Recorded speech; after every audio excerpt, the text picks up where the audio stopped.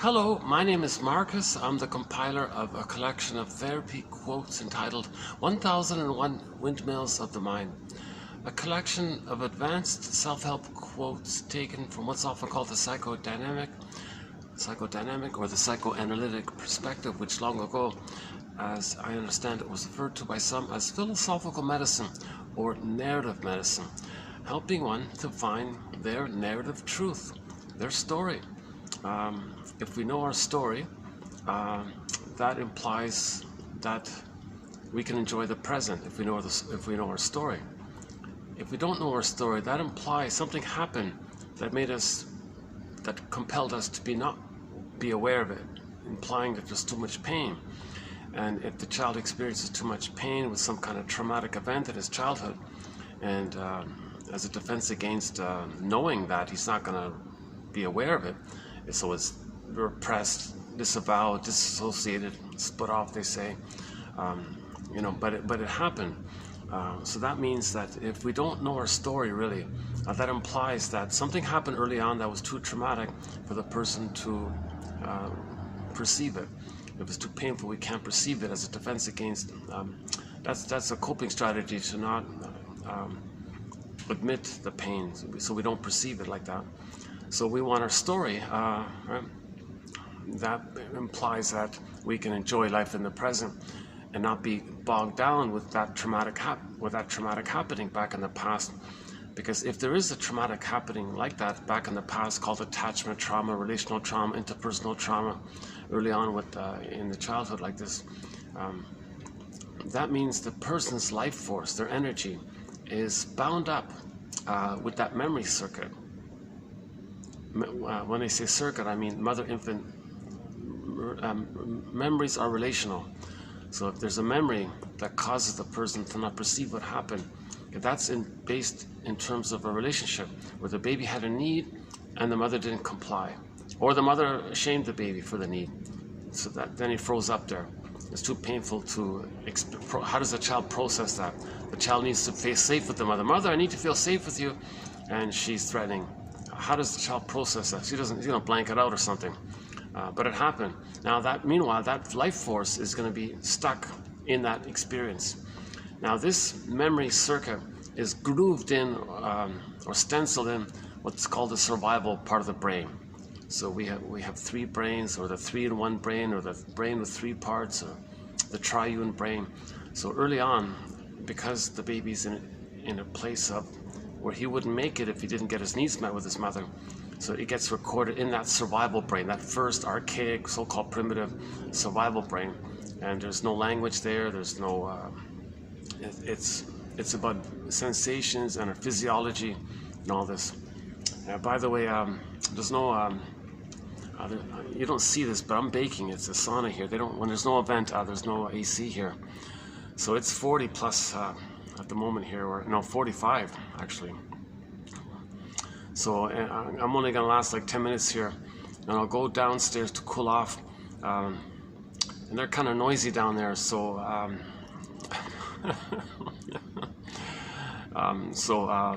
when I cool off, I'll come back here. So I might be doing this up and down, back and forth thing here. I want to get the quotes out. I don't mind the awkward delivery here.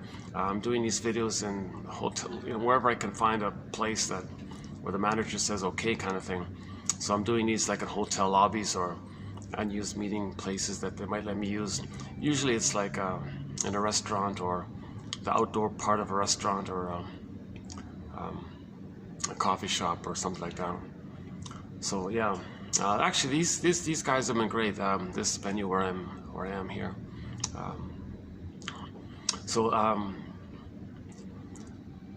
But yeah, okay, so my point is the value of what we're offering here is the quotes themselves, not my delivery. That's because I have anxiety. I haven't been analyzed. I'm not a shrink professor, midwife, doula, nutritionist. I'm not an expert or experienced in any of this. I'm not a counselor, that kind of thing. I only have a basic BA, keep that in mind. I'm the compiler of the quotes. I'm finding them, sharing them, posting them. And what motivates me is that a lot of these quotes that we have, now 10,000, yeah. So we have 10,000 quotes like this. Okay, so 2,000 plus pages, single-spaced. It's an encyclopedia of insights from the psychoanalytic tradition. Okay, that fancy jargon, psychoanalytic, just means just know yourself, just understand yourself. That's all it means. So psychology means study of the soul, psyche, mind, soul. Ology, study of. So analytic, just be a little, look for patterns, maybe look for how you're trying to find yourself. That's the analytic. Just be like being like a detective kind of thing. That's all it means. So you look at things. We look at things. The shrinks look at things like repetition compulsion. When there's trauma in the past, we repeat it, restage it in the present, hoping with the magical fantasy we can change the past. So it's misguided, but that's sort of the positive intention. They want to. The person still thinks the survival brain doesn't know time. So all time is that time. So the person with the trauma in the survival brain, they're motivated by that circuit, by that memory relational unit. See that circuit, okay, that circuit between the two, it's grouped in that brain, the first brain, the survival brain. Now that primitive part of the brain stem, the amygdala, the spine, the top of the spine, that whole system called first line consciousness, okay, or it's got its own memory system. Okay, it's visceral. The language is biology and physiology, and hormones and stress hormones, and the anger comes from there, and fear comes from there, anxiety comes from there, psychosomatic symptoms come from there. This one's got to add on it. I have a fantasy that that on the SkyTrain there could be an ad on there. Know yourself. Find your real self. Be your own psychological, emotional detective. Find your real self. Get back your real self. www.buymeacoffee.com/psychoanalysis. Be your own story doctor. Heal yourself. Find yourself. Okay, www.buymeacoffee.com/psychoanalysis. Yeah, so that link there, it's for a minimal, minuscule admin fee. One can get this encyclopedia. No catch, no. Sounds too good to be true, right? I also feel kind of surprised by, I'm kind of surprised. Well, what's the catch here? Wait a minute, there's no catch here. I just feel it's valuable to share these quotes. They come from hard to find. Many of them come from hard to find printed books which haven't been digitized. And now I feel like they're even more valuable because a lot of books which have been digitized, and some of the quotes came from these digitized books, those very same digitized books from psychology are being removed and withdrawn for some reason. I don't know why. So they're getting even harder and harder to find. This is a valuable perspective. Jeepers. So we've got hundreds of excellent analytic authors here. So James Gottstein, Thomas Ogden, James F. Masterson, Edmund Burglar, Karen Horney, Melanie Klein, William Fairbairn, Margaret Mahler, and the list goes on. So we got hundreds of names like that, and these are all mostly doctors. These are medical doctors who got tired of playing whack-a-mole with people's symptoms and said, well, let's figure out what's causing the symptoms. Psychology, see, they do no harm, right? So if you're just playing whack-a-mole with the symptoms, they think maybe you're kind of like, you might be doing a little harm like that because the person's getting older and there's more repressed pain and denied pain. So the symptom is going to come up in some other way.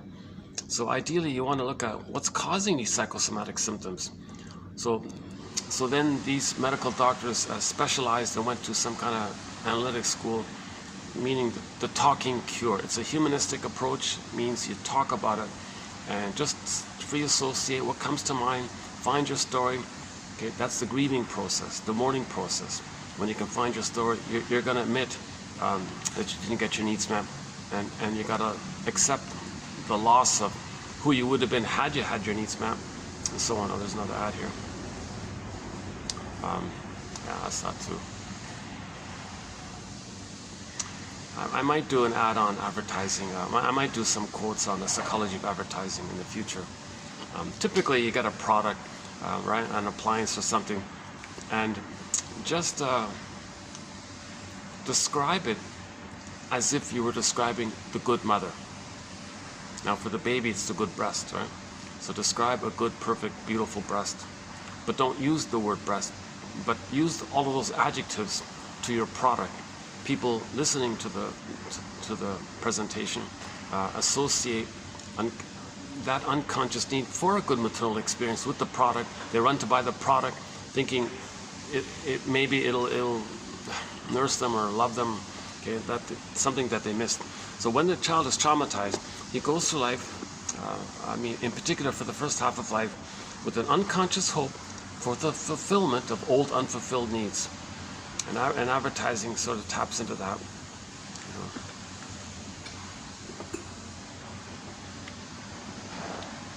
Gosh, I wish they could put the AC here. I'm trying to keep myself a little calm here, because if I can keep myself calm, maybe I can tolerate the heat.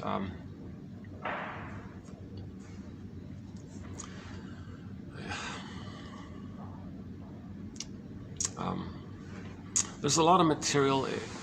Yesterday night actually, I just finished a 7-hour and 50-something minute video, an almost 8-hour. Actually, that was the second longest video we've done so far.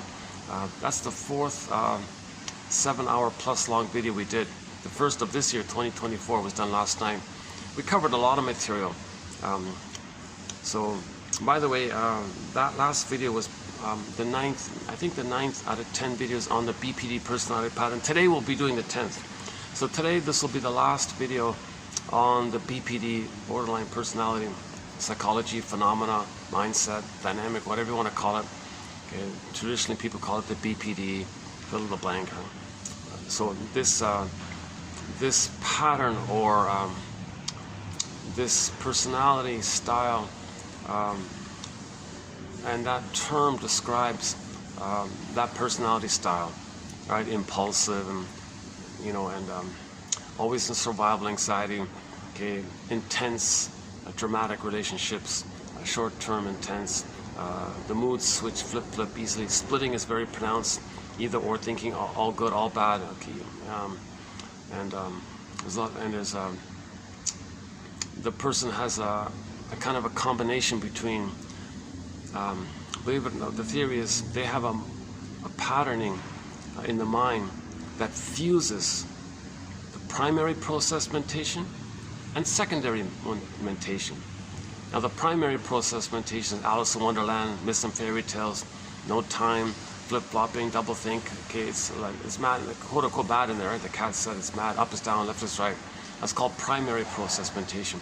Secondary mentation, that's our regular conscious, reasonable adult mind kind of thing, right? And the BPD is a kind of an amalgam of the two fused, an intermingling of the two fused. That allows the person to constantly draw on the primary process world of flip-flopping and all this, while making you think they're being reasonable. Okay, they're in survival anxiety. They want to fool people. They're lying all the time. Now, ultimately, they're trying to control others, meaning control the mother. Yesterday we spent 7+ hours on it. To tell you the truth, I think that video, that might, and you know what, the one before it, the short one, the 2-hour one, those last 2 videos, and the one before it as well, those past 3 videos, I'm thinking maybe those are the 3 best videos of the 10 that we've done on the BPD pattern. Yeah, I'm baking here, guys. Okay, I'm drenched in sweat already here. I gotta cool off, so let's go downstairs. Yeah, sorry about that. That's too bad. I thought I could hold on for a minute.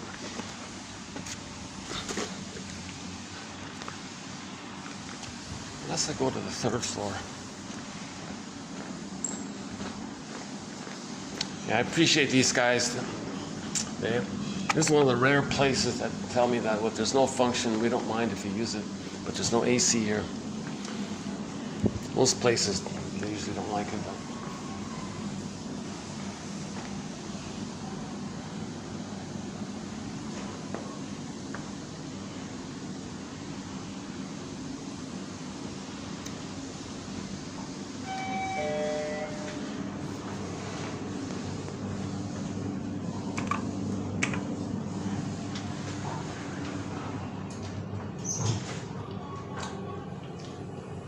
Okay, so we're posting this in the year 2024.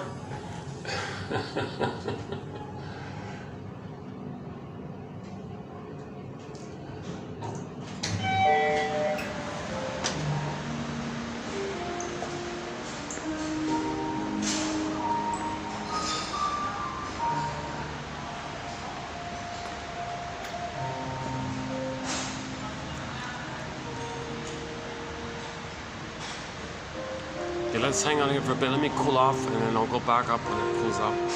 Because it's kind of a...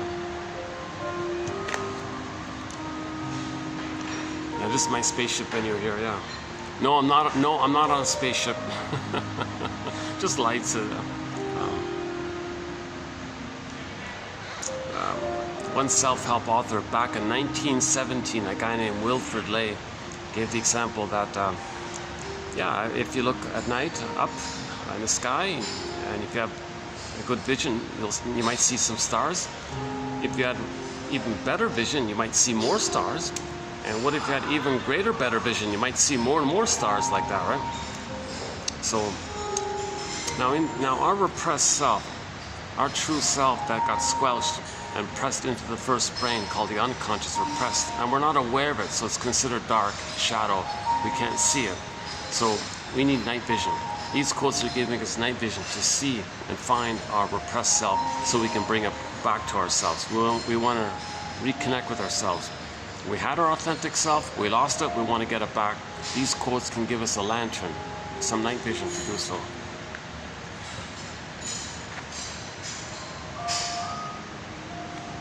Okay, let's run through a couple of the basic points here.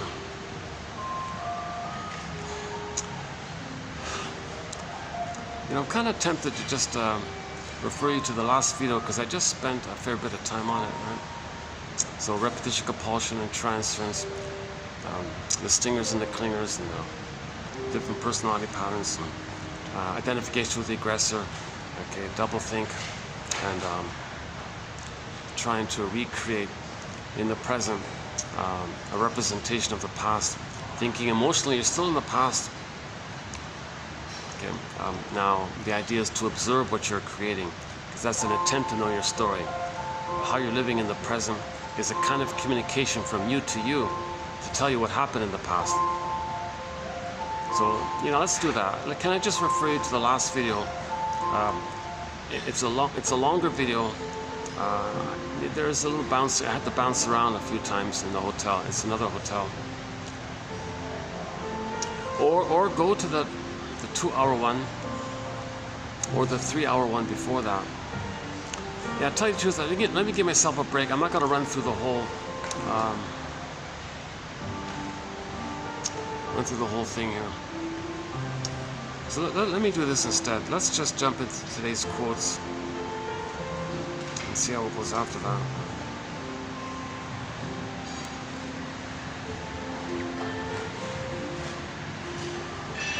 No, but I got to get down the basic thing. So let me just do a part of it.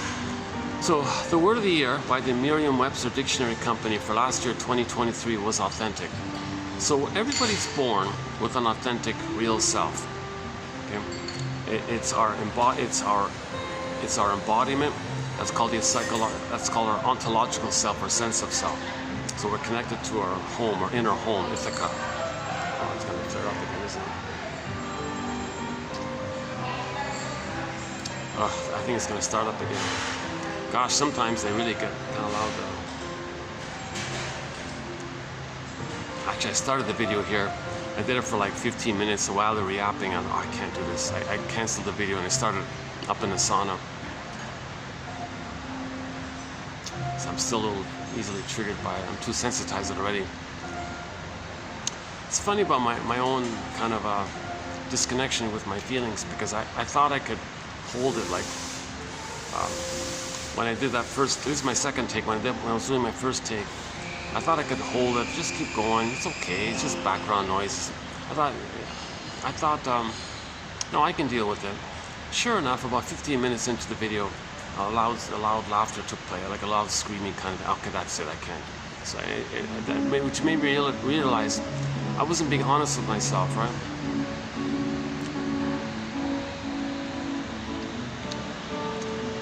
So I was annoyed, but I denied it, kind of thing.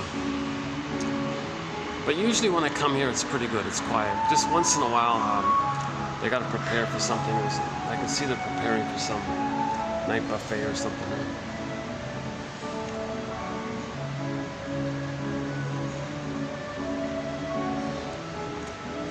Okay, let's get back on track here. Authentic, word of the year. So, I feel, therefore I am. Okay, our beingness. Our beingness. Our home within. Where do you come from? Within.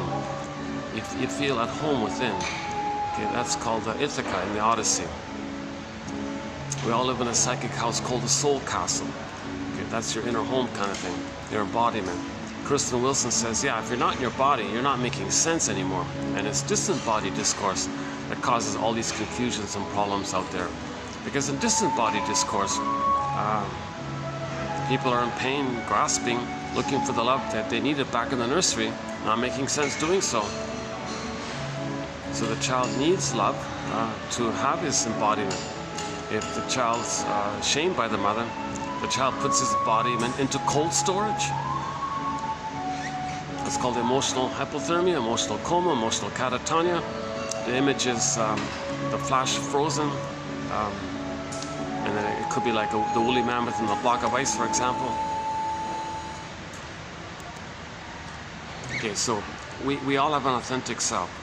It's described in two ways. I feel, therefore I am. If you have this amness, this beingness, the natural animating sensation or vibe from it, called the feeling, the primary feeling, is the joy character. In the Disney film, you got the cartoon, the joy character. That's sort of the baseline, normal, animating feeling for a person. In normal development, okay, if the child feels safe, he feels pleasant. That's the joy character. So joy is the main driving or expressing emotion that comes from our beingness. So if we have our authentic beingness, it's joy like that. Okay, and now that's just the primary one. Joy is related to the golden ball. So there are a wide range of needed feelings, appropriate feelings, aliveness of feelings related to living. Okay, so there are losses. So joy can step aside, like sadness or on the console. It's not painful. Our real feelings are not painful. It's sad, but it's authentic. So we feel okay. We're just admitting it, right? The issue with pain is when we're not feeling. If a person doesn't feel, then there's pain, then there's tension, then you're blowing off steam all the time around the energy that steams up of the pain around not feeling, and the person's going through like blowing off steam all the time. Okay, again, pain because you can't feel. Okay, so feeling is the healthy thing to do. We live to the extent that we feel, but with trauma, the feelings get zooped away. Joy and sadness in the Disney film Inside Out got zooped away, okay, or the golden ball goes down the well. Okay. So. That represents the feeling side of it, the golden ball or the joy and sadness characters. Okay, that's because the authentic self, the ontological self, our sense of home, became frozen, petrified, turned to stone, okay, or like the velveteen rabbit feeling unreal, or like the woodcutter guy with his little figurine boy made out of wood, and it's not really alive kind of thing. Right? So our authentic self, okay, our connection to ourselves, our real self, our authentic self, we live to the extent that we come from our inner home, and we live to the extent that we feel by it. This inner life, this true authentic beingness of ourselves, okay. So the two parts of it is the body, the embodiment part, okay. So okay, it can become frozen, petrified, or turned to stone. Okay, so in a myth or fairy tale, when there's a character that's a personification of a person's real self, and that character turns to a statue, that's turned to stone like that, that's the metaphor that the feelings kind of couldn't move, okay, things dried out, so it turned to stone. That's pretty powerful image by the storytellers from thousands of years ago to talk about trauma, that a character turned to a statue. We may feel like that. A variation is petrification. So I've been using the petrified frog image from the 50s, a sitcom from the 50s called The Many Loves of Dobie Gillis. One of the characters in there, a guy named Maynard Krebs, had this odd habit of collecting petrified frogs, as if to say, hey everybody, and he would hold up this petrified dead frog and say, I feel like this. So we may I gotta block, a little distracted. Let me block my view here. Let's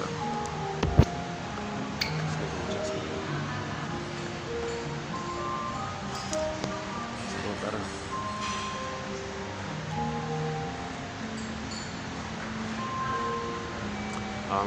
Oh, I got more lights here. Oh, good, we got more lights.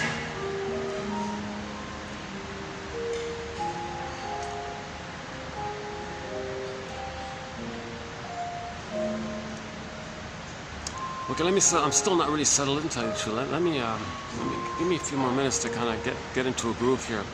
That's why I'm so eager to find a room I can do these videos in, because I can get into a groove and I get into a flow and I can speak more smoothly. I can get more material in, and I'm not bogged down with little distractions like that. So unfortunately, that's sort of a disadvantage at this point in my videos. A, you've got my basic anxiety to begin with. B, it's amplified with little distractions and all this, and it takes me time to get back on topic kind of thing. So once again, my disclaimer, as mentioned above, I'm not a shrink or anything. I only have the BA. So on the other hand, the advantage of all this, the advantage of this is that the quotes are clear, easy to understand. If I get it, you're gonna get it. Okay. So they're short, they're not too long, not too short. Okay. They're all relevant to the topic of helping you to be your own psychological detective, helping you to understand why your mother treated you the way she did. That's important. We got to understand why our mothers treated us the way she did. Why? Why did she act like that? Why did she betray her own baby? What's going on? Oh, cunning tale. So we got to understand this oh, cunning tale. Okay? No baby expects to be betrayed by his mother. Oh, cunning tale. Some mothers repeat what had happened to them. They use their own child as a proxy for them. Okay. So if the mother herself was traumatized by her mother, she's going to repeat the thing. She has a child. Okay, child, you play me. I'm going to play my mother. Child, you being me. I'm going to treat you the way my mother treated me because I'm replaying what happened to me. So, child, I'm tired of crying from my mother's lap. You, child, the youngest, you do my crying for me, and I'm going to say no to you the way my mother said no to me. So they're repeating the whole thing in a process known as repetition compulsion, a major thread in our collection here. It all begins with Paul Levi Russell, 2119, TQ 21, Therapico, TQ Therapico, 2119. Very important, probably the most important topic of our 60 chapters is that repetition compulsion topic. I think today we have one quote on it as well, repetition compulsion.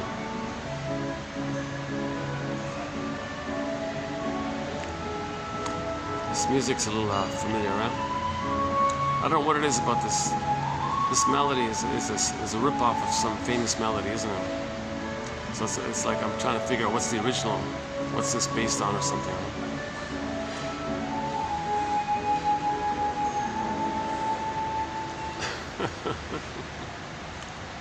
Okay. Luckily, none of the stuff blocks the video, so it's okay.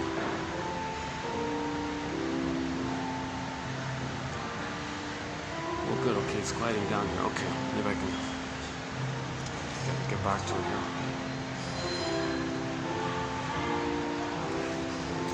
Yeah, what is it about today? Why? It's funny, when I was doing take one, I was speaking smoothly and nicely. I was off to a good start, and then with the interruptions and all that, I feel like now it's doing my second take. It's all choppy and bumpy and delays, and I'm feeling a delayed onset of my frustration from the first video. It's coming up now, right? So usually there's a delayed onset. I denied my annoyance of when I was doing my first take. Now I'm doing my second take.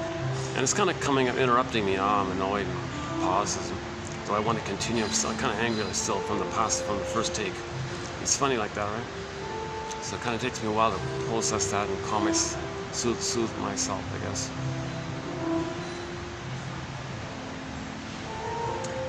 Yeah, let's change. Let's try this here.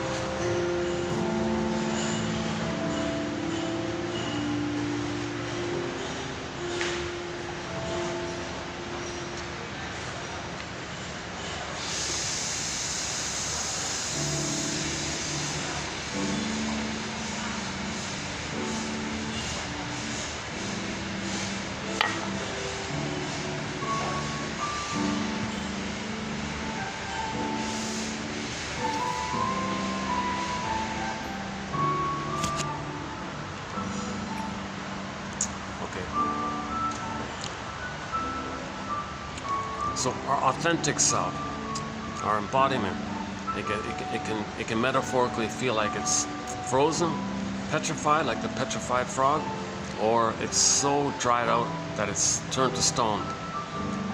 Okay. One way of describing all this is that the person feels unalive and unreal. So the unreal aspect of it is the Velveteen Rabbit story. Remember the Velveteen Rabbit story? The little stuffed rabbit kept saying, geez, I'd really like to know what it would be to be real. I want to feel real. The metaphor, so we don't feel fully real like that when there's trauma. Okay. And the woodcutter story, as mentioned before, the woodcutter guy was praying for his little figurine, the little figurine of the boy out of wood that he made. Oh, please let this little figurine be alive, come alive. So we don't feel fully alive when there's trauma. Okay, so we don't feel fully alive, we don't feel fully real. Okay, and our embodiment, so that's the emotional coma and all this. So the jargon is alexithymia, no words for feelings, affect phobia, immense fear of our feelings, and then or simply emotional illiteracy. But we live to the extent that we feel. Now the feelings come from embodiment, so that assumes that we have our embodiment if we have our feelings. Now when we talk about feelings, we're talking about our primary feelings, the range of joy and sadness from the middle brain, the second line consciousness, the second memory system. Not the first one. The first one's visceral, about survival. We live in the middle one. The third brain is just the awareness of it all. Okay? So our feelings come from the mammal side, the being in your body. That's like the metaphors. The nickname for that brain is the chimpanzee brain, the monkey brain, the feeling brain, right? The first one is not feeling, it's sensations and visceral. So the nickname is the reptile brain, the crocodile brain, because that first brain doesn't feel. Although we say anger and anxiety is feelings, we use the words feelings for them, but it's more about the visceral sensations and our nervous system and anxiety and stress response and cortisol and so on. So we see this in a Disney film. When joy and sadness got zooped away, okay, then the authentic self, we don't see it in the film, but at the same time, the authentic self got pulled down. Okay, Miss Core in the Greek myth got pulled down into the underworld. Okay, or another way of describing it is turned to stone, petrified, okay, frozen, etc. Or it's pulled down into the first brain, and then it's frozen, petrified. So actually, that pulling down phenomenon refers to repression, and it refers to the recording in the first brain. So first brain, second brain, third brain. Okay, in trauma, it's who we are and who we're meant to be, and the memory around all that, and the arrested development of our true self. It's recorded in that first brain. It's called repression. That's the survival brain, right? So then from there we can say things are frozen, petrified, unreal, and so on. Now related to that is the feeling side of it all. Well, okay, in reference to the feeling side of our identity, that's the goal, the ball goes down the well, or joy and sadness getting zooped away in the Disney film, right? Etc.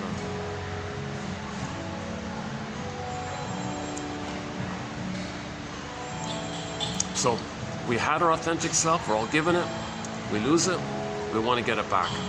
That's the common universal monomyth for all people around the world with trauma. That's Joseph Campbell's phrase about the hero's journey. The common universal hero's journey. Chinna calls it the second journey. The shrinks call it adult development. At midlife, you get back yourself. Because you don't want to live your whole life without your authentic self. You might live the first half of life without it. But at midlife, it kind of comes up. So the image for this is Poseidon in the Odyssey. Poseidon, okay, that's a metaphor for all the energy, your energy, tied up in the unconscious, bound up with the repression. And in the TV series called The Odyssey, starring Armand Assante, you can see a scene in there where Poseidon, the ocean, is, Jim Henson, the Muppets guy, Jim Henson, made the special effects. Was talking to Odysseus. Now they're not separate characters, it's a metaphor. Myths and fairy tales are metaphors, so inner dynamics. So the unconscious is saying to us, you've ignored your authentic self. And energy is the id. The id is all that energy that's repressed. You personify, create a character that represents the id energy. That's Poseidon, right? So that was the ocean. The metaphor is the ocean, the unconscious waters. So they had a little wave. Poseidon was speaking through a wave, and they used special effects, and you can see like a face in this big wave talking to Odysseus on the shoreline. So that's the image for midlife, that it's coming up. At first Odysseus didn't get it. I don't understand this. I played macho man, he-man, infantile god, narcissistic, all about me, who cares about others. I played survival mode all my life. Who cares? What's the problem? I'm having fun doing it or something. Oh no, I don't like this. So Poseidon is part of innate drive for healing. Know what this is. You're wounded. You lost your real self. Okay, you're playing infantile god and all this, and now it comes at midlife. Finally, Odysseus understood it. And so he went to the underworld and saw Sisyphus in the underworld. Odysseus looked into Sisyphus' face and he saw that it was his face. So what's he repeating? Well, he saw Agamemnon, who betrays the feelings, the feminine, the feelings. That he did that. He was Agamemnon. But wait a minute, who taught him that? He saw his mother. He did it to him. So his mother betrayed him. He betrays himself, and he loops it around like Sisyphus. He said, "Oh my God, this is awful." So now he wants to heal this and go on this journey to get back the connection to his embodiment. So he goes on this hero's journey to find his authentic self, because he doesn't want to live with this lie, with this trance of treating others the way your mother treated you, thinking you're going to change what happened in the past. This is a lie. This is a waste of, not a waste of life. This is a kind of a sad response that the baby adopts to deal with trauma. But the present isn't the past. We don't have to spend our whole lives imitating the mother, trying to save her. It's no baby's job to save the mother. But meanwhile, the child has to find his authentic self.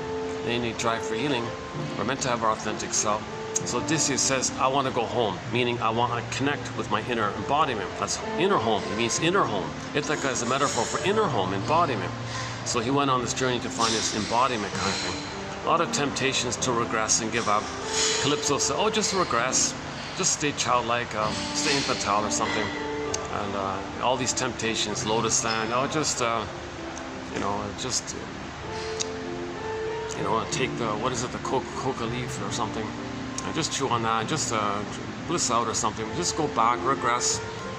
All these temptations to kind of regress. You either heal and move forward, or you regress to the more infantile place where you're back in the uterus, one with the mother.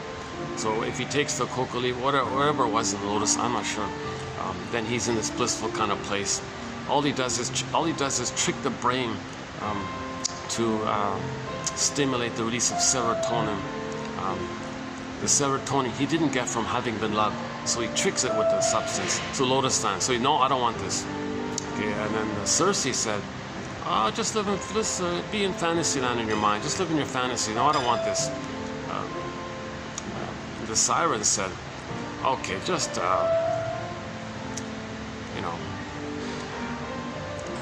stop trying. Basically, the message was stop trying to find home. Oh no, Odysseus tied himself to the mast or put wax in his ears. No way. I want to find my home. I want to find my Ithaca, my sense of self. I was born with it. I had it. I lost it. Okay, all the gods are telling me you got to get it back. I went to the underworld. I understood it. Poseidon was talking to me. That's the nature's innate drive for healing. I want to get it back.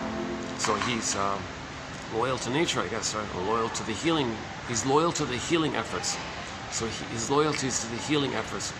But there are voices in his mind that are echoes of what the mother did to him. The mother wanted to use the son to comfort her and save her and not let her feel alone. So those voices are saying, oh, don't give. So some mothers, the source point is some mothers have a baby and they don't want the baby to leave them. So they brainwash the baby. Child, don't be autonomous. Don't be too independent. Because you're either with me or against me, baby. So he terrorizes the baby. The mother terrorized the baby because the mother doesn't want to feel alone. So she wants to hook the baby in to her psychological orbit. And she does it by threatening abandonment or withdrawing her support for the child's autonomy, punishing the child for his autonomy, blaming the child for his autonomy, and then sending the message to the child, look, you're not going to make it without me. I'll abandon you if you don't do what I want, kind of thing. So the mother's doing this because she doesn't want to feel alone. She doesn't want the child to be autonomous, and that triggers the mother's feeling alone again. So maybe that mother didn't get her needs met, so she's using the child as a surrogate parent for her. So some mothers parentify their children. They use their children to comfort them. They use their children as a mother, in effect. So the memory of that are those voices. Oh, give up. Don't try. Why bother? Stay regressed. Eat coca leaf. What is a coca leaf? What is a coca leaf? I don't know too much about that kind of thing, but I saw a quote the other day about by accident. Jesus Christ! When South America was plundered and pillaged, and they did all those awful things. They discovered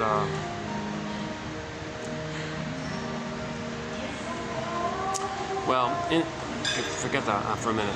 In the Star Trek series, I forget which one, there was a character in there called the Jepidars. Is that right? Is that the one, the Jepidars? Oh. They lived on a white powder substance, right? That's all, they only lived on that. So their brain was in this blissful kind of state all the time. So they were in this dreamy kind of regressed state all the time. So of course they're going to be angry and enraged and all this. Okay, we're getting into another topic here. So in TQ 2725, part 3 of 3, there's a 7.5-hour video on a thing called the 48 symptoms of homo traumicus. And one of the symptoms is this pillaging and plundering.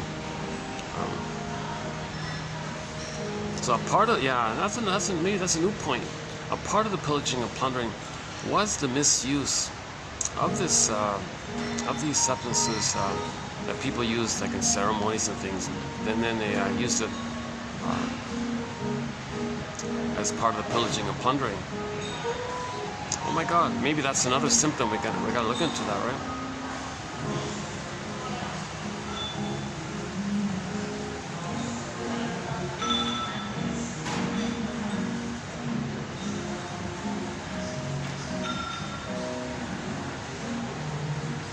But in 1903, okay, the famous soft drink company was ordered to withdraw that substance from the drink.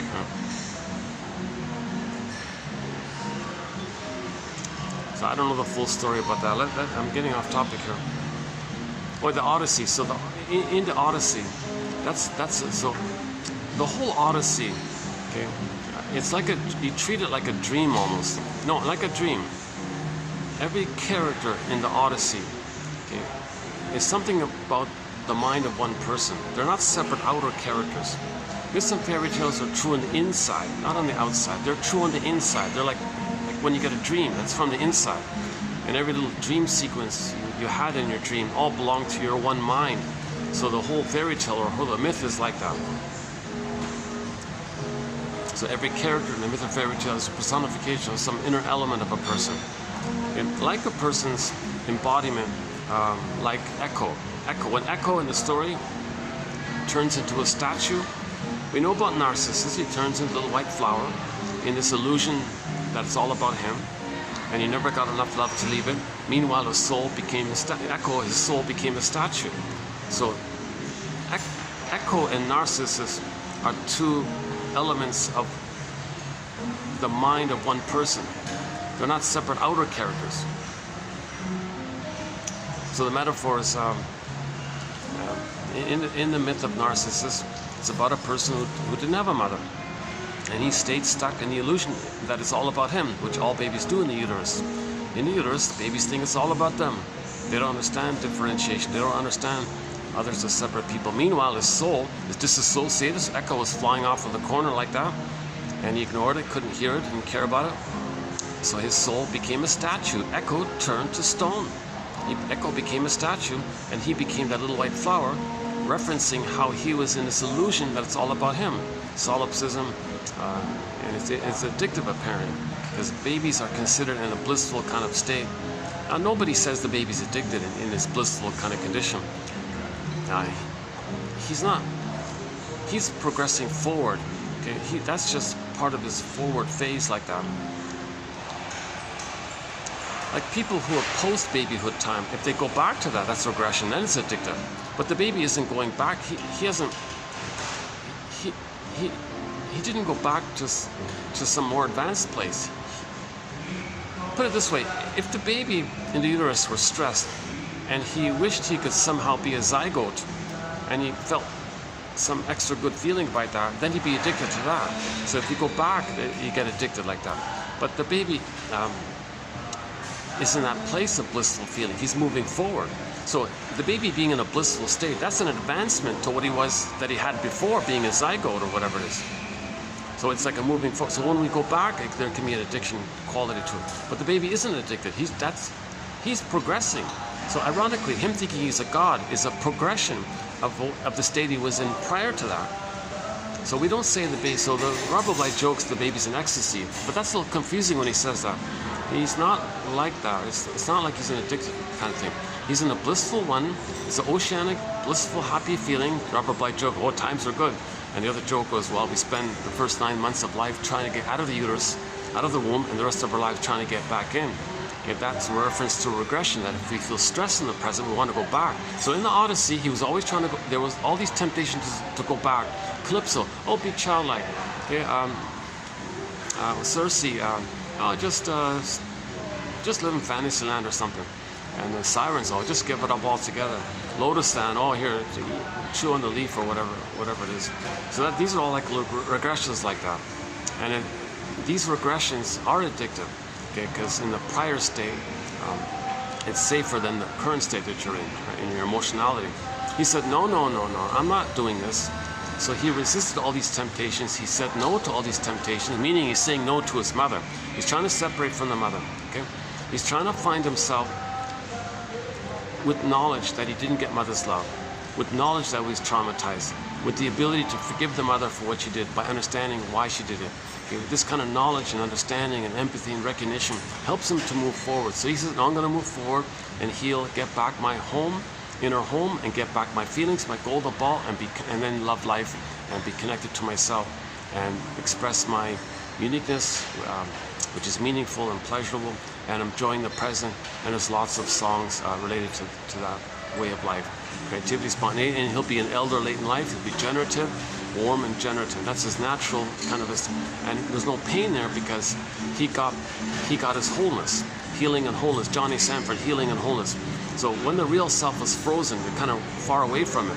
Like how far Odysseus was away from Ithaca, like a long distance, 20-year journey. So that's like a soul fragmentation. It's pain like that. When you get back your embodiment, when you get back into yourself, when you get back your embodiment, okay, you're more whole. Okay, like more integrated. You're more connected to yourself. You're more whole. You're not broken up. You're whole, right? Healing and wholeness is synonymous. So when you're moving towards wholeness, you're healing. Now, if you're denying and no, just forget about Maria Sal, just bury it, just play whack-a-mole with the symptoms, you know, you're not healing by doing that, right? Well, there are exceptions. Maybe sometimes they have to temporarily, you know, buy time, so to speak. So you play whack-a-mole with the symptom, but then you got to ask yourself, why did that symptom come up here? Let's analyze this. Why was there a symptom? Remember, symptoms, are you crying still? You're just crying through the body instead of the tears. See, originally, the baby's crying and screaming towards the mother. It's relational. The baby's expressing that he didn't get his needs met by crying and screaming by all this with the mother, right? So Capex we have a very good quote by Capex in our collection here, recently done, maybe about 5 videos ago roughly. Think of it this way: if the baby's needs are met, he'll feel pleasant, all is normal. If the baby's needs are unmet, he'll be distressed, he may be angry and cry, and etc. Right? Now, this point of the baby crying and angry and screaming and all this, that it's kind of relational. It's between the baby and the mother. Look, mother, you didn't meet my needs, and I'm letting you know with my cries and all this, my anger and my screams. Now, if the mother does the oh cunning tale, what are you crying about, baby? You're bothering me with your crying. You don't like me, baby, do you? Oh, yeah? Oh, baby, so you're not really my baby, you're my mother. Now she's want to control her mother, so she wants to control the baby, think she's controlling the mother. Oh, cunning tale. See, that can happen. That does happen in a lot of cases, right? So what's the baby going to do with that energy? So the energy, it was normal and relational. It was natural and relational. Baby communicating to the mother. Mother, I'm communicating to you with my cries and all this. Mother squelches it, shames him for it, gaslights him, punishes him, whatever it is. That energy, that was relational. Okay, it's got to go somewhere, right? So it goes inward to the organ system. That's a pathological investment in the organs. That's an overload in the organs, and finally there's going to be a symptom. A problem will develop with the organs, whichever it is. Now, the organ showing this problem, you see, the screaming is still continuing. It's just, it went underground and is screaming through the symptoms. So it's screaming through the body, in other words. So psychosomatic symptoms are cries and screams and rage at the mother. It was meant to be openly, directly with the mother. She squashed it, the energy went in, and it goes through the body. So the symptoms reveal and conceal it. The metaphor is water to ice. Okay? So water converts to ice. Water flows, converts to a block of ice, right? The child is crying and all this, mother squelches it, now he's crying inwardly to the organs. Okay? Now the body bears the burden. Okay? The body remembers, the body keeps the score and all this. Mysteriously between mind and body, all this energy is going into somewhere in some organ or body system or somewhere in the body, right? And then it goes in like this again and again. It can't. Finally, something goes kaput, right? That's your symptom. Now, the symptom, it's a continuation of the original crying that the baby was doing in the beginning. It's just got diverted down and continues through the symptom like that. So the symptom, it's still him crying and being enraged. Mother, I'm still crying and I'm enraged. I'm just communicating it to you covertly through my bodily symptoms. Then the mother says, oh, doctor, squelch, give me some medicine or something. So she's soul blind to the original cries, and she's soul blind to the baby still crying through his body, so to speak. So the Capex gave the example of the person with some kind of skin issue or something, and they were crying through the skin. Instead of tears, it just went to the skin and it belched through like a what you call it? I forgot the word for it. It wasn't pimples or it wasn't zits. It was some other kind of problem with the skin issue or something. Because the energy was, skin is an organ, right? So it was kind of coming out like that. It doesn't have to be skin. It could be any. Sarno talks a lot about tension, like body, back pain, and shoulder pain. Sarno says it very bluntly, very directly. He says back pain is means that as a baby, you were enraged at your mother for not meeting your needs, and that rage went to your back. So your back tension or body armor, that's your rage towards the mother. You had a need with her, she didn't participate, she owed cunning tale. Maybe she resented the idea that she's supposed to give love when she herself had never received it when she was a baby, and now she's supposed to give it. She resented the idea. Oh, cunning tale. Maybe she has a baby and uses the baby as a representation of her when she was a baby, and does to her own baby what her mother had done to her, because she is replaying what happened to her with the fantasy that if she replays what happened to her by getting the baby to play her, and she plays the shaming mother, somehow magically she's going to change what had happened to her back in the nursery. Oh, cunning, this is nonsense.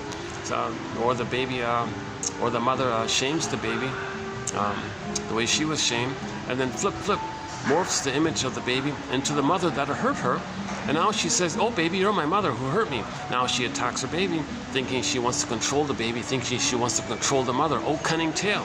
What's the baby going to do with his authentic self? In an emergency situation for the baby, he puts his soul into cold storage, earth opens up, gets pulled down, freezes up, down a tunnel, down a cavern where the light is never shown. Oh, cunning tale.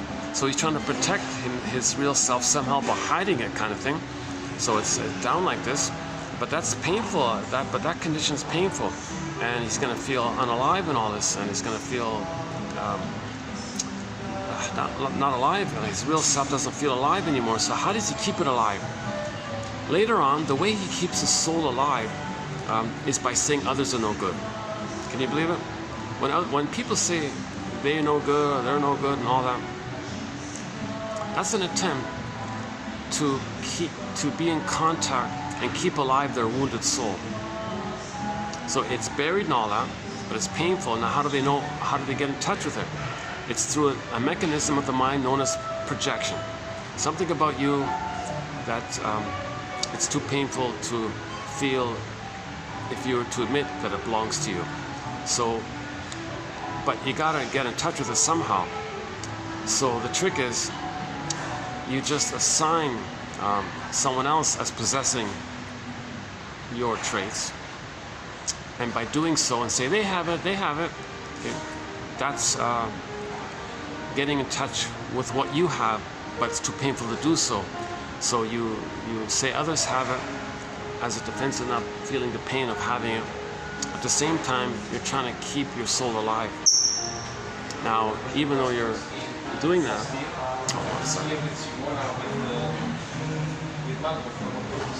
let's let this group pass by here. Oh, I didn't know there was a group in there. So.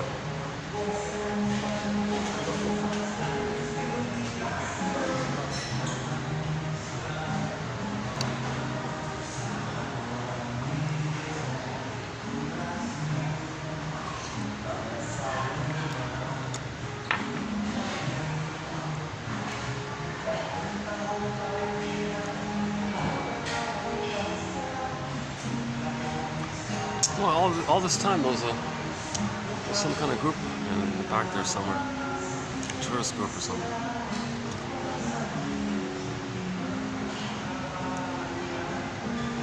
They have like a sprinkling of guests in the mid-afternoon, so we might see some more. This is a real little treasure. This little place here,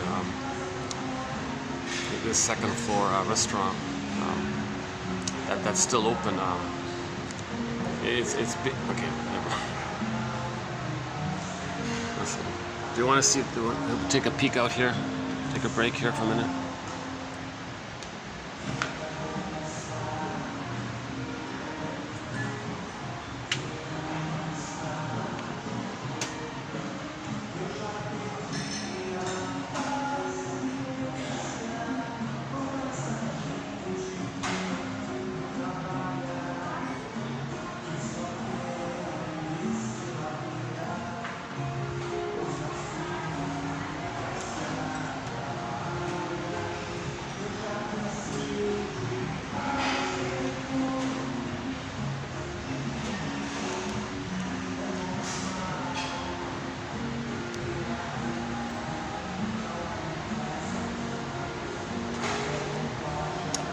Okay, let's continue here.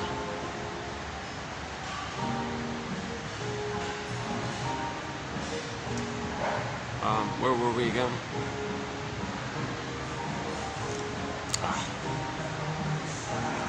That's part of my anxiety, eh?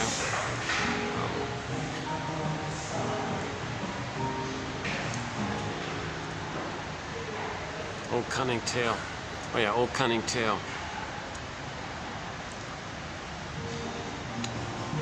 So if the child doesn't get his needs met with the mother, he has to do a desperate measure, so to speak, right? So he freezes up his soul, okay, buries it in all this, denies that the mother hurt him, and in a mechanism known as psychic splitting, hallucinates the goddess and thinks that's his mother.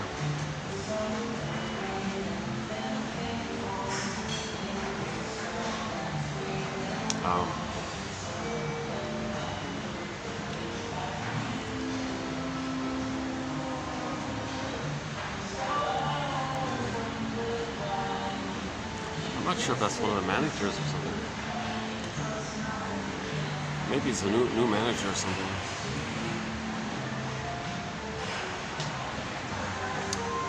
Okay, let's get back on topic here. Yeah, I guess I'm having one of those days where I'm not really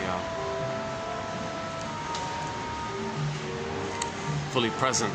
Maybe my mind is thinking about things too much.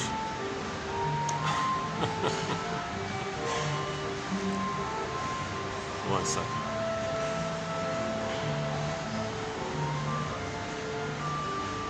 You know what my mistake was? Yeah, this difficult video that I'm having is because I bottled up all the frustration that I was feeling during my first take, and I'm still kind of reeling from that, and it's taking me longer to kind of settle in here.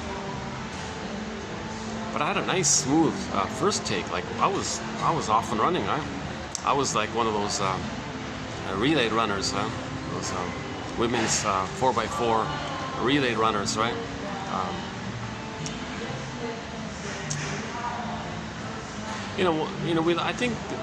I think part of the popularity of watching, these relay runs and all this is because they feel vibrant, they feel alive, they feel powerful, they're fully running and they're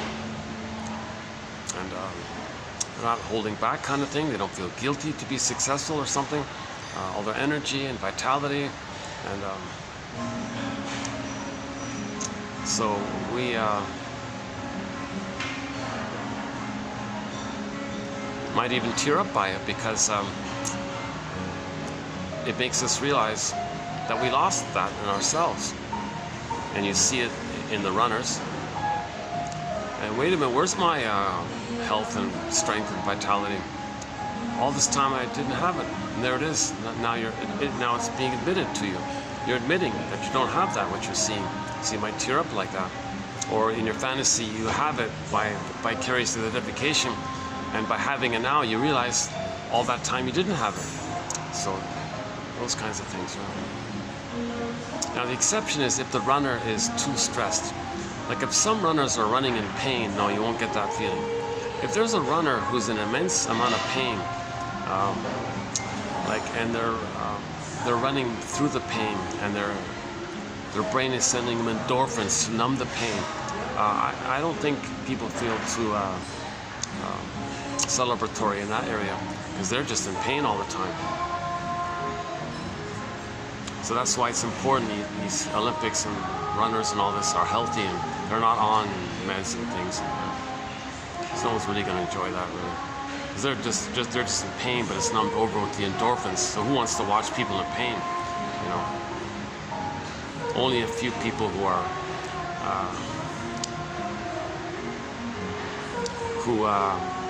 have a great need to externalize their pain and see their pain externalized by other people in pain, then they adopt the old archaic identity that they once upon a time had in the uterus, where they were on the throne. So their self in pain, others can be it. So they may take vicarious delight in the ability to feel self-sufficient, superior, infantile megalomania, because their humanness in pain, someone else is expressing it. So by seeing others in pain, they're denying that they're in pain. Okay.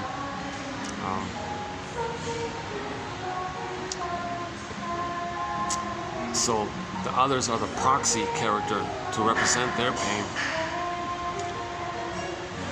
Then they say, then they can feel safe with the illusion that they're in a narcissistic, blissful oneness with the mother.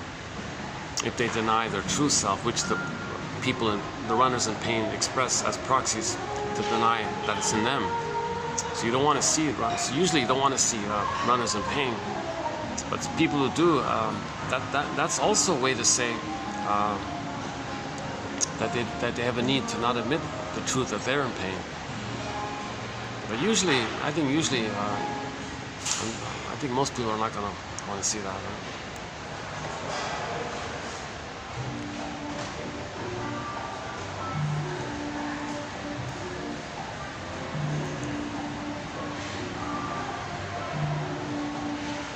I'm not talking about any famous 4x4 relay many people might know about this year. There are other relays out there.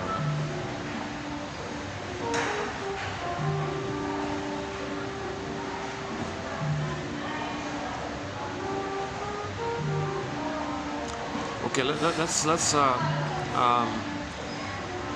let's make sure I include an important point here. Repetition compulsion. If the child is traumatized, okay, he's still trying to get his needs met. The problem is that memory of being traumatized is in the timeless survival brain. There's no time. So all time is that time. So he cried for love, mother said no. That's a pain. No time. He has the need. Cries again, mother said no. Needs unmet. Still has those needs. He's going to cry for love, mother said no. And this goes on infinitely because there's no time. It's infinite. There's no time. All time is that time. Now, post the critical period of age 3, how is he going to replay that? How's that going to happen? So that loop goes to the third brain because the conscious third brain comes online roughly around age 3, right? So now the third brain receives this loop from the survival brain. It sends it to the human brain.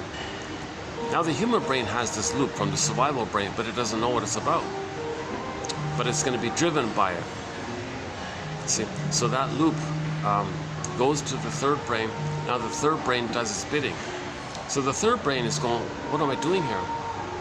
I'm being compelled by this loop, this cry for love. So now the person, conscious person, is crying for love. This takes two forms. The more benign, direct one, and the more disturbed one called identification with the aggressor.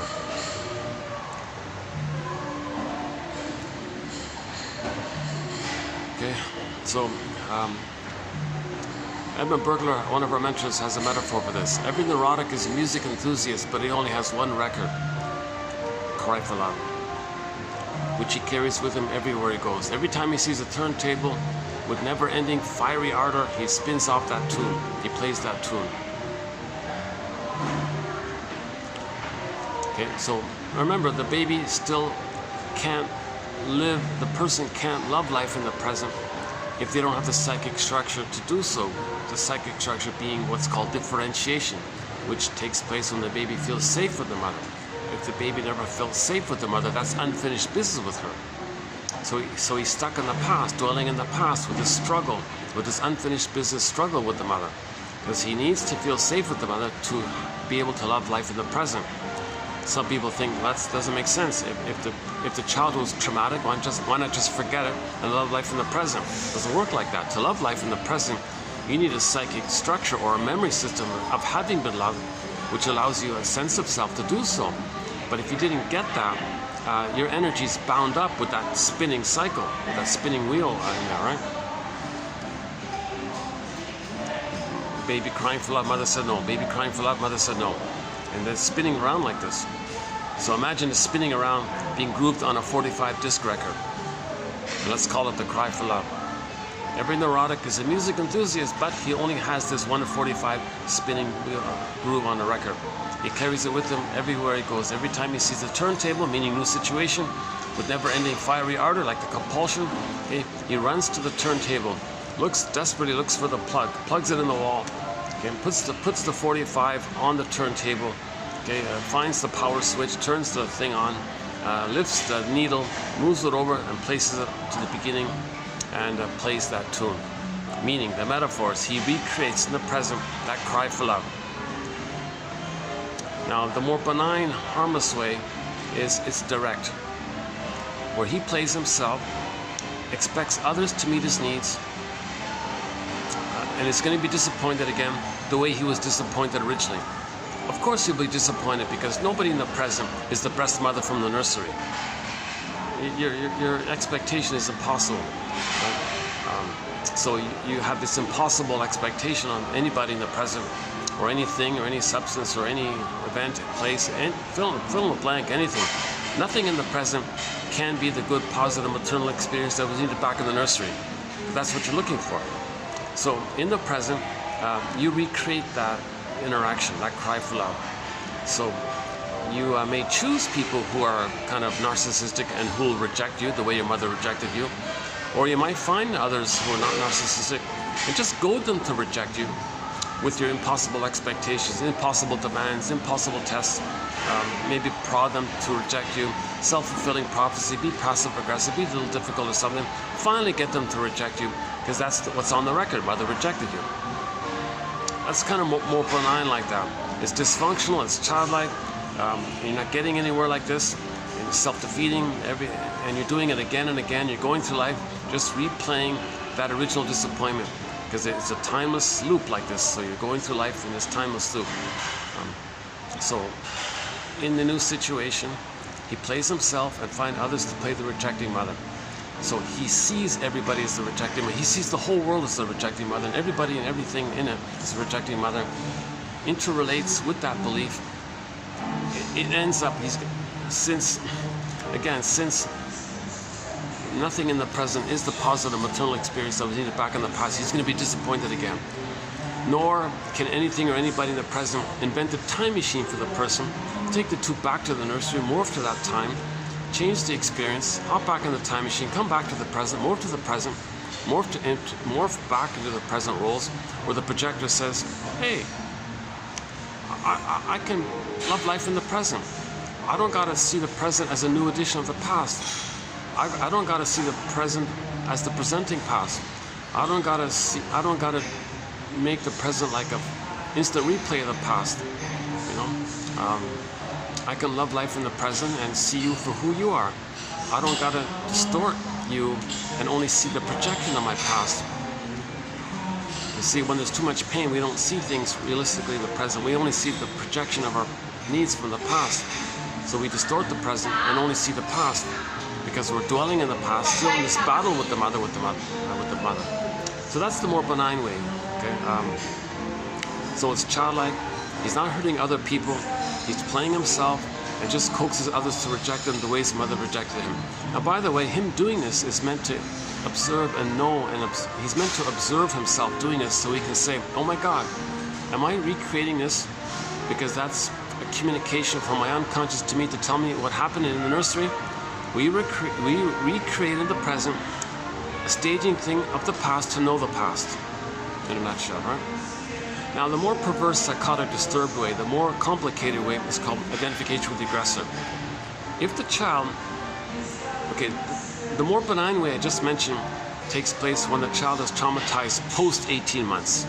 I'll talk about that later in a minute. If the child is traumatized, frozen prior to 18 months, Okay. There's more complications taking place. If the baby's traumatized prior to 18 months,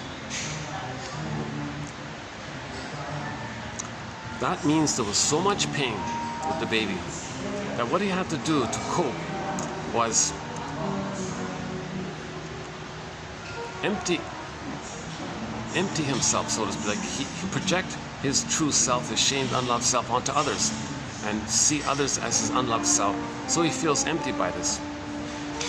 In the emptiness, he regresses back to the time in the uterus when he thought he was the little king on the throne. That's called infantile megalomania.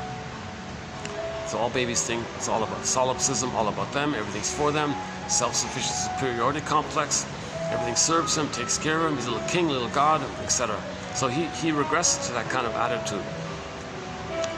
By the way, it's a huge irony because the baby was so helpless and passive. He wasn't a god or a king.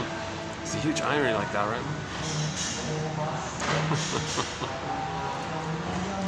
Okay. So the condition of the condition is he'll go through life with an internal working model where he's going to project his unloved self into the proxies and make the proxies cry for love. He won't cry for love anymore. The proxies will cry for love for him. Again, proxy means when someone has an when someone plays a role for you, or someone feels for you, or someone does something for you, etc. Okay. The other part B of this is the baby identifies with the aggressor to have an attachment to the mother. To have an attachment to the mother, the only thing he can do is give himself up and just be her. He won't be himself. Others can be him. The proxies can be him. He won't be himself. The proxies will be him. He'll be the mother.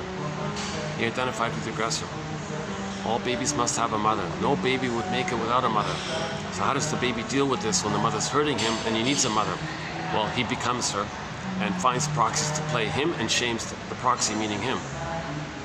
So, back to the record. If a person is traumatized prior to 18 months, they develop one of the stinger personality patterns. Okay, one of the various narcissistic patterns, the bully pattern, Iago pattern, etc. Lower functioning BPD pattern, etc. Okay, antisocial, all these troublesome kind of angry patterns. Okay. So each one is sort of a separate topic. And today we'll add a few more quotes on the BPD pattern. There's the lower functioning stinger side and the higher functioning clinger side. So we'll talk about that later. Okay, so in the new situation, okay, again with the record, every neurotic is a music enthusiast, but he only has this one record, this cry for love. Okay, so the 45, remember the 45 only has one song on it. Okay, let's say side B is the same as side A, or there are no grooves on side B. It's just one song. It's this cry for love. It's this grooved loop. It's this painful, grooved-in neural thing in the survival brain, and it's looping around like this, spinning around in this timelessness. It's infinite. There's no time in there. That's why they say the gods live forever, because in the primary process mentation, it's myths and fairy tales, they live forever kind of thing. Okay. Every neurotic is a music enthusiast, but he only has this 145 record, this cry for love. So again, pause here. Everything's love or a cry for love. If the child is love and he gets his psychological birth, ballpark metaphor, age 3, that means he has his embodiment and a recognition of his uniqueness, which he expresses, and that's loving life, meaningful, pleasure, a path with heart, etc. That's normal development. That's loving life. If he doesn't get that, well, he's going to cry for the need for the love to get him to that place where he can love. So everything's love or a cry for love. So that cry for love is that record, that 45 record. So he's not loving life, he's still crying for love. He's still dealing with this unfinished, relentless battle with the mother in the past, right? Jesus Christ. That's why mothers need to be a little more mindful and pay more attention to what they're doing with their children, you know, and be more. Try to see their babies as little people with feelings and needs, and don't objectify them. Use them as a prop for their drama and things like that. No cunning tale, right? Okay, so if a person has a stinger personality pattern, in the new situation, when they replay that record, okay, a couple things take place here. They're crying for love, right? They're going to cry for love, right? But here's the complicated thing. There's a flipping going on. First, he finds a non-threatening substitute other, somebody else, whoever it is, who's ever there, doesn't matter. He'll just see them as them crying for them, as in the past. Remember, there's still in the nursery. There's no time in the emotional world. It's still in that timeless place in the nursery, crying for love. So he'll see somebody in the present as a vulnerable, helpless baby in pain, crying for love. Okay, that's them. So they'll just see it that way. So that's the proxy phenomenon, that they find someone else as a proxy to play their crying child place. That's them. So we're recreating in the present what happened in the past. Okay, so that's a few parts here with the stinger mind. So with the clingers, it's more direct, it's kind of easier to see it. But with the stingers, it's more of a shall I compare thee to an onion phenomenon. So part A, okay, new situation. On the record, it said mother shamed the baby, right? New situation. Well, he's going to be the shaming mother who shames him. Too painful to know this again and again. So he finds a proxy to play him, sometimes called scapegoating or the emotional triangle phenomenon. So he'll escape somebody, find somebody to play him and shame them while he's shaming himself. So he's still the shaming mother. Remember, in the brain, the fusion is still there. The self, the passive baby self, and the active aggressive mother are still blurred as one. So in the brain, they're both going on. Although those two characters, they're both going on. So first he finds the proxy to play the baby side. He plays the aggressive mother side and replays the thing. Proxy's crying for love. The person playing the shaming mother, it belittles the person in the present. Shame says they're no good, or you're a fool, you're an idiot, or whatever they do. Okay, dark humor, black humor, shaming humor, sadistic humor. Put them down in some negative way, or say some shaming comment. Try to humiliate them. Make them feel bad. Make them feel shame. Make them feel no good, because that's you're recreating how you felt. So you're still doing it to yourself, but the trick is you don't want to admit it. So the trick is you externalize it. So if you externalize it, it distracts you from feeling how you're shaming yourself. So you're shaming yourself, okay, and you're shaming the other. But by shaming the other, your attention is on that. That distracts you from how you're shaming yourself. Okay, that's part A. Hocus pocus, auto-hypnosis, double focus. Okay? So first, the baby was crying for love, and you said no to yourself.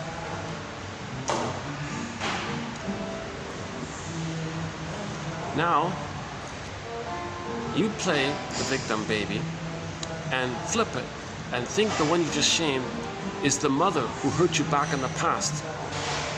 Now you continue the struggle in your efforts to control the mother. Now you're controlling the person in the present because they're your mother now in the past.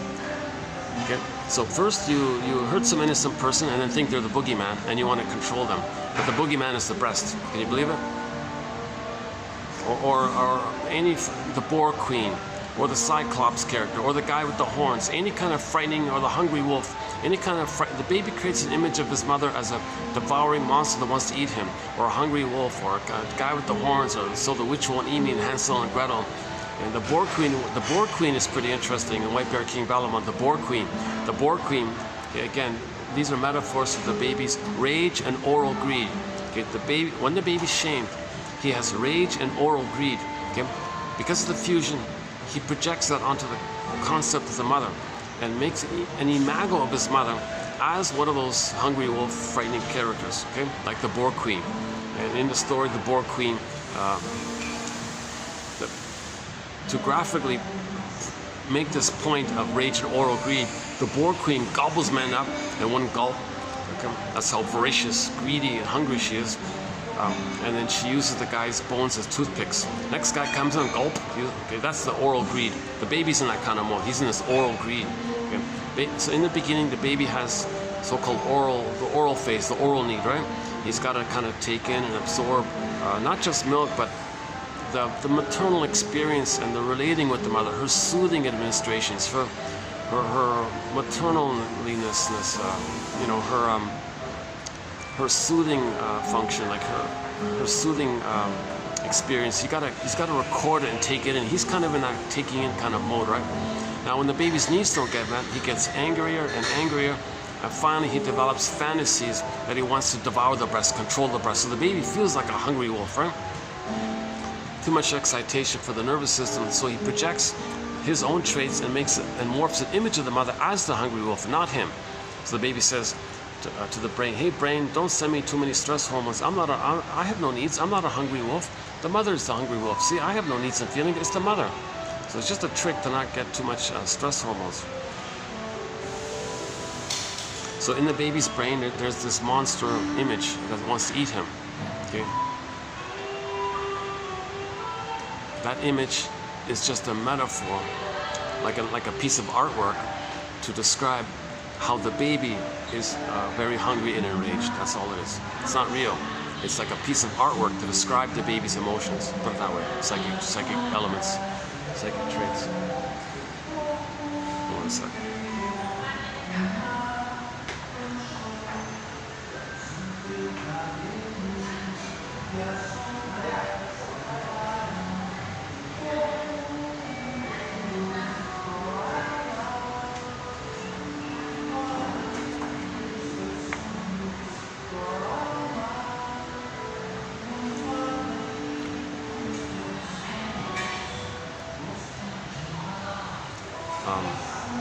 Let's check the battery. Hold on a second. Battery's holding up. Good. Okay. 2:48. What's the time? What's the time? Yeah, okay.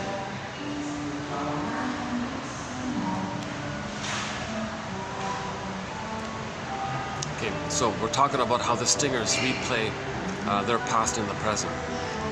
So they find someone else to play them as a baby. They play the shaming mother, shame others. Then they flip it. The one they just shamed, they'll say, is the monster mother who tried to eat him in the nursery. Now, he's in battle with the person in the present. So he'll think the one he just shamed in the present is the mother who had hurt him back in the past. Now he fights with the person in the present, thinking it's his mother in the nursery. Now, in that battle that the baby had with the mother, the baby wished he could control the mother. So in the present, he wants to control the person in the present. So he'll use tricks and methods and devices and maneuvers and deception, and he wants to emotionally control others in the present, thinking that's the best mother in the past. And he's so forceful about it because he's trying to convert a rubber nipple into a healthy, normal mother's nipple, mother's breast. So that's why he's so aggressive and demanding. So this has all gone awry. This is all futile. This is all misunderstanding or something, right? So in the present, he'll think that the person he just hurt, first of all, he'll hate that person. So funny, right? He hurts an innocent person.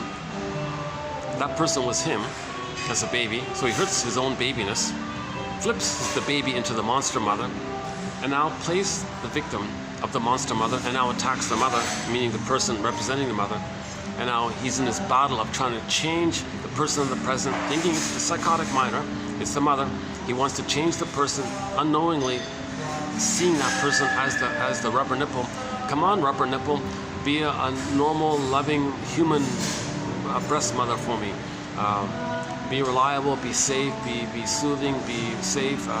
So he thinks to get that, he's in a place where the baby thought he wanted to gobble the breast, like control the breast. So he wants to control people emotionally, psychologically somehow, because he thinks he's still in that battle of trying to change the mother. Come on, mother. I don't want the rubber. I don't want the plastic bottle. I want the real nursing experience. I don't want you to shame me. I want you to be reliable and available for me. I need to feel safe with you. Come on, don't do any of these old cunning tales with me here. So he's still trying to get his needs met. So the stinger, right? So the stinger recreated it. He recreated it and continues the battle.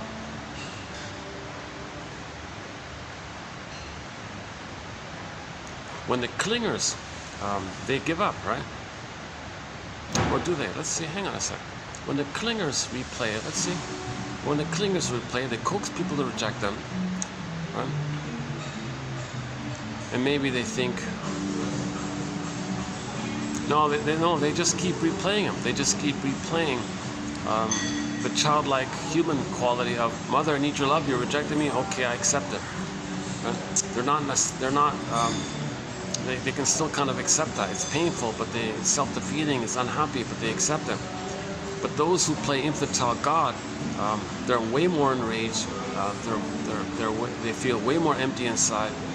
They're way more demanding, and they're in a place called part-object relating. So another thing about distinctive personality patterns is the reason those with distinctive personality patterns never apologize, or never feel regret, or never feel empathy, or never care about the effects on other people, is because they're in survival mode. The baby's fighting with his mother. Come on, mother, feed me. I'm not going to make it here. He's in survival mode. He thinks he's going to not make it. So if you say to somebody in the present with distinctive personality pattern, that thing you just said, it was kind of hurtful like that. What are you talking about? I'm in survival mode here. I can't think about other people's feelings and needs. I'm in survival mode here. Okay? So that's why it's futile to kind of persuade somebody with a distinctive personality pattern to have empathy or care or feelings or to morality or ethics. They're in the place of the baby, the nursing, and in that early time, in the first few weeks and months, oops.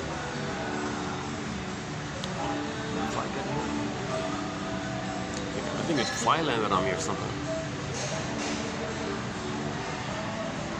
Oh, the front doors are below me, that's right.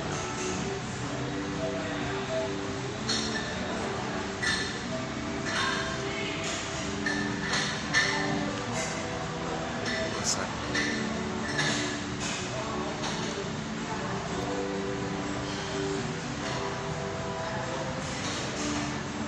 So it's called part-object relating. When the baby's nursing, he doesn't understand that his mother's a separate person. He thinks he owns everything. Everything's for him. Everything's about him. Everything's for him. It belongs to him. So, for example, if the baby does with his gums, bite the mother's nipple and the mother's screaming, ouch, like this, he has no concept or understanding that the mother's in pain. He didn't reach that developmental place where he's a person, mother's a person, mother has feelings, he has feelings. He's still this little god trying to be fed now to get to that kind of place.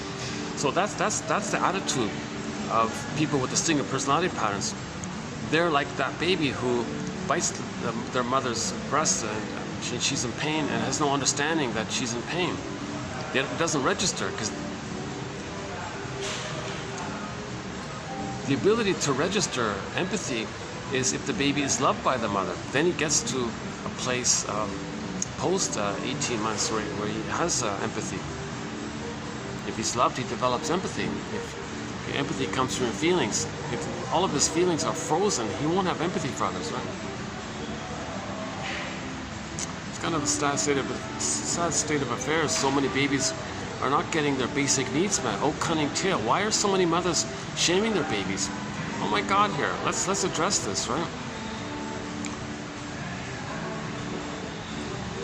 I still really like that quote by the woman who was about to have who was planning to have a baby and said to herself, hold the phone here. She went to the shrink guy and he said to her, oh yes, you're letting me know what kind of childhood you had. What do you mean? She said. You're letting me know what kind of mother you had and how it felt being with her. Go on, she said. You're putting me in the role of you, and you're acting like her, and I feel like kind of a tug or a pull to maybe feel what you felt with her. Click, click, she got it. She felt safe. She understood the pattern. She got the story. Okay, she wept about it. It's a sad thing that she's in this condition, so she mourned the loss of not getting mother's love. She got her identity back. She mourned the process. It got back her embodiment, got back her feelings.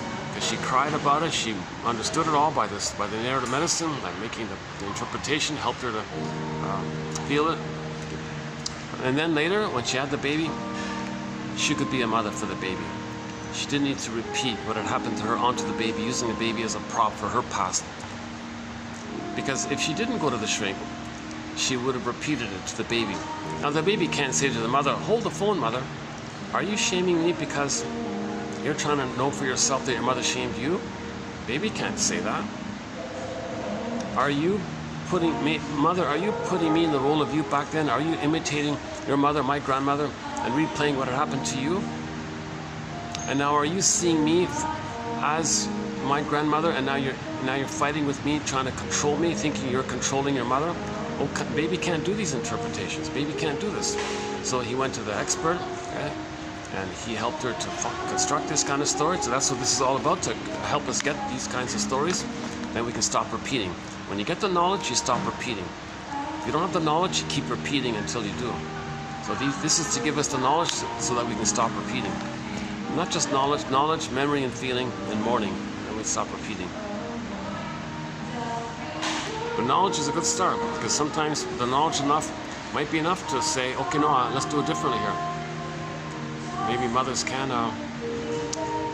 just do like a partial grieving, and it might be enough for her to change and recognize, no, I'm not going to do to you, baby, what my mother did to me, because now I know what my mother did to me, and I don't like it, so I'm not going to do that to you. Don't worry, baby. You can lean on me now. But if the mother herself didn't know what had happened to her, she'll just repeat it, you see. So we repeat in search of memory and story and feeling.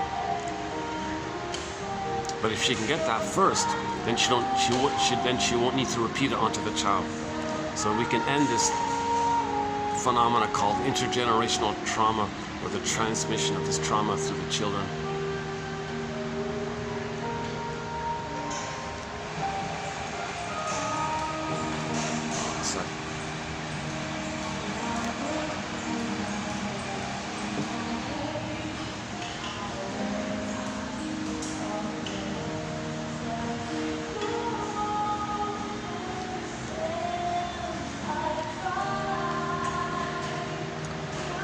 I should have started the video now. This is a good time to start the video. What time is it now? 3 o'clock? Should I start now? Should I come at 3 o'clock? Then I only got 3 hours of light, right?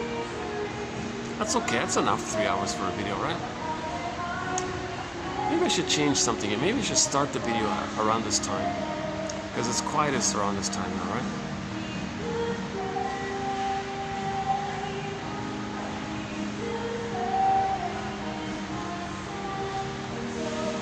Yeah, maybe let's do an experiment. Next time I'll come here around this time and see how it goes. Night times doesn't work. Everything's too dark. You don't get enough lighting to do the video at night.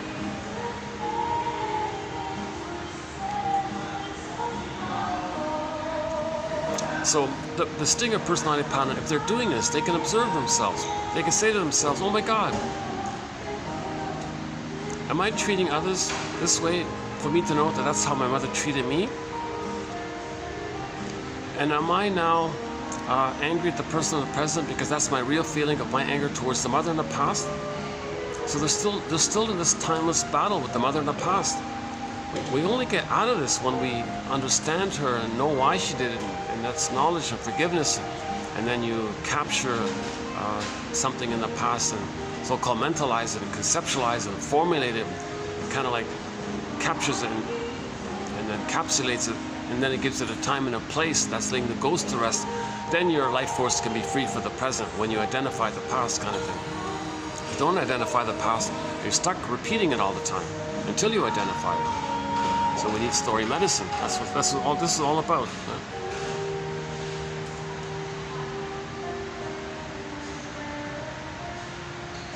Okay, maybe I'll just jump into the BPD quotes here. So one of the stinger personality patterns is a fusion between the narcissistic stinger pattern and the bully pattern. So I'm going by Gottstein here. So this chaos of the narcissistic entitlement and the bullying quality, if you blur it together, it's a new amalgam called the BPD pattern. Now the bully pattern is more in the psychotic realm, and the narcissistic pattern is maybe a little bit more in a reason. Well, hang on. I'm not sure what's first. So Gottstein, I didn't look at the dates here. One quote by Gottstein says that the BPD is a new amalgam of the fusion and a new synergetic creation that comes about, the new third, when you blend in the narcissistic pattern. The narcissistic pattern is pretty consistent in its pattern of dark humor, shaming humor, because seeing others in a negative way distracts you of how you feel that you were put in a negative way by your mother, and you become the mother, you see. And then so you're always in this mode of cynical and bitter banter and dark humor, put down humor, sardonic humor, because that keeps you in a blissful oneness with the mother. So it's addictive, by the way. Narcissus is named after that little white flower called the narcissus flower. It gives people that illusionary kind of thing. So in other words, they're addicted to hate. So remember when you regress, it's addictive. So when they act like the mother, they're still in a blissful union with the mother, and that's why it's addictive. See, when you regress, it's addictive. Okay? So the narcissistic pattern is a regression to the blissful union with the mother, because they are the mother. So they shame themselves. That means they're one with the mother. That's the trauma bond with the mother. The thing is, they just distract themselves of the pain of shaming themselves, because they're the mother who shames them. The trick is they just find a proxy to play them, and they externalize their sense of self, child self, onto others and shame them, and that distracts them from the pain of them shaming themselves. And this is addictive because they get the blissful hit of being one with the mother. So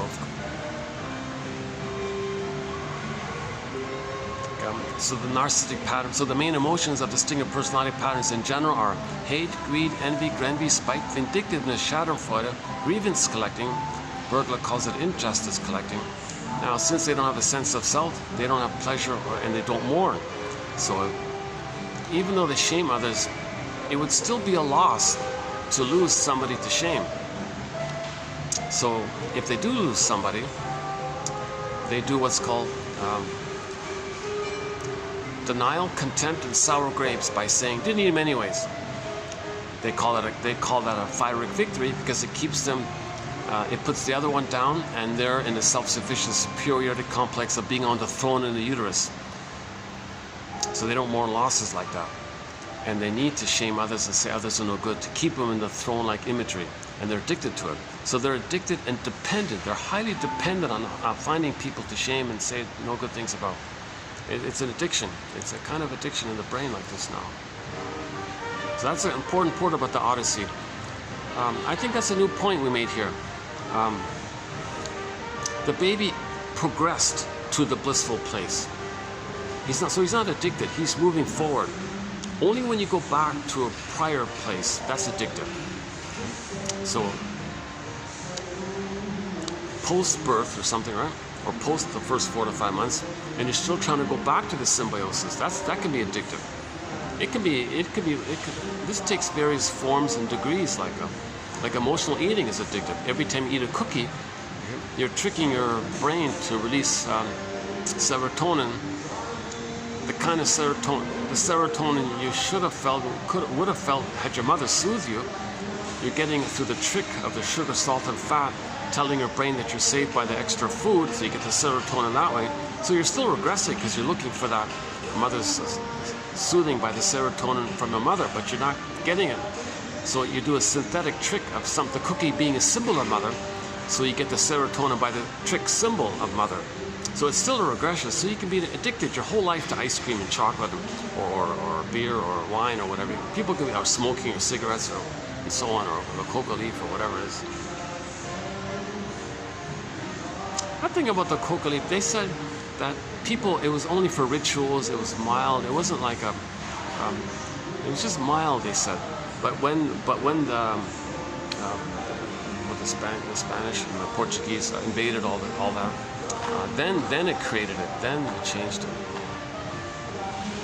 So the shamans back then, in ancient times, just had it in a mild way as part of the rituals of dealing with daily anxiety or something.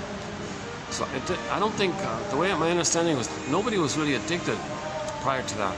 Only after the invasion and the loss of the Incas and all those people. Sad story, huh? There were 70 million people on Turtle Island, North America. 70 million. I don't know how many were on South America. What was the... Oh, no, that's right. The indigenous people have different names for South America according to their language. Likewise, with the indigenous groups in North America, each group would have a name. But the common one that the North seems to agree on is Turtle Island. So there were 70 million people on Turtle Island for 50,000 years.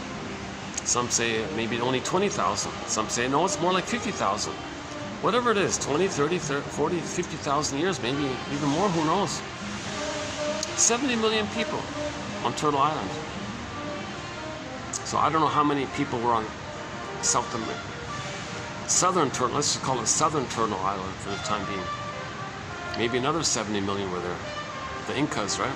So the Incas are all gone. And part of it was, okay. So again, 27, 25, part 3 of 3, we talk about the pillaging and the plundering. And that area. So I'm thinking maybe a new facet to a symptom of home trauma is this issue of using something that's regressive. So my point is, the baby is not addicted because he's moving forward.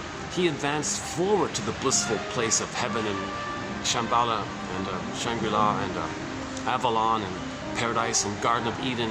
Okay, these blissful garden-like images where he's in one with it and it's this magical, blissful, happy feeling. That the baby's not addicted because he just progressed into that place as part of his development. He didn't go back into it from some other advanced place. He came from the prior place or whatever that was, whatever the baby, whatever condition the baby was in prior conception, whatever that was. Okay? And he advanced to the blissful place, and then he moves forward to his connection to his embodiment, sense of self. Now he's a human, a member of the Earth family and all this, right?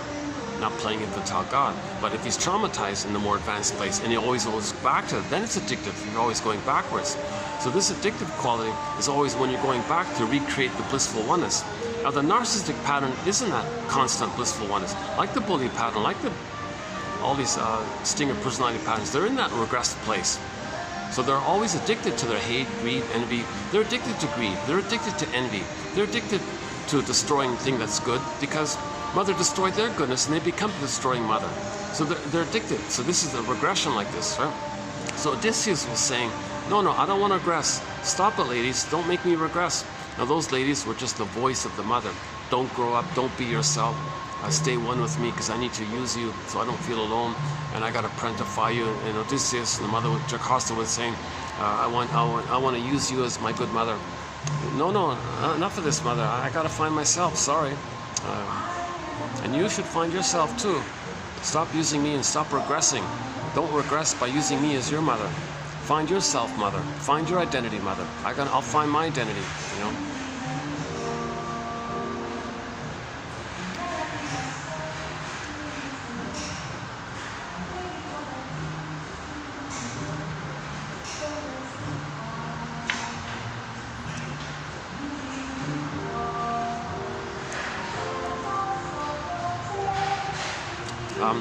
And then Grotstein's other quote about the BPD pattern is that it's a fusion, it's a synergetic new creation. It's like a new phenomenon of the fusion of the schizophrenic mind and then the normal or neurotic mind. Those two worlds. So we live in two worlds: primary process meditation, Alice in Wonderland, flip-flopping, no time and all that. Okay, imagine all things are exaggerated. Alice in Wonderland, no logic, no conscious logic. It's mad in there. Up is down, left is right. No time. There's no even like sense of something can be in its proper place. Like if you dream something, like when you're dreaming, you're in that world, right? Like, and you wake up, you might get a glimpse of it. And you wake up, you got a dream. Wait a minute. This event, why is it in this place? It should be in that place. Or what was that? No, okay. Oh, he's one of the executive, I think. Oh, it's good you Maybe it's just checking me out or something. Yeah, I'm very tight. I keep things clean and tidy. I don't leave anything. I don't damage anything.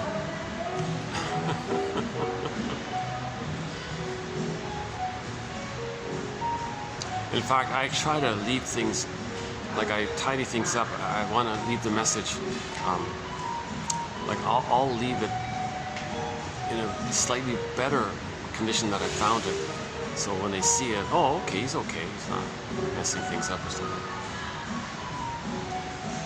Like I'll tidy up, I'll straighten up the pillows or something. Pick up something that's not even mine. Oh, I don't want them to think it's mine. I'll throw this away for them or something.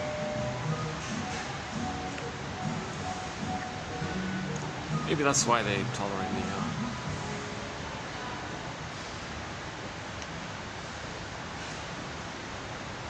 Oh, Jesus. Oh, there's that fashion thing again. Oh yeah, so that fashion thing with the catwalks. See, that might be these ladies on the catwalk thing. When their attitude, as I see it, well, not this particular one. There was another one last time I was here. She had like a real aloof, cold, detached superiority. I don't need you. I'm above you at all. I'm self-sufficient, superior. I don't need you. So she was playing that mind of the regression that all babies have in the uterus, and she was adopting that mind as a sign of trauma. So that's a defense mechanism. That's a strategy to deal with the pain of not getting love, to regress to that point and display it. And then you got the people watching it. They're like the voyeurs of it because they have the same thing, and she's a proxy for their voyeuristic state. So she's dealing with the pain of not being loved by doing the self-sufficient superiority God attitude, right? So she's dealing with the pain with that defense mechanism. Okay? And the people watching it have the same thing, but they're afraid to express it.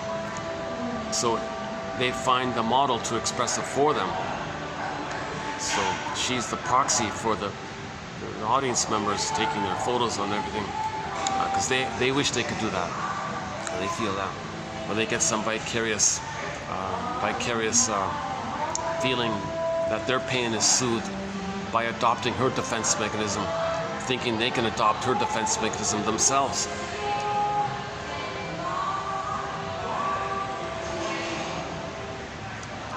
So another one about the BPD. Yeah. So go back to Grosstein.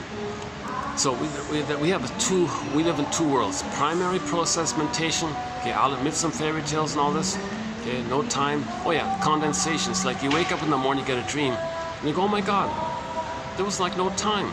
Like something from yesterday you saw on TV or on your YouTube video or something, or something from your childhood, maybe something from high school even, all condensed into one scene.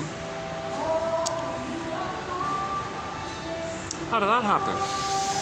Well, that primary mind doesn't understand time, so it can easily condense things to make a scene to help you feel finally, right?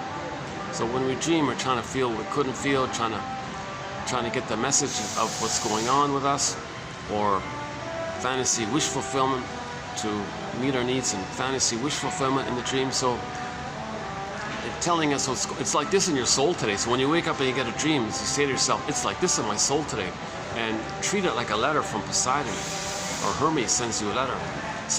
Johnny Sanford says, yeah, if a God sends you a letter, don't you want to read it?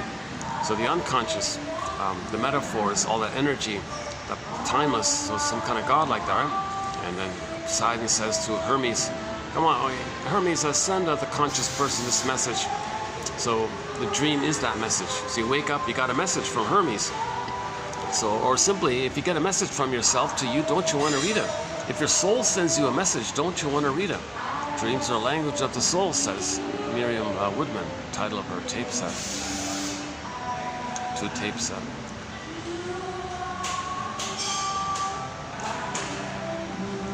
That's an attempt to make the unconscious conscious.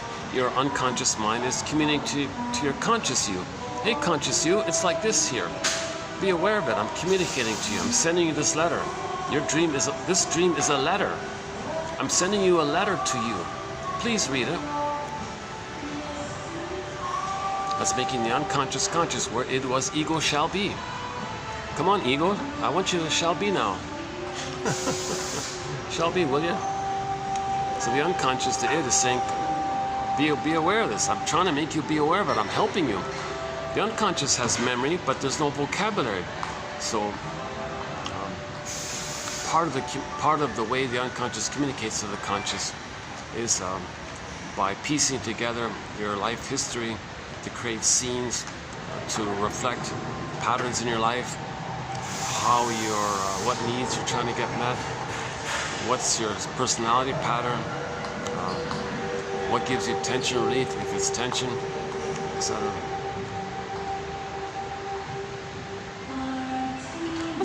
Notice something from yesterday, even today a little bit. There's an elevated kind of security protocols going on all over the place. I noticed it yesterday in particular. Today it's also a little bit as well.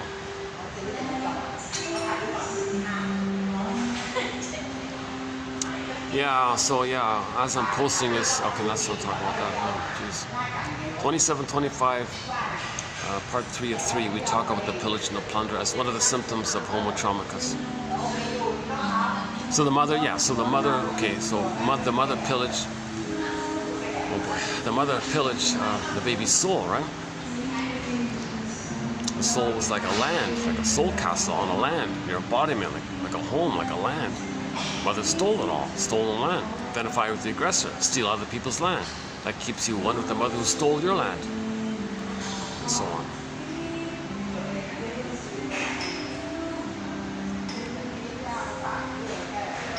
Really treating others the way you were treated somehow going to change what happened in the nursery to you? Uh-oh. Is that firing up here? Okay, if they're gonna start up, I'll go upstairs again. Yeah, let's do that now. Let's learn. I'm not gonna sit for 10 minutes. That's gonna get going. Hold a sec.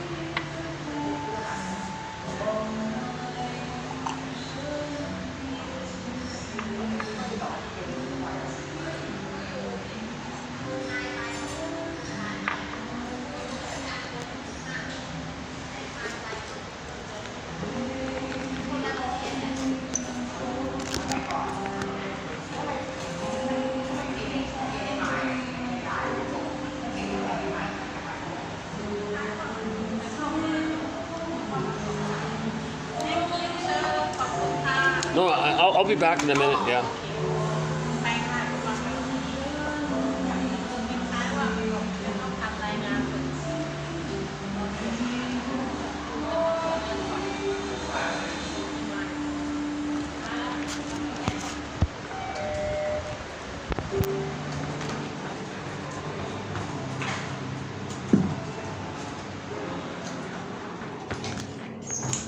Super nice staff, very friendly, full of lots of smiles and all that. But sometimes when they get into their, when they have their breaks and things, they can get pretty loud sometimes.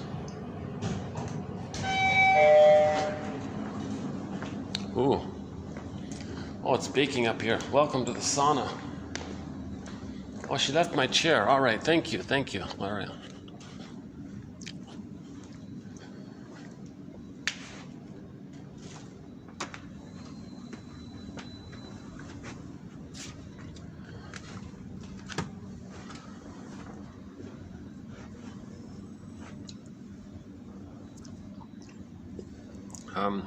So Gradstein says, so we live in two worlds, right?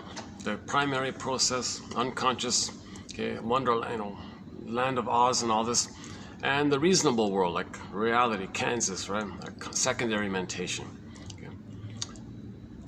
Okay. Imagine some kind of overlap, like the edge of one cloud overlapping with the edge of another cloud, okay? And in that middle two overlapping parts, imagine some new creation coming out. That's the BPD pattern, which is an amalgam of the primary mentation, okay, the crazy schizophrenic mind, and the reasonable adult mind.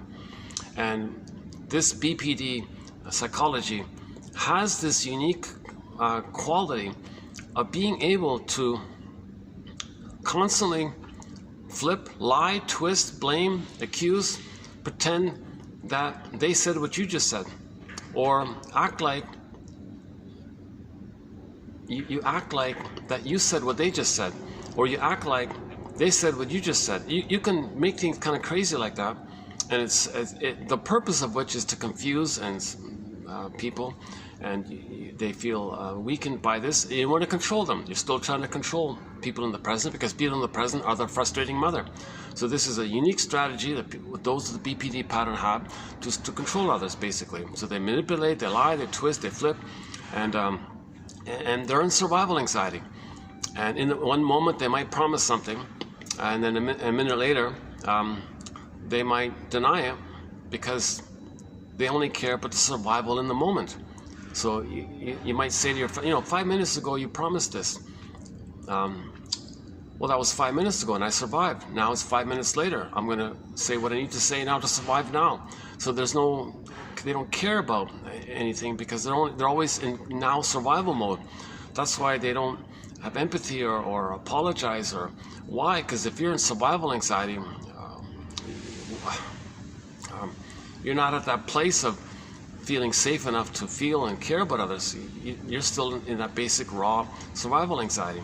So the BPD mind has this unique, infinite flip-flopping skill to twist and blame and stony silence, blame, accuse, rhetoric, propaganda, confuse people with a few crumbs of truth. The best way to tell a lie is to include a few crumbs of truth.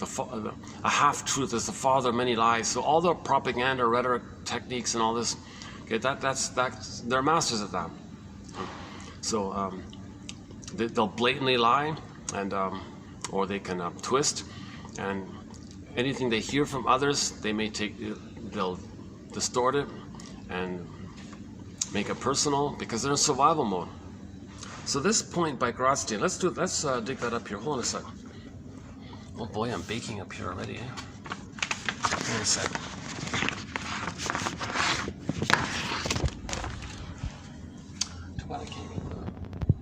Too bad I can't get the LK. Hold on a second. Let's dig up that. Hold on a second.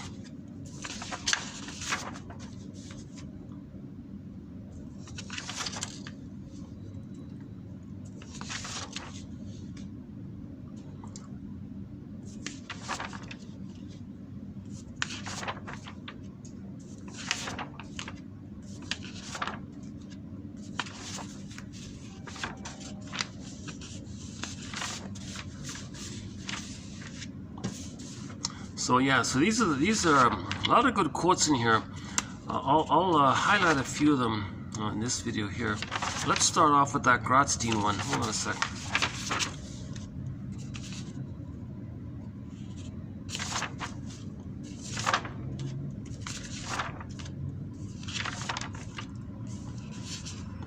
There's that Capex one I told you about before. Go to 2784, Capex. Oh yeah, here we go. This one here. Okay. BPD is characterized, in my opinion, by the presence of a psychotic personality organization and a normal or neurotic personality organization, which have undergone a unique interpenetration with each other, so that a new amalgam emerges, which can well be stated as psychotically neurotic or neurotically psychotic. It is as if a collusive symbiosis exists between these two twin personalities, which allows for an unusual tenacity, stability, and cohesion. Okay, so this comes about because the baby was traumatized. It's a relational PTSD. So BPD is also PTSD, but the BPD behavioralism is this hodgepodge collection of maneuvers that we call the BPD phenomena, and the BPD phenomena is created by this collusive symbiosis that's created Okay, when there's an overlap between a psychotic world and the normal world, and there's an interpenetration between the two, which leads to a new creation, a new psychological species. Like a new species is born, like a new psychological mind is born, called the BPD mind. And it's very skillful at survival. It's intuitive. It can, because of the fusion, it can sense and intuit things. So it knows immediately how to shame someone, how to make someone feel bad. It knows what other people are feeling. They flip it and blame you for it. So they're very skillful to in this area. Again, BPD is characterized, in my opinion, by the presence of a psychotic personality. So that's the schizophrenic mind, the schizophrenia kind of area, right? So the BPDs, they're a little crazy, right? The child's not your mother. That's crazy. It's schizophrenic. Your baby's not your mother, but you're treating your baby like she's your mother. That's schizophrenic. That's psychotic, right? But she can also have a normal side to her where she can still function normally, kind of thing. So there's a blending there. So BPD is characterized by the presence of a psychotic personality organization and the normal/neurotic personality organization, which have undergone a unique interpenetration, a unique mixing up somehow, like you put in a blender and make a new drink or something, with each other, so that a new amalgam, a new creation, a new psychological species of the mind, a new psychological phenomena, a new phenomena, BPD phenomena emerges, which we can maybe nickname it either psychotically neurotic or neurotically psychotic. Okay, there's an approximation here. It is as if a collusive symbiosis between these two personalities, which allows for a unique tenacity, stability, and cohesion. So they're very skillful in the survival mind. Doesn't bother them really. Now they're missing life. They're not loving life. Now they're searching for love, but they'll immediately try to control it or reject it because they have huge fears of abandonment, huge fears that mother's going to eat them. So they don't trust anybody, because if you trust somebody, they think they're going to be eaten. That's the psychotic mind, right? So there's this constant push-pull dynamic because they do want love. But the moment someone responds, immediately they're going to think they're going to be eaten. So they push them back. So there's an immense drawing you in and spitting you out quality. So that's the chaos of it all. I thought you wanted this, now you rejected me. Like there's an immense, that's called the schizoid dilemma, an immense simultaneous fears of engulfment or impingement and abandonment.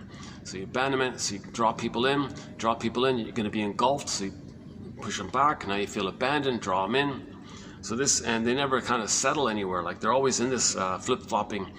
So that's why their behavior is dramatic, intense, mood swings, mood shifts, intense moods, intense short-lived relationships, blaming. They can be hurtful and act immensely like the victim and want to show everybody how they're the victim. Now, part of all this lying is to get attention, to be seen. They're trying to get their needs met still. They're trying to get their needs. Now, all of their needs weren't met. To be soothed by the mother, no. To be seen by the mother, no. To have some kind of self-autonomy, agency by the mother, no. That's all. That's a relational trauma. This is a PTSD with the mother. Now, BPD is a kind of PTSD. So PTSD is in today's batch. It's a brand. He calls it. What's his name? Jerome something. He calls it a brand of PTSD, a kind of PTSD. So PTSD, we know specifically if there's a specific trigger, you quickly identify it as PTSD, right? But with BPD, there's no real specific trigger you can kind of name. It's just the act of relating triggers the whole thing. The whole BPD phenomena is flared up just in the act of relating with anybody. Because everybody's the frustrating mother, and you're always in survival mode with the mother and trying to control the mother and change the mother. So they're demanding, they're manipulative, they're twisting, they're lying, they're charming, luring, rejecting. They are masters of every trick in the book, and they do this what the shrinks call they're very good at this thing called catch me if you can. Now you see me, now you don't. Flip flop, catch me. You can never catch them, meaning they'll never admit to anything. They'll why? They're in survival anxiety. They won't admit to something. They won't free associate, meaning tell you something authentic, because the moment they feel authentic, mother's going to eat them, so they got to flip it, so they can't do free association. So they're always in this false kind of, as a false kind of mode. So it's a huge disassociated false personality, apparently. Yikes, I'm baking here already. Jeez, what a pity, eh? It's nice up here, nice and quiet. What a dilemma, eh? Downstairs it's cool, but it's noisy. Here it's hot, but it's quiet. It's hard to get the right conditions, eh?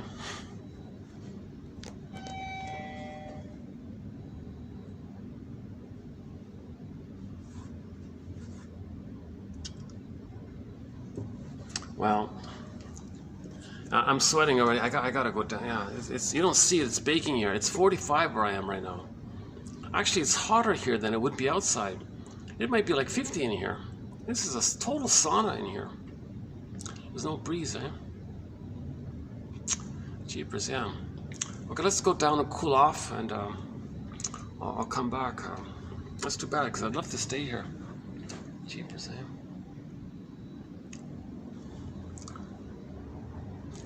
Another sky train here. Okay, let's go down again. Hold on a sec.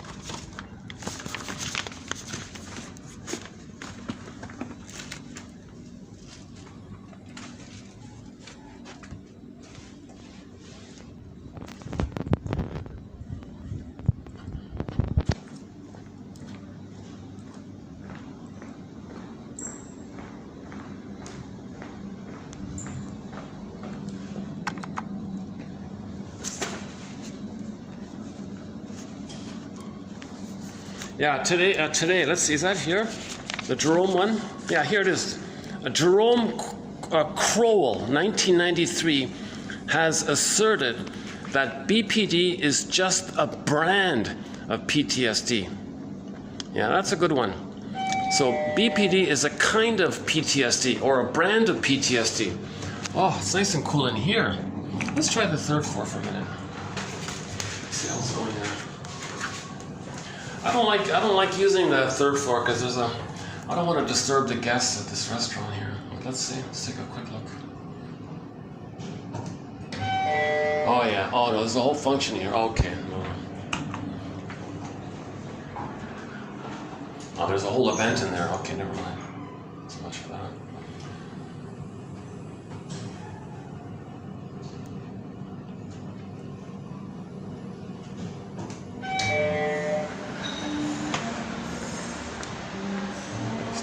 They're still at it.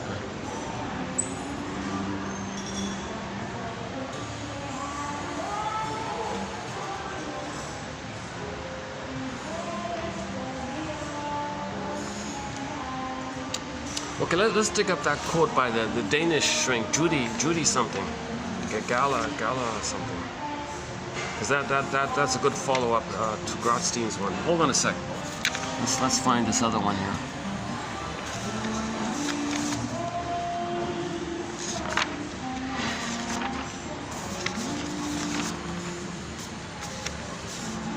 Yeah, see. Okay, Kansas and Wizard of... Okay, we'll get to Kansas in a minute.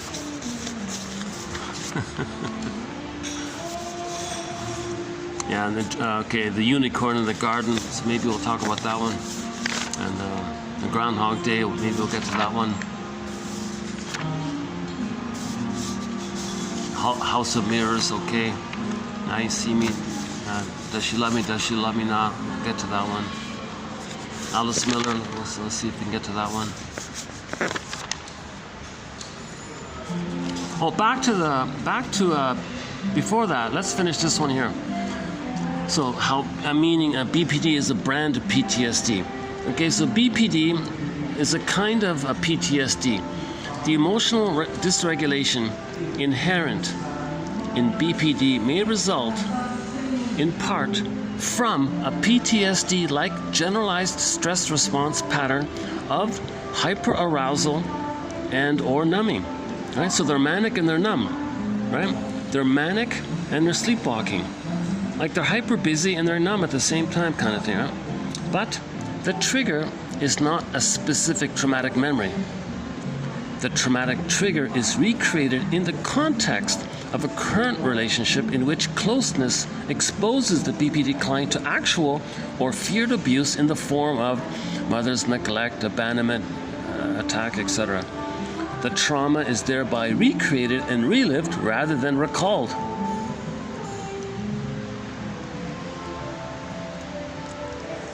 And this thing about the numbing, we got a good quote in today's batch by Philip Bromberg. Powerful, very emotionally triggering, powerful quote about this numbing. So we'll follow up on that one. First, let's find the Danish shrink ones. Okay, so I hope. Okay, so that's one part of it. BPD is a kind of PTSD, a brand of PTSD. It's a relational PTSD, and every trait of the BPD phenomena links to not mother meeting the baby's needs. Yeah, okay, here's the one by Judy, what's her name? Judy Gamel-Gann. I'm sorry I'm not pronouncing it correctly. Gamel-Gann or Gann, maybe, I don't know. Okay, here we go. The borderline concept has been used. Okay, so so what you're going to hear in a nutshell is you got the shrink world trying to understand, the psychotic schizophrenic people trying to understand BPD and they fail. The talking cure, the humanistic world, they try to understand BPD and they fail because they're limited in their talking area. The shrinks, the biological area, okay, they didn't get it. The talking cure people didn't get it. Why? Because BPD is a creation of the amalgam of the two. So the shrink people, the biological area, they're limited in their little box, and the talking cure people, they're limited in their little box.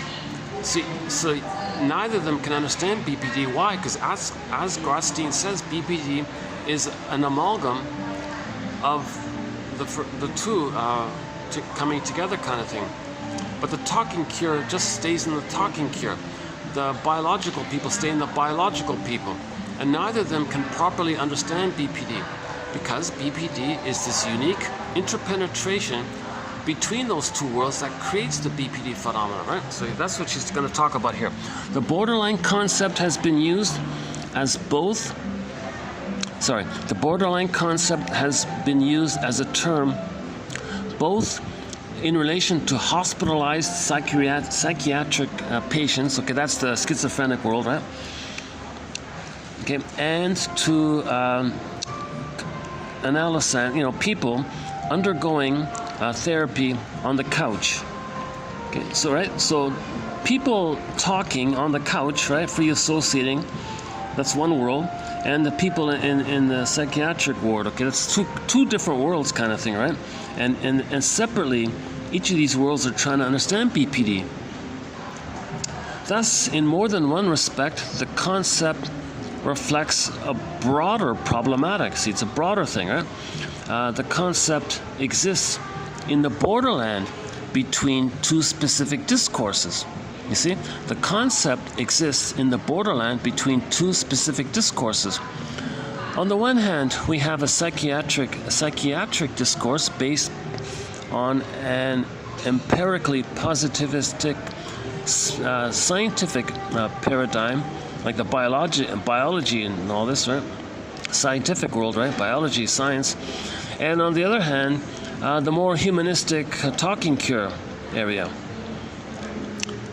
A border may note a line or a surface, or it may refer to some form of overlap. Okay, that's Grotstein, it's the overlap, as happens when two clouds border on each other.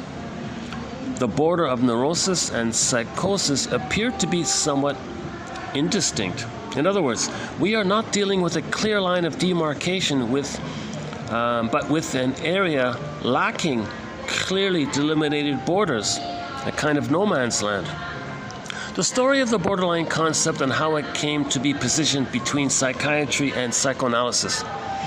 On the one hand, we have a theory and a method based on the talking cure, neurosis, right? Hysteria, OCD, etc. On the other hand, okay, we have a theory of schizophrenia and manic depressive psychosis. Okay, that's people. Okay, so these are the polarities of the no man's land inhabited by borderlines. You see? You see? These are the polarities of the no man's land inhabited by the borderlines.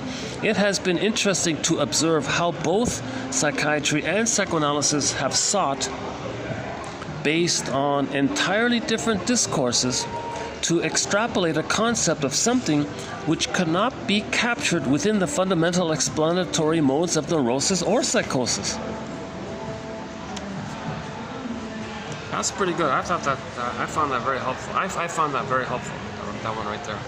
That explains a lot. So you take Grotstein's quotes, okay, and these Judy Gamelgan ones, put it together. I think that's a good foundation of understanding the basic.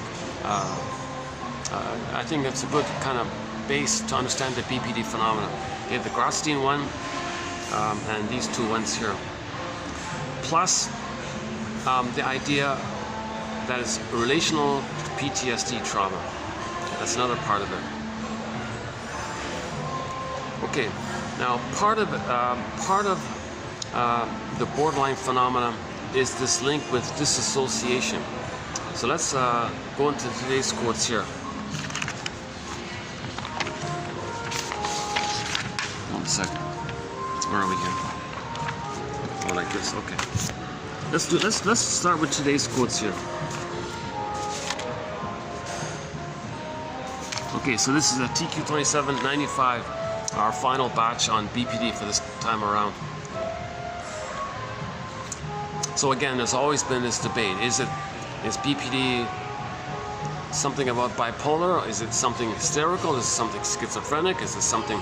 Is it hysteria? Is it dissociation? Is it? Okay, so this is it on a spectrum of some kind, or is it just some kind of hodgepodge of symptoms, some kind of random bundling of symptoms? So here's another one like that. The BPD has more in common with the histrionic and dependent personality or disorders. Oh, sorry. The BPD, that has more in common with the histrionic and dependent, the clingers, the pleasers, the caretakers, the childlike ones, right? So that's the higher functioning BPD, which is like the clingers, the histrionics, the emotional. They don't hurt others. They're helpful. They live on crumbs. Oh, please throw me a crumb. I'll do everything for you, but just give me a crumb. That kind of world, right? Histrionic, childlike, dependent. Okay, that, in my view, that has more in common. That's sort of on a continuum. That's sort of on the lighter end, like a milder. On the continuum of severity, it's the mild end. And at the other extreme end, you got the bully pattern, dissociation, and schizophrenia, and all this, right? So she's got it on a spectrum. You got mild PTSD, like the clingers and the pleasers, and the histrionics and dependent and infantile personality, childlike personality. Okay, that's on one degree. It's a question of degree. The more severe BPD, that's the lower functioning bully pattern, Iago pattern, turtle one. Okay, the hermit one, Christine Lawson talks about, the witchy one, the harmful one, the vindictive one. You got a degree there. So all of them are BPD, but some are mild and not so hurtful. And the milder ones hurt themselves, but the stinger ones hurt others. BPD is not one disorder, but an aggregate of symptoms. But most people say no. It's a definite, distinct phenomenon. There is a BPD phenomenon, like Grotstein says. There's that annoying Christmas song. Jesus Christ! Can you believe it? It's almost April, and they're still playing Christmas songs here. It started like in November-ish, right? Late October, early November. They're still playing it. Here, there's only one Christmas song in the loop. In some other places, you can hear it. You can hear some more. This is slightly annoying because I've heard this. I've heard so many Christmas songs for the past 4 or 5 months. and I'm still hearing them. Enough's enough.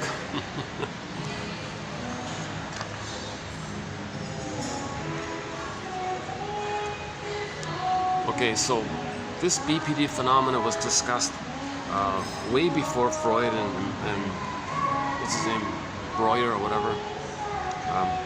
So there was a long ago in the 1800s a guy named Charcot. Charcot concluded that hysteria, so BPD is sort of like the updated term for what long ago they would refer to as hysterical symptoms. Women be hysterical and dramatic, and because they're in survival anxiety, and they want to distract and annoy you and confuse you, and don't blame me, and I'm right, you're wrong, and I'm childlike, I have needs, meet my needs, I gotta control it. So they're very dramatic and hysterical like this, right? Now they call it BPD, but before it was called hysteria, and other people call it schizophrenia, basically. Others called it bipolar before. So some say don't call it anything. Just say we all have needs, and it's just a question of degree. We're all humans with PTSD. Just come on, so think that we're more in a more humanistic place. So Charcot back in the 1800s something concluded that hysteria was, quote, caused by the effect of violent emotions, protracted sorrows, family conflicts, and frustrated love upon predisposed and hypersensitive persons. So some people have a theory that people are born maybe a little more too sensitive, just as a dispositional kind of thing. So maybe, I don't know, and so if those people are more traumatized, the BPD will come from the more the ones who are more born, just like somebody might be born shorter and someone is born taller. They say maybe the emotional realm, maybe somebody's born more sensitive than others. I don't know about that part. We don't have any quotes in that area, but I just thought from a historical perspective, I thought it was an interesting quote. Okay, also sort of historical one here. So here's an interesting one. I don't know this story about Miss Dora, Miss Freud and Dora. I don't know the story, but Dora, I guess, was a borderline, I guess. Although some feminists have celebrated Freud's Dora and other hysterical patients of the 19th century as champions of defiant womanhood whose opposition expressed in physical symptoms and coded speech subverted the lineal logic of male science. Although, so what he's saying is to romanticize or endorse this kind of madness as a form of admirable rebellion is to fail to see it for what it really is, a desperate communication of the powerless. So if the baby's powerless, he's traumatized, BPD is a communication of that. BPD is a communication of the traumatized baby. That the person as a baby was traumatized in the area of relationships. So you don't have to admire it and romanticize it. I didn't know that feminists celebrated, these first female clients. What's funny about that? Because someone said that Miss Anna O, right, Bertha something, that she's sort of the true inventor of psychoanalysis, because she went to Mr. Breuer before Freud, and she said, "I just want to talk." And he's, "Okay, fine, just talk." And as she was talking, she got better. She called it chimney sweeping, and then she also called it the talking cure. Yeah, I'm talking. I'm chimney sweeping. I'm just kind of processing like this. And that's when they said, "Oh my God, I don't got to hypnotize people. Just let people talk, free associate." So she was the first free associator, and I was sort of considered the birth of psychoanalysis in its current form, basically. So let's celebrate her. Yeah, so definitely celebrate Miss Anna O. And she healed herself and became a famous social worker in her life and all this.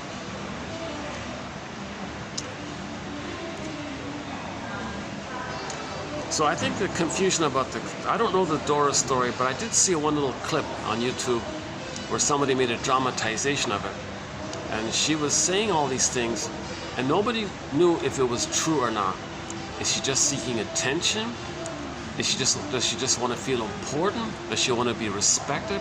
Does she want to be taken seriously? So she's saying all this. Is it true or not? That's what the BPDs will do. They'll make up stuff to feel important and all this, right? Or is it actual? Like, is what she's saying true, or is it just elaborated? Did she make it up, or did she misunderstand something benign, or maybe, and you're confused, or maybe she's telling maybe she's like Cassandra, maybe she's telling the truth.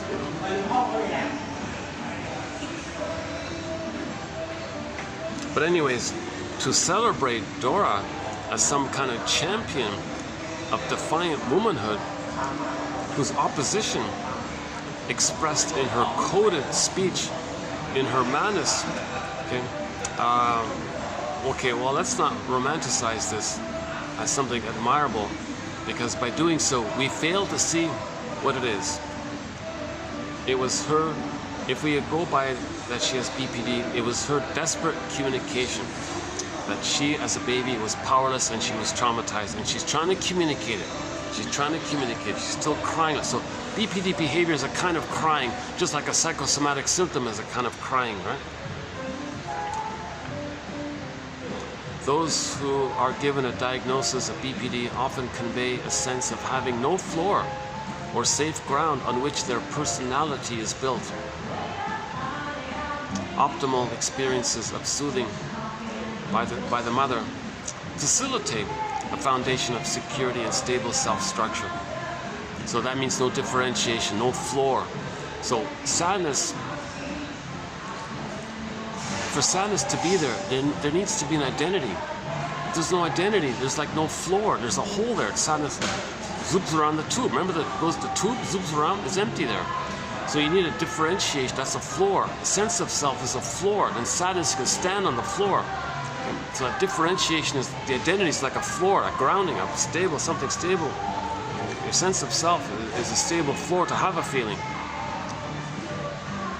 So those with BPD say, I can't be honest and tell my truth because I have no floor.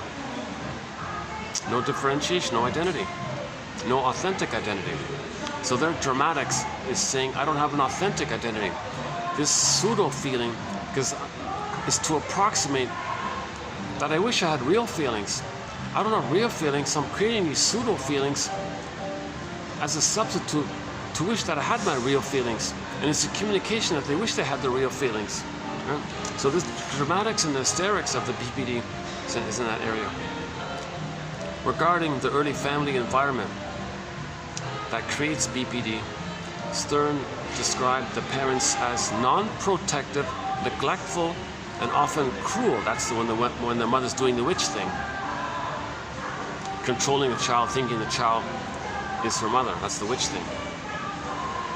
Now, when we talk about the witch thing, we're not talking about, what's her name, Samantha or something, in the Bewitched comedy show.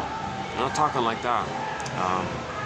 In Christine Lawson's rendition of the Borderline Witch, she's so enraged at her own child because she thinks the child is her mother, and she wants to dominate and control her child, thinking she wants to dominate her mother to make the mother be a loving mother.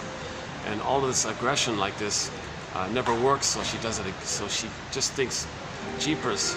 So she gets angrier and angrier. So she's very vindictive, and she's addicted to this. So she doesn't want to heal. She's just too caught up in this rage of, come on, mother, be a loving mother here.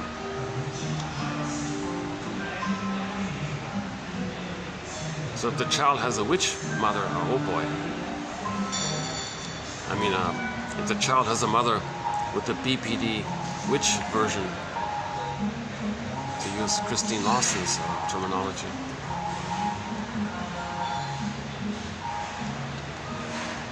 Okay, something we haven't really mentioned too much is this part here. Maybe a contributing factor to the BPD psychology is this one here. So I included it here. Failure. So remember, the BPD, the child didn't get their needs met with the mother. So it's dyadic. It's dyadic. Now, if the father's on the scene, the child just swaps the father for the mother. It's still dyadic, but the father can't be the mother. It's still dyadic. Failure to achieve a normal triadic love triangle, first family love triangle, meaning child felt safe with the mother. Now it's time to get to know the father and not reject the mother, and he just graduates to knowing the father kind of thing. So post age 18 months in particular, the child might start hanging out more with the father while the mother's still there. And that's all okay. You got the three of them. That's triadic. Those with the BPD pattern never got that experience. They're still in this constant battle at the breastfeeding time, basically. Failure to achieve a triadic position may come about either because there's no father around, psychologically or physically, failing in his parental duty to be there for the child to connect with, to create that triangle mind where he can make the transition from the two-world psychology, leave the world of him and the mother in the blissful union, and now is relating to the world, and the father's part of the world, but the father's not the mother, so it's different. There's more boundaries like that, right? Or there's a key one here, because the mother excludes the father and actively keeps the child within her domain of seduction and control. So some others say to the child, no, don't talk to him, he's a bad father. We're allies. We're going to alienate him. So that's the phenomena called the allied parent and the alienated parent. The mother's doing this to keep the child in her symbiotic orbit, because the mother is addicted to the blissful oneness that she feels with the baby, using the baby as her mother. So she's addicted. The mother's addicted to the baby, thinking the baby's her mother. So she's addicted. So she doesn't want the child to leave her and connect with the father. So some mothers are engulfing like this. Oh, cunning tale. So the mother's regressed in an addictive place, and the child's a victim of this. So that's why the child will be so chaotic and dramatic later on. The child's hysterics is in relation to this phenomenon. So we can have a little empathy for somebody with the BPD phenomena, because they had an engulfing mother and who was addicted to the baby, used the baby to maintain this symbiotic feeling that she didn't get. So the mother's regressing to the symbiotic oneness, and she used the child to that end.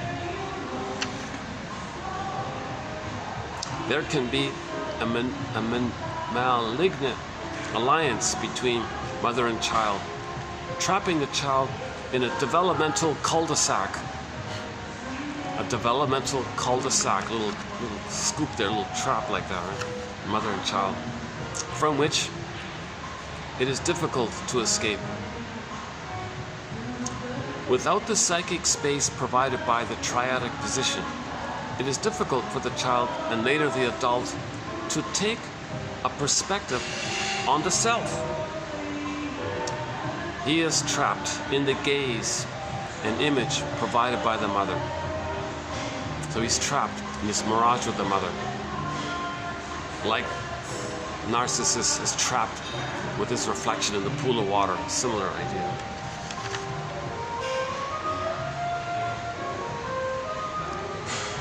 Each person has evolved their own way of expressing their pain and dysfunction. And perhaps each society and culture as well.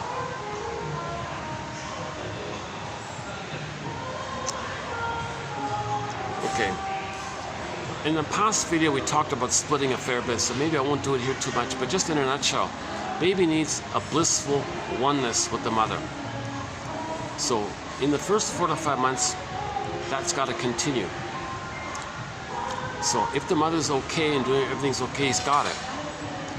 If the mother's hurting him, okay, he sees her as a monster, puts that in a separate bin, and then hallucinates a goddess. And now you got the splitting, a goddess and a demon. That's a splitting. Now, if that's unresolved, that's still there. And that's going to lead to the BPD mind, because they're always doing these exaggerated either or binary thing. Perfect or forget it, idealize, all or nothing, all good, all bad. They're in this kind of binary thing. So this dichotomous thinking phenomena comes from this unresolved splitting. All babies may temporarily, briefly, for a short period of time use splitting because no mother's perfect. But if the mother is continuously shaming and continuously using the baby, he still uses splitting. Breastfeeding is a matter of heaven or hell for the baby. He can't do under heaven, over hell. He can't do ambivalence. Baby can't handle any idea that the mother's hurting him, and that's the mother who loves him at the same time. It's way too confusing. His little mind can't figure that out, so he's got to split it. It's either a goddess or a demon. That's how easy peasy he does it. The child's brain is so undeveloped, so that's the most primitive way of organizing his experience.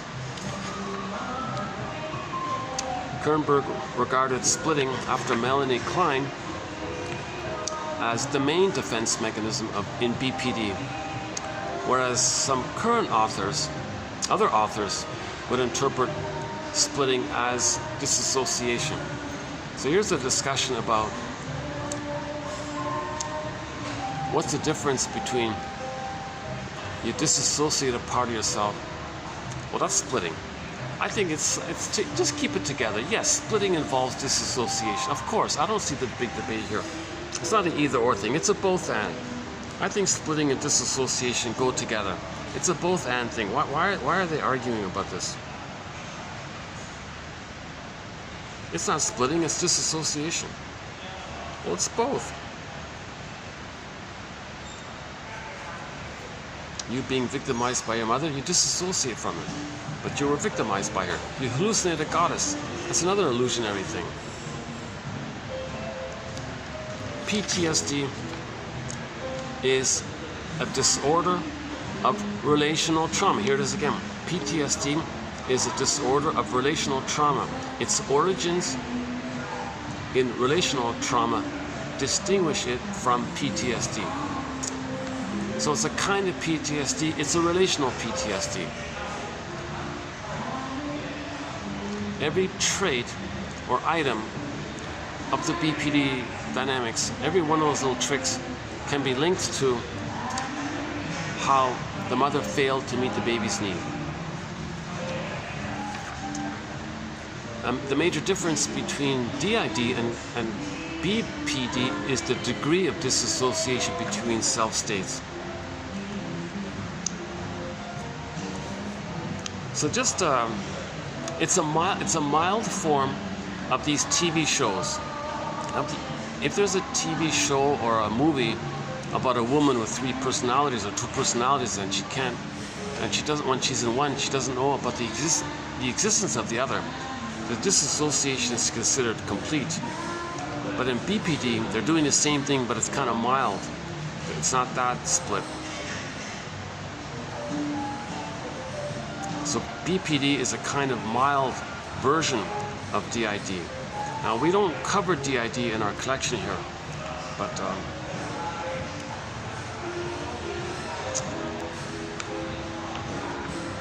it does convey the idea that when a person with the BPD pattern says one thing, they're there. 5 minutes ago, you said another thing. I don't remember that. Really? I don't know. But they're doing it in survival. They maybe do know or don't know, or sometimes know or pretend or need to not know, but maybe they could know, maybe sometimes they do know. So it's not complete like that. But they're always in survival mode, so they can act like the aggressor, pretend to be the victim. There's 2 states there, and they don't know that they're doing this. They don't know that they're acting like a victim while they're being the aggressor. They don't see it like that. So there's 2 personalities like that. They can flip around.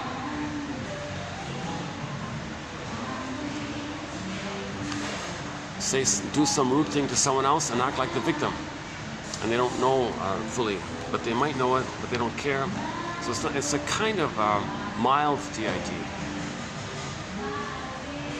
One reason BPD is so misunderstood is that in the famous DSM criteria, they combine a potpourri of symptoms that cover a wide range of severity. The BPD criteria cast such a broad net that, like a tuna fisherman, diagnosticians also catch dolphins and sharks. Another confusing thing. You take the list of BPD. You can be talking about somebody with ADHD. You can be talking about somebody with OCD, or somebody with narcissism, somebody with a bully pattern. It's like a wide net. So that's why people think. That's why people are confused. How do you nail down this BPD thing? So Christine Lawson tried to do it with her four borderline mothers theory: the waif, the hermit, the bully queen, and the witch one.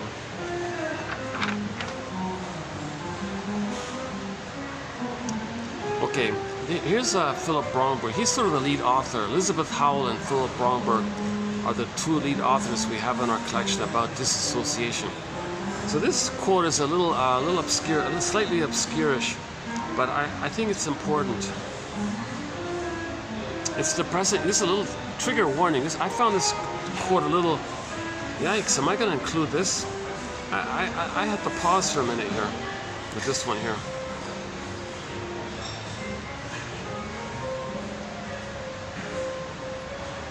So here it is here. Okay, by Philip Bromberg, the author of. So his trilogy has won a Golden Windmills of the Mind Award. Philip Bromberg. Okay, Standing in the Spaces. Okay. Awakening the Dreamer, because you're in a trance, right? So again, dissociation is one of the symptoms of trauma, because if the child can't flee, he can't fight, he may just space out in his mind like that. That's called dissociation. So we all have it. There's the mild versions of it, like being absent-minded, highway hypnosis, forgetting where you put your keys, little mild little things like that. And there's the more severe cases, and the most extreme of it is what you see on TV and movies, and, like the one about Terra and the one about, was it Eve? Is that the one? The Three Faces of Eve? That's all about Eve, right? What's the one where the lady had three personalities? What's that one?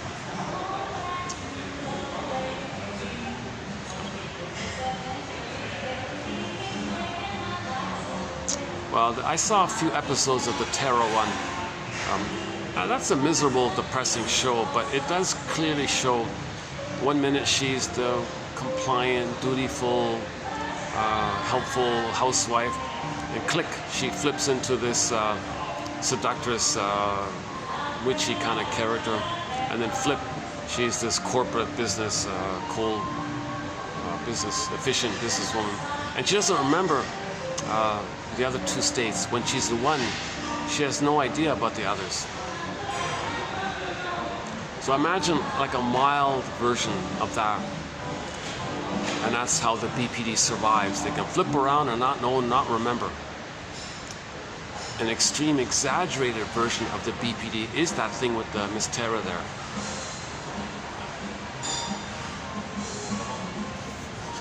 Okay, back to Philip Bromberg. Oh yeah, so his three books are Standing in the Spaces. Like the spaces, like there's like emptiness and a memory here and a memory there, and there's no link between the two. So you want to stand in the space, you want to bridge and make a link between your memories and your emotion and the event. You want to stand in the space, like be a bridge like that to help make the links again. That's narrative medicine, when you make the links. Interpretations make the links, so you're standing in the spaces. I mean, like, then the Awakening the Dreamer. Okay, so love life in the present. So when you heal, you're not sleepwalking through life anymore.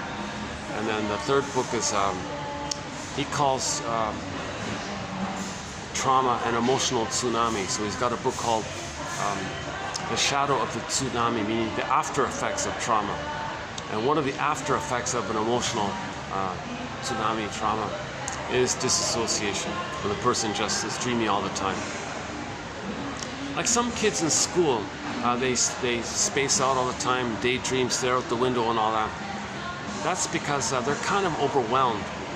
They're overwhelmed at home, they don't feel safe at home, then they gotta leave the home and the school, and there's chaos in the school, and they got a witchy teacher, let's say, and they got some naughty kids around or something. That person might just daydream. That's called school shock. He doesn't have a learning disability. He's just in survival mode of spacing out because he feels too much stress. If he felt safe, he could study it and be a good student. He might get 10 PhDs. That very same kid could get 10 PhDs if he felt safe and all that. But there's too much fighting at home and a combination of factors. So check out that quote about school shock, because most kids don't have a learning disability. They're just spacing out. And you think because they're spacing out, oh, they have a learning disability, do they? No, they don't. It's called school shock, a kind of dissociation. Okay, back to the quote here. When emotional experience is traumatic, more than the mind can bear, it remains unprocessed symbolically. Okay, unformulated, unmentalized, unrecognized, unprocessed, unseen. It's kind of like something happened and we don't know what it is. That's the scarecrow image in The Wizard of Oz. The scarecrow has no brain, right? Like the straw house, not firm enough. We need a brick house. Leaving the person vulnerable to its unanticipated return if triggered. To minimize the possibility of its unexpected repetition, a dissociative early warning system develops. A self-curative dynamic that, in the long run, is worse than the disease because the dynamic rigidifies into a dissociative mental structure. Now he's daydreaming through life, sleepwalking through life. As an early warning system, this structure is designed to anticipate the triggering before it happens. You know, maybe this is why people get all these things like the seniors in the hospitals. Maybe that's why they're spacing out. Because they had this spaced out thing all their lives, and it's just increasing and increasing.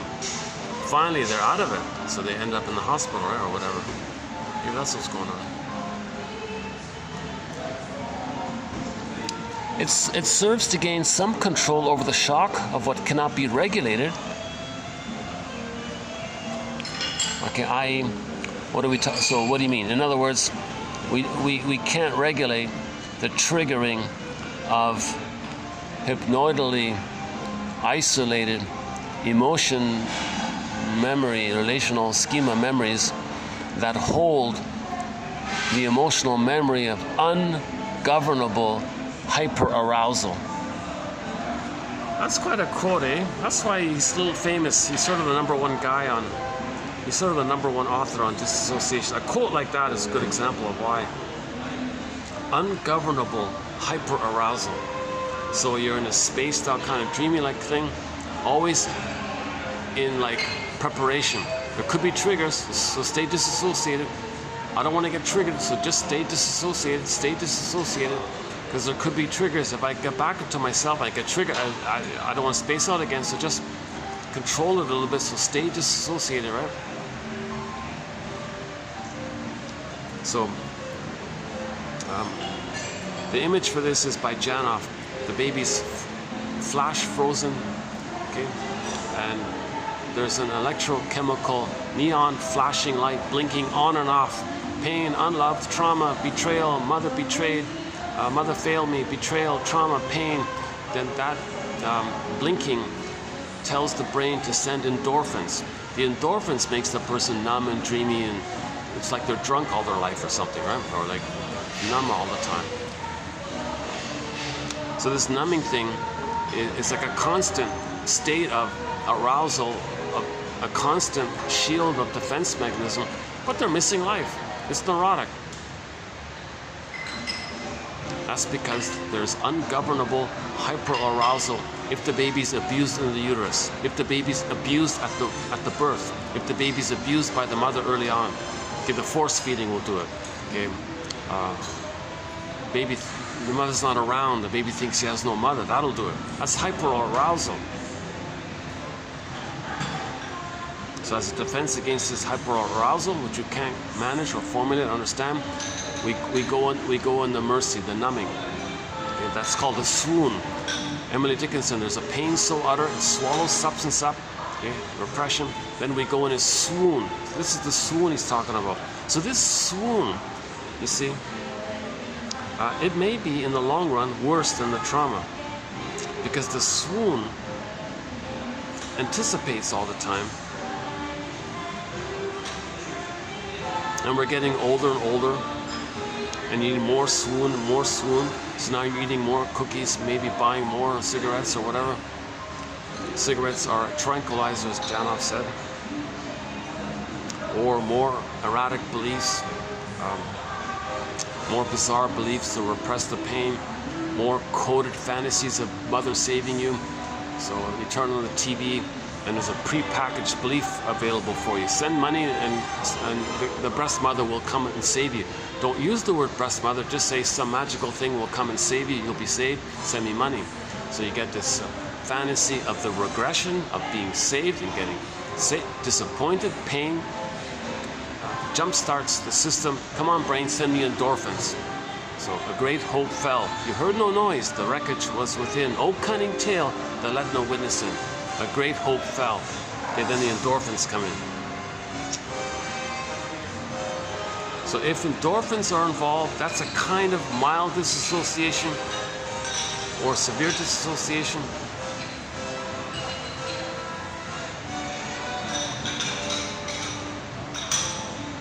So we had a quote earlier where the guy did the healing process. He cured his BPD psychology and he felt more present. He wasn't spaced out all the time. He wasn't in a trance in his life. He felt more present and he enjoyed the present moment. That implied that it's kind of linked that BPD is a trance. All of these stinger personality patterns are trances.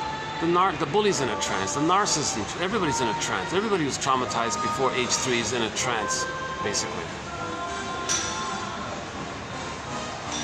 And while we're in the trance, we're repeating what caused it to get the endorphins again. That's the blinking light. Unloved, unloved, unloved. So we gotta understand, why did the mother not love us? Understanding, okay, now we have a self-identity. Now we can reparent ourselves. Now we can adopt our own exiled orphan. It's called self-reparenting. Okay, now you're self-empathy, self-compassion, self-connection. And it's funny, a lot of shrinks, not a lot, some shrinks at the end of their career end up becoming Buddhists, they say. Like Karen Horney and Faber. I just noticed this about Mel Faber. He was very critical about, he was very analytic in his thinking. You know? And at the end of all, he said, well, the best thing to do is Buddhism, he said. I don't even know what, I personally don't know what Buddhism is, to tell you the truth.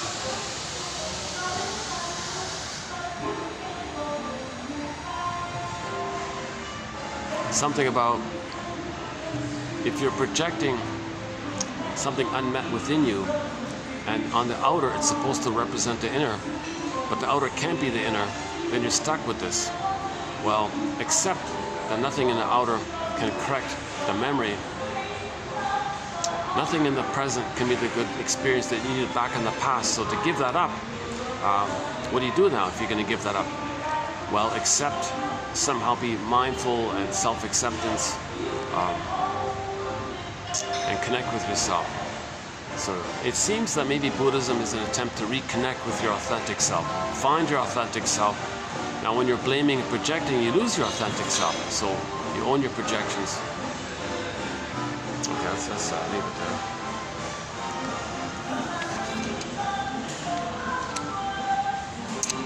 Okay, the development of BPD is associated with compromised attachment.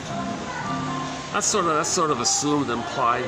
I notice some authors make a big deal about it. You're stating the obvious here, preaching to the choir. Yes, we know that. If the baby doesn't have a secure attachment style, he may develop one of the stinger personality patterns, one of them being the BPD pattern, so we get that. So it's always an issue of not getting a secure attachment style. The first basic primary need for all babies is to have a secure attachment style. If you go to the end of the last video, the lengthy one, I kind of ran through it briefly. I won't do it here now. A very popular, her name comes up a fair bit. I haven't read her book yet. She does sort of like Band-Aid kind of things, self-helpy kind of things. But her phrase is not bad. Marcia Linehan coined the term invalidating environment. So if the baby is in or grows up in an invalidating environment, okay, that can lead to the BPD mind. Mother didn't validate anything. Mother gaslit the baby, used the baby, scared the baby, brainwashed the baby. She didn't validate anything. She was soul blind. Why is the mother soul blind to the baby's humanity? Because she only sees her old unmet need. She doesn't see reality. She only sees the past. So she's soul blind to the present. So that's an invalidating, and that's sort of a play way of saying it. So the baby grew up in an invalidating environment. The mother shamed the baby. That's invalidating. So now the general thing to do is to validate what people are saying. So yesterday we had the quote where the main line is somebody's feeling something. You must have a very good reason for feeling this. Just validate. That's a huge relief. You must have a very good reason for feeling this. You must have a very good reason for saying this or doing this, or you must have a very good reason for telling yourself this when clearly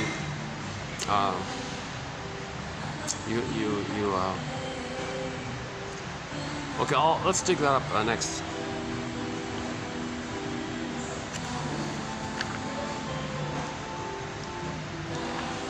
BPD may be conceptualized as an impulse spectrum disorder. So one calls, let's change BPD, let's call it emotional regulation disorder, or emotional intensity disorder. This one says, let's call it impulse spectrum disorder. So everybody's looking for the right Rumpelstiltskin. What's the best phrasing can we create to capture this BPD phenomenon? Is it a form of PTSD? Is it inside the bipolar spectrum? Is it a hodgepodge of symptoms? Is it an emotional regulation issue? Is it an emotional intensity issue? Is it an impulsive behavior issue? Is it an ADHD issue? Is it a dissociative issue? Is it just schizophrenic issue? Is it a hysterical issue? Is it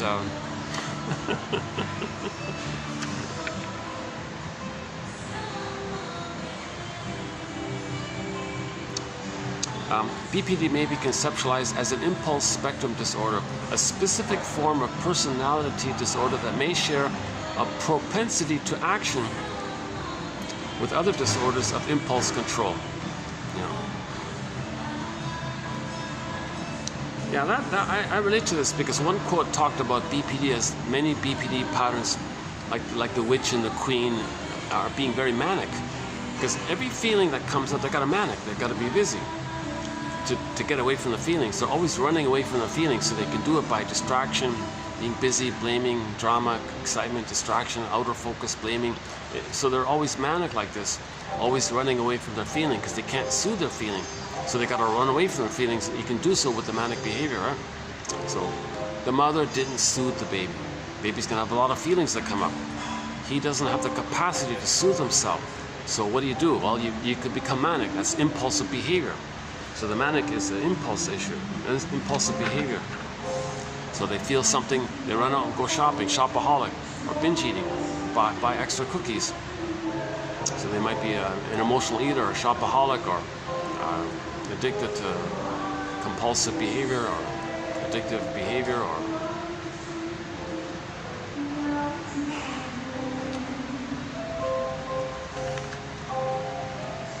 clients with BPD are so good at reading other people and pushing their buttons that I never cease to be amazed by their extraordinary skills in doing so. So they can always catch you off guard. They can always find your vulnerable spot. They got a sense, like the witch in Hansel and Gretel. She's got a keen sense of smell for your vulnerability, and they push those buttons. They find your open wound and pour salt on it because they want to control you. They want to control the mother. They want to get their needs met from the mother, and they see others as the mother. So they're in survival anxiety, not knowing that nothing in the present is the mother. And this behavior makes them unaware that they're doing it, searching for mother. So, and they won't admit it because that's admitting something truthful. If they admit something truthful, they think their mother's going to eat them. So they can't admit something truthful. They can't admit something truthful. So it's kind of built in, I guess. Clients repeating the same dysfunctional behavior over and over again, recreating the childhood environment from which they came, acting toward others in ways analogous to the way they interrelated with their mother.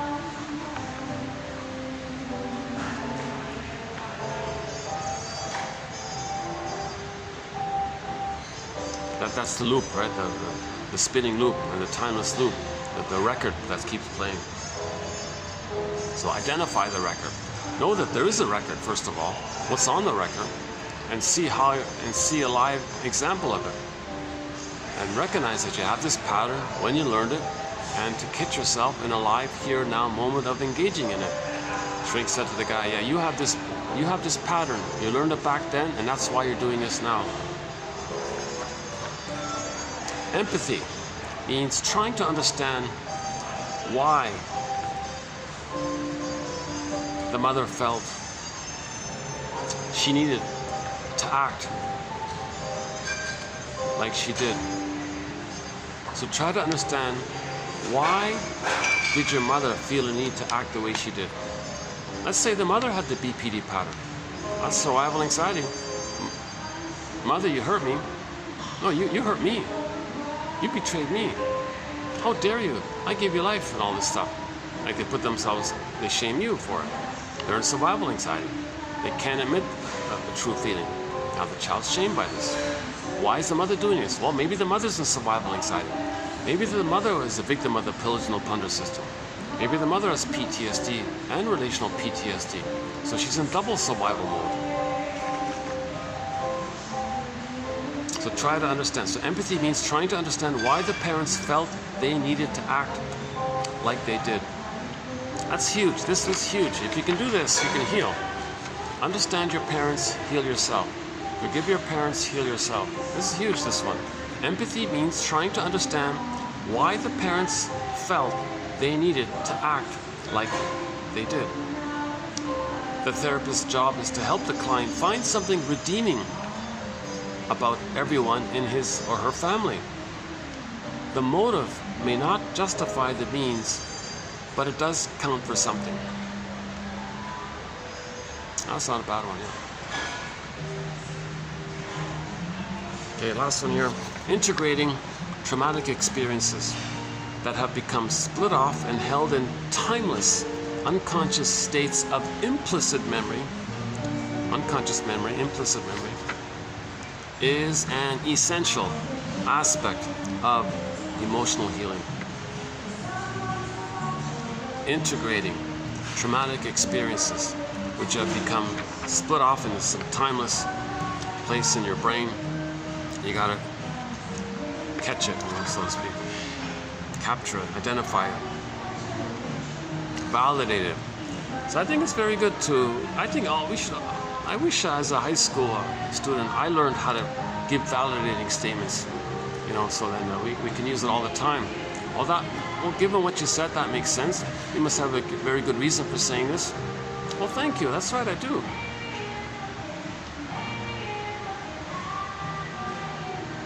You must have a very good reason for wanting to run to the store to buy some cookies. Well, that's right. That's validating, right? You must have a very good reason for wanting to now run to the store to buy some cookies. Simple little thing, eh? Just validating. I remember that little skit on YouTube where there's a long lineup in a parking lot, and people were waiting to get their parking ticket validated, right?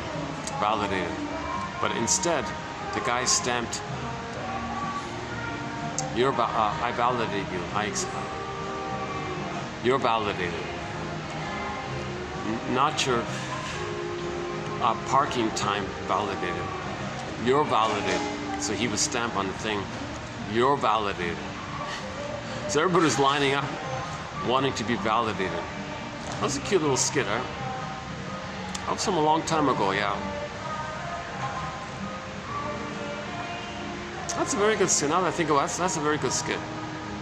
You got this long lineup of people holding a little piece of paper. It's a blank paper, I think. He gives it to the guy, looks at him, ka-chunk, you're validated. I validate you, you're validated. Your feelings are validated. You're who you are, I validate you. It's okay, you can be you. You're validated. It's a play on parking tickets needing to be validated so you don't have to pay for it or something. Okay, let's check out that validating one. Let's find that one.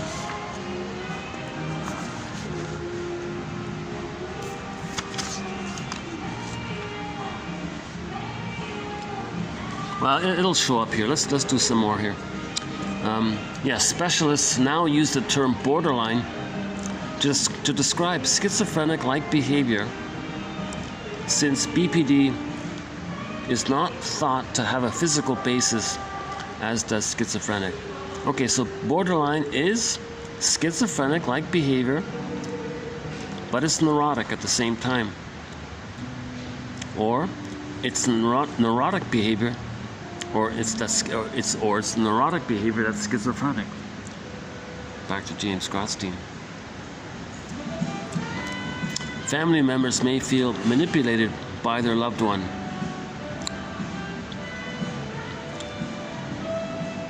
But any perceived manipulation is not deliberate. From their end, they're in survival mode. The person with the BPD pattern is trying to manage and deal with intense emotions. That's the emotional intensity spectrum issue that greatly affect his or her behavior. So emotional dysregulation issue, that's going to lead to impulsive behavior. Yeah, here's a good one. Yeah, it is not clear whether borderline personality BPD describes a distinct personality syndrome. So is it a distinct personality syndrome? Is it a sub-affective disorder? Some kind of overlap? Or is it just some kind of hodgepodge? Some kind of soup, some kind of stew? Beef stew or Hungarian stew or something. Okay, the mother as the culprit of the child's later problems by her refusing to allow her child to develop firm psychological boundaries between the child and herself. She does this, it is hypothesized, by withdrawing her love from the child if the child attempts to separate, or by overgratification at the symbiotic stage.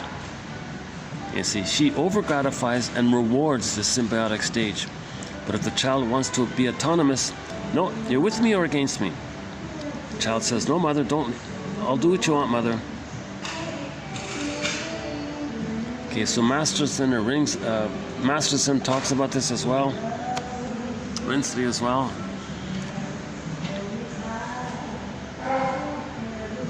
Okay, so you know what? Yesterday I went through this yesterday, so maybe I won't do it here as well. If you go to if you want to continue what we're doing right here now, go to yesterday's video, the 7-hour and 50-minute video. BPD is more likely made than born.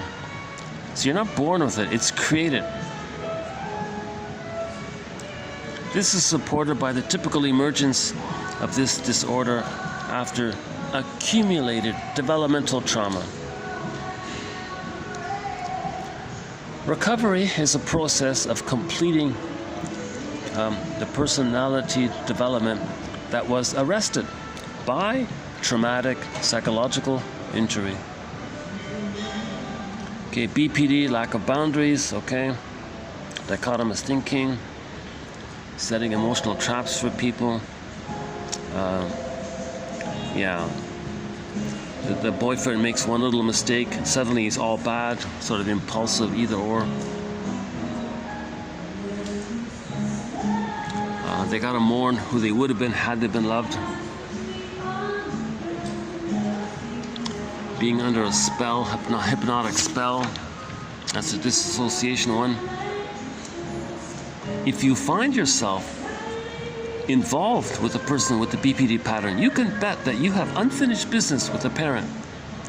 Yeah, so if you fall in love magically, instantly, with a woman who has a BPD pattern, okay, that's a clue that you have unfinished business with your mother, what you're trying to get with the partner. It's not going to work. Sometimes adult children of borderline mothers choose a borderline partner who acts like their parent. It is an unconscious bid to duplicate the experience in order to resolve unfinished business with the parent. Unfortunately, the adult child usually feels trapped and abused in the same way that they did when they were a kid. So they recreated to know how they felt as a kid. We recreate in the present to know how we felt in the past. That's the unconscious making us conscious. So somebody in the present has a psychology like the mother. Instantly you fall in love with that person. Now that's not falling in love, that's called transference love. You transfer the mother to the person in the present. The person in the present, all they are is a trigger to flare up the wiring you laid down with the mother in your brain. And that wiring includes the blissful oneness. So the excited feeling you're feeling comes up now. You had it, but you forgot it. The person in the present triggers it all up. Now you think the person in the present is the mother in the past. Or you see the person in the present as an emotional reincarnation of the mother in the past. Now you say, oh, you're the one, you're perfect. You're my first, you're my last, you're my everything. That's the way the baby felt. Oh, but please change. Please invent the time machine, take us back and correct it. Now you're going to be disappointed. That's for you to know that you were disappointed with the mother. The angry things you're going to say about the person in the present who didn't heal you, okay, you take that to the source kind of thing. And you chose that person for this purpose.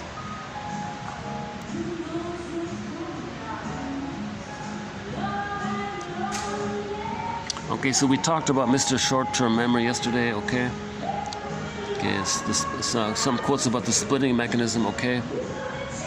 Oh, here we go. You must have a really good reason for feeling that way. Or you must have a really good reason for doing that. So, for example, the lady said to herself, I'm really stupid, I'm so stupid. Shrink said, you must have a good reason for telling yourself that when it so clearly is not the case. And you can do it to yourself, right? Like you make a mistake and you say to yourself, oh geez, I'm such an idiot. Okay, then well, hang on. So if it's myself, I'll say, okay, well Marcus, you must have a good reason for telling yourself that when it so clearly is not the case. Okay, your friend says to you, you hear your friend saying, oh, I'm such a knucklehead, I'm such an idiot. Okay, you can respond by saying, you must have a good reason for telling yourself that when it so clearly is not the case. Making a mistake doesn't mean like a broad label, you're an idiot. You just made it. You're normally reasonably intelligent, you've got a variety of skills, you made a mistake. But the BPD mind is impulsive, it generalizes, it's extreme, it's exaggerated. So what you say is, you must have a really good reason for feeling this way.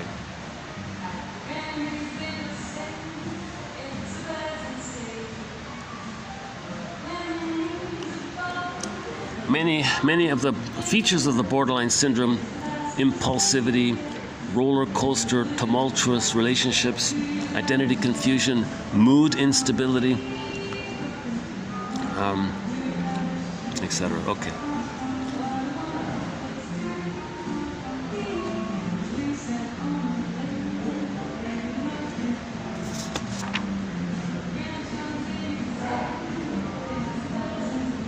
The therapist is not treated as a separate person, but as the actual maternal figure on whom the client can engage in a kind of instant replay of the abandonment scenarios imprinted in childhood. Yeah. That's a new one for me. I haven't used this before. Instant replay. Repetition compulsion. It's an instant replay of the past. In the present, you just do a replay of the past. Like an instant replay of the past. You recreate it.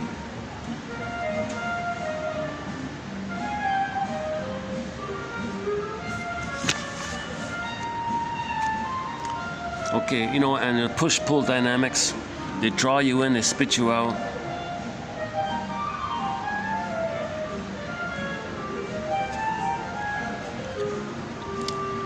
Children of borderlines never know from one minute to the next how their mother feels about them.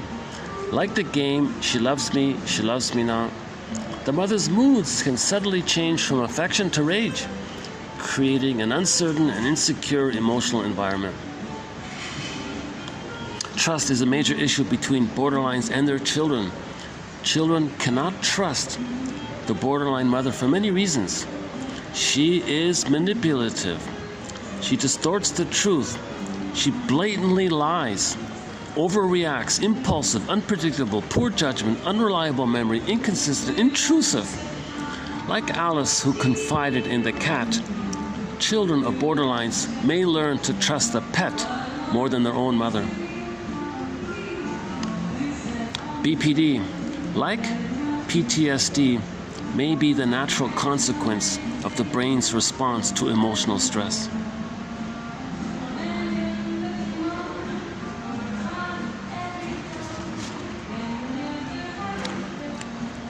Like the Queen of Hearts in Alice's Adventures in Wonderland, the borderline queen treats people as if they were cards to be shuffled, arranged, and stacked so she can win. She exploits others without remorse, envious, competitive, longing for wealth, glamour, power, fame, attention. The common denominator among bully queens, bully BPD, she calls them the queens, is emotional deprivation. As children, they felt robbed. Consequently, they feel entitled to take what they need. They relate to others with superficiality and an air of detachment. Okay, that's Christine Wilson's thing.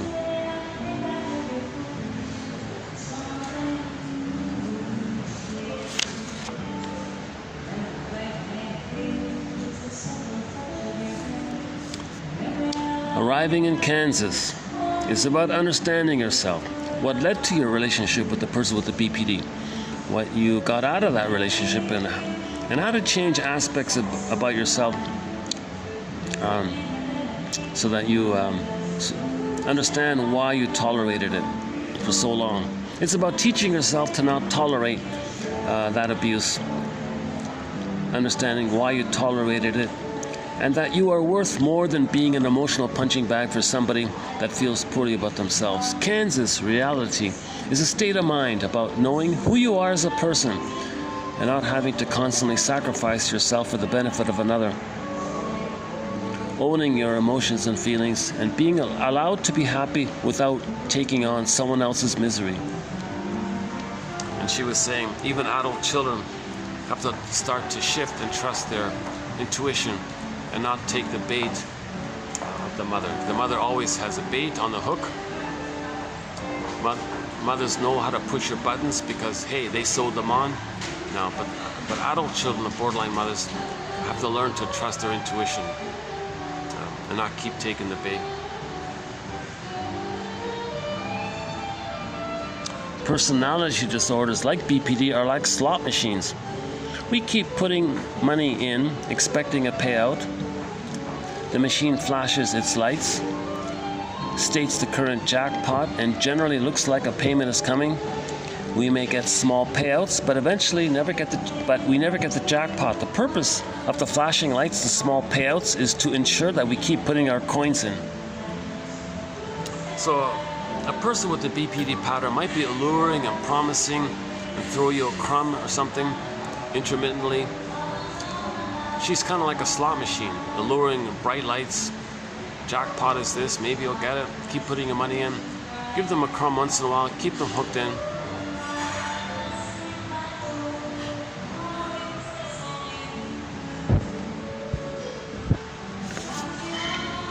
The message from the bully borderline version is, well, what's mine is mine, what's yours is mine. Never enough, never good enough. I resent you wanting something from me. I'm a special exception. The rules don't apply to me, etc. Okay, the borderline queen, okay, the bully one, have what shrinks call oral greed. Okay, the desperate hunger of the borderline queen is akin to the behavior of an infant who has gone too long between feedings, starved, frustrated, and beyond the ability to soothe or calm herself. She grabs, flails, and wails until at last the nipple is planted securely and perhaps too deeply. She coughs, gags, chokes, spits, eyeing the elusive breast like a wolf guarding her food. Similarly, the queen holds on to what is hers, taking more than she can use in case it might be taken away prematurely.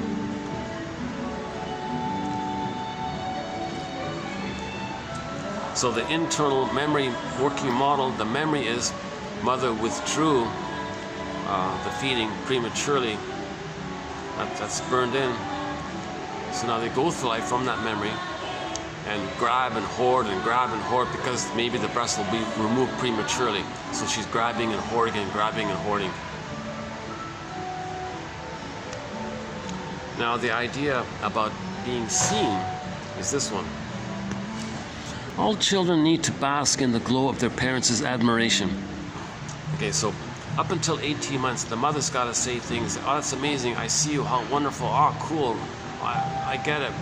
How amazing you are. How wonderful you are. How beautiful you are. This is so. She got to glow and treat the child like a little god and worship the child like a little god kind of thing. She's got to do this kind of thing up until the age of 18 months. All children need to bask in the glow of their parents' admiration. The caregiver's adulation of the young toddler as she seeks out to explore the world, okay, this between 4 to 5 months and 18 months, okay, is crucial to healthy emotional development. As a child, the borderline queen was given inauthentic responses, shamed, ignored, etc. Thus, as an adult, the queen still seeks those needed responses like, I see you, and yes, how wonderful you are, and look at you. She needed, this one client here, needed to look wealthy in order to feel valuable, and admitted that she married for money, not for love. Right? She wanted the biggest and the best of everything and was intensely competitive with others, attempting to evoke envy in others. She spoke openly about her expensive vacations and the price of her possessions.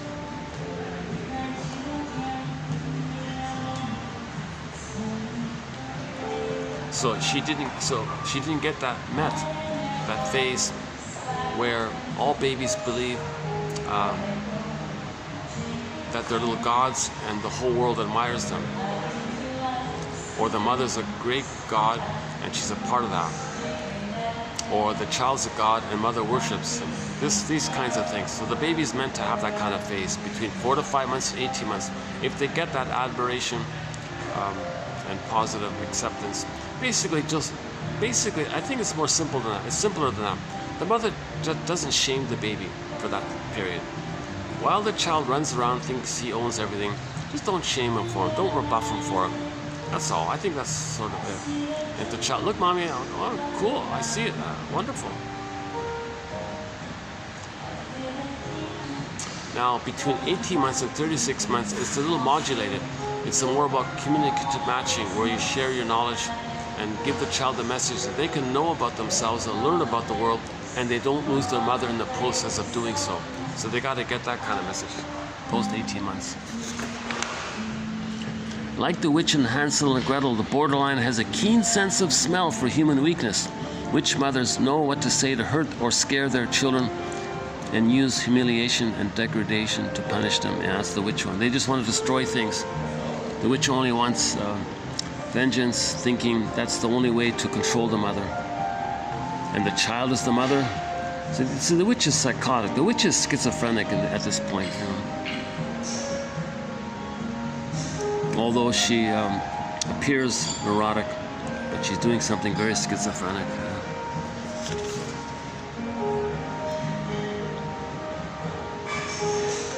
The truth about our childhood is stored up in our body, and although we can repress it, we can never alter it.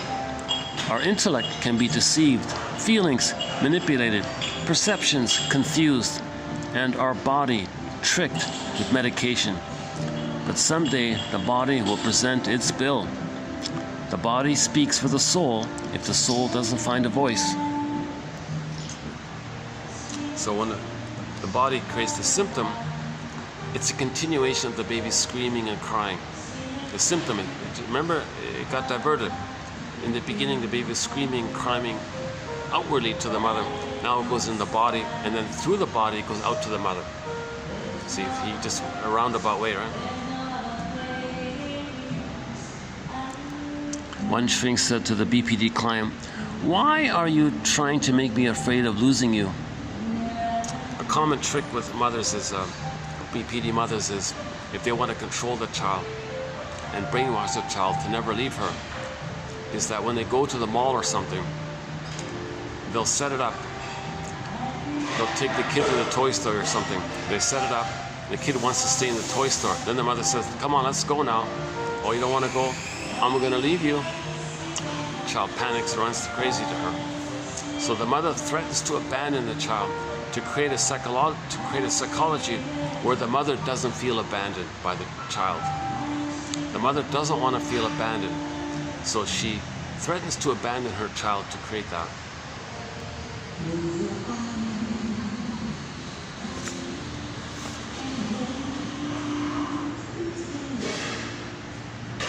Okay, unicorn. Okay, yesterday we talked about the unicorn in the garden.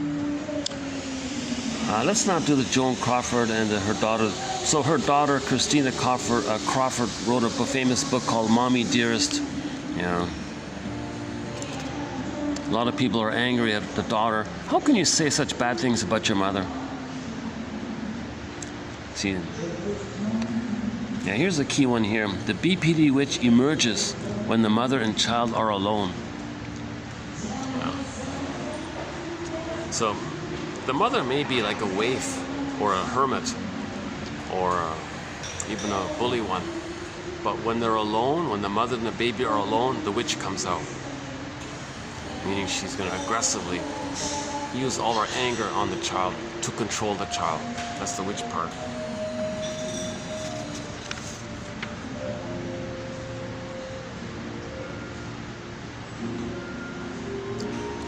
See, because of the fusion, identity diffusion, all this, and being so sensitive, picking up, reading other people, if the child is distressed, she'll be distressed, but the mother can't soothe herself. If the child's upset, she'll be a little upset, but the mother doesn't know how to soothe this, so she attacks the child. The child comes to mother for soothing. The child, so she's distressed, but the mother doesn't know how to soothe herself, let alone how to soothe her daughter. Now the child is doubly distressed, so she attacks the child to deal with the inability to soothe. When children bring concerns to the attention of the borderline parent, they receive a response that either increases their distress or entirely dismisses their concern. A child is worried about not passing to the next grade, might be told, quote, "And then you won't be with your friends your age, you'll be behind forever. Why didn't you study harder this year?" Unquote. Now, I feel painful reading that myself. The borderline absorbs and intensifies the child's fear, and then this and this could happen, and is unable to reassure and comfort the child. Glick, Off, Hughes, and Melman, 1998, report that daughters of borderline mothers all reported painful memories of turning to their mother for comfort and then feeling worse afterwards. Many adult children of borderlines develop headaches after visiting with their mothers or talking to them on the phone.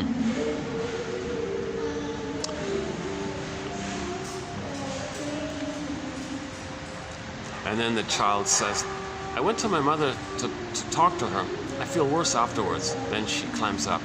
Later, they won't go to the mother. So the mother could just simply say to the child, you must have a very good reason for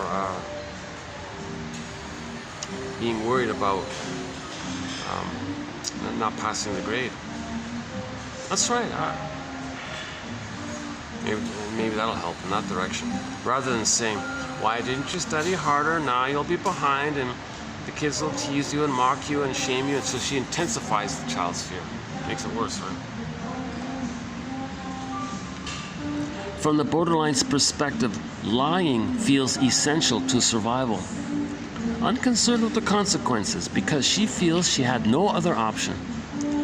Because they rarely apologize, they lead their children to believe that the child is wrong, not the mother. One clinician observed that women who were raised by borderline mothers recreated pathological dynamics with their newborns, and that the baby became the mother's own ill parent. There it is again. There it is again. The mother with the borderline mind treats her baby as if that baby is that mother's own ill mother, and attacks the baby, thinking she's fighting with her mother. Psychotic stuff. She may appear neurotic, but she's doing something psychotic. She's psychotically neurotic or neurotically psychotic. And then somebody might say, you're hurting the child. No, the child's hurting me. The child doesn't like me. I gotta teach the child to respect me. That's nonsense. You can't say if the child's angry that the child hates you. The child's angry because he's communicating that his needs aren't being met. What a twisted thing, right? Baby's crying. The mother says, oh, look at that, my child hates me. She's thinking that her mother hates her. She projects her past to the present because the present's still the past.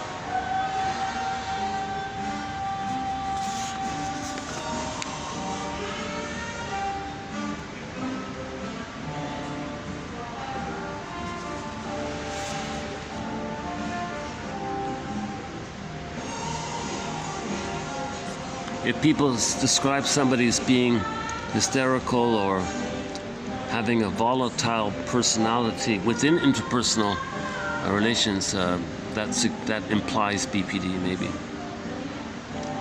In people with BPD, certain schemas, known as schema modes, templates, blueprints, internal working models, relational units, memory systems,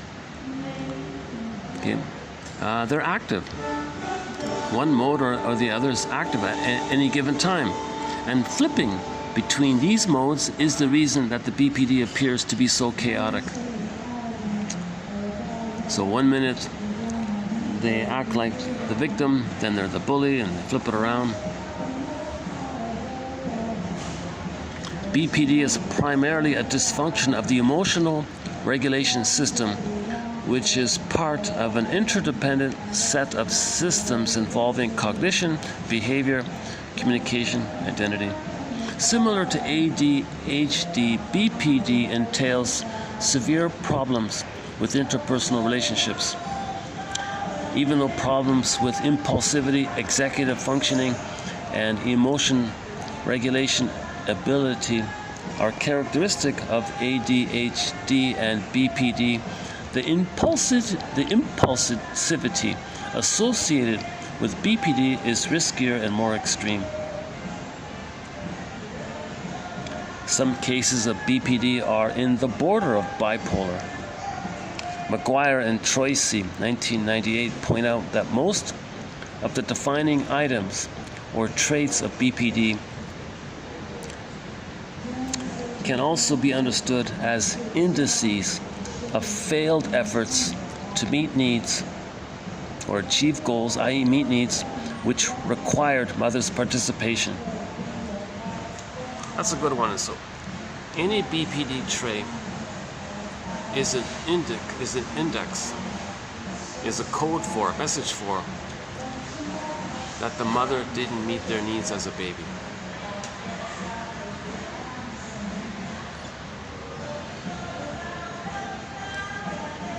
A complex PTSD, emotion dysregulation disorder, emotional intensity disorder. What do we call it?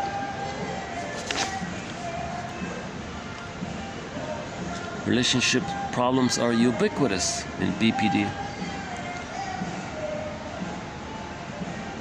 BPD, the impulsivity and lack of affective control, the confusions about identity, and the boundary difficulties, aggressiveness, and inability to tolerate being alone of the borderline adult might have its origins in parenting that had not facilitated a sense of being known, understanding one's feelings, and being securely attached.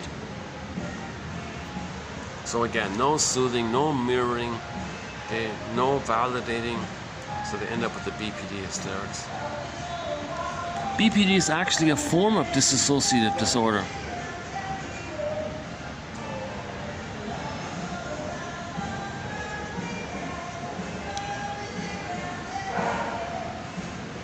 If you could be like Mr. Spock in Star Trek, you'd know that on the inside they feel as vulnerable, scared, and needy as a small child left alone by his parents for the first time.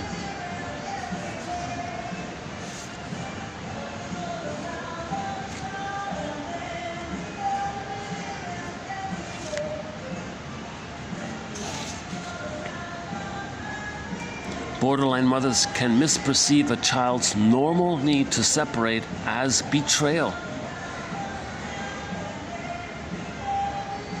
Look at that, eh? Borderline mothers misperceive a child's normal need to be themselves as a betrayal. Then she says, well, you're with me, against me. A splitting. Interactions with borderline mothers often leave the child feeling guilty and confused.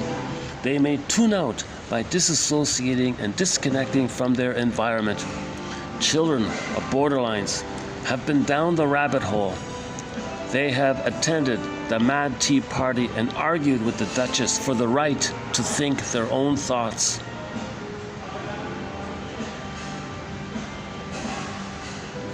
Okay, so Christine Lawson talks about the waif, the hermit, the bully queen, and the witch ones. Let's not do those.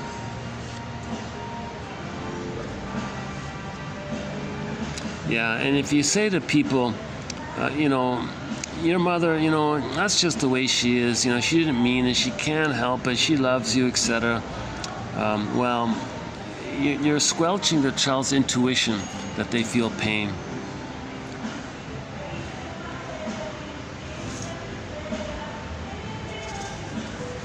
Parents should want to find out what they are unconsciously doing to their children. Alice Miller, 1985, writes that if a mother could feel how she is hurting her child, she would be able to discover how she was once injured herself, and so could rid herself of the compulsion to repeat the past. Well, there's the Capex one. Go to 2784, J. Capex, that's a great one. Okay, we did the Grotstein one before. Yeah. Individual therapy focuses on understanding how your behaviors make sense. They're your best way of coping that you currently know. And affirming your struggle. I see your struggle. You must have a very good reason for feeling this. BPD women, they love things. Those are the BPD psychology. They love it when things are vague and contradictory, so they can flip around and deny easily. They can hedge and all this.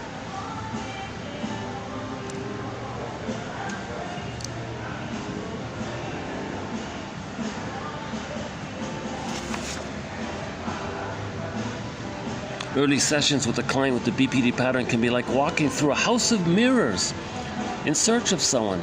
There is a now you see it, now you don't, catch me if you can quality to what the client is trying to say. Clients with this pattern may change subjects frequently, often several times within a session, and their presentations will be laced with lapses, silences, premature conclusions, and the unexpected intrusion of unrelated issues. Therapists may have to endure a confusing variety of complaints, many about the therapist, alternating with rapid changes of affect and repeated reversals by the client on important subjects. There's little to get hold of with any certainty. Yeah. So they won't free associate, they won't stay with something. It's got to flip and change and switch and distract here, distract there, change the topic. So they're manic like this. They're in survival, they're in manic survival mode all the time. So they won't free associate. Well, stay with that one point, and stay with that point, and tell me more about. Tell me what does that remind you of. Oh, they'll change it. They'll flip it. They don't stay with anything. They're flipping and changing all the time.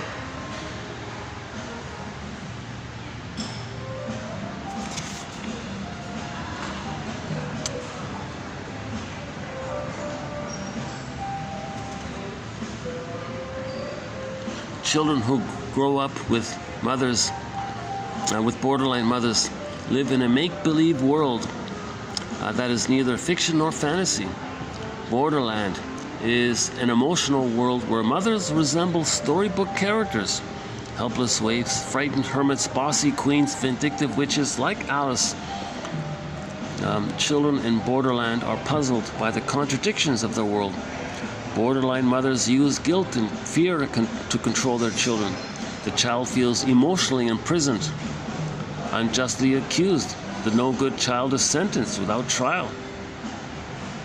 Always feels guilty. Now, part of this constant guilt is that the child thinks he's going to save the mother. He can't, so he feels guilty. He failed. Ernest Wolf explains that merger-hungry personalities need to control others.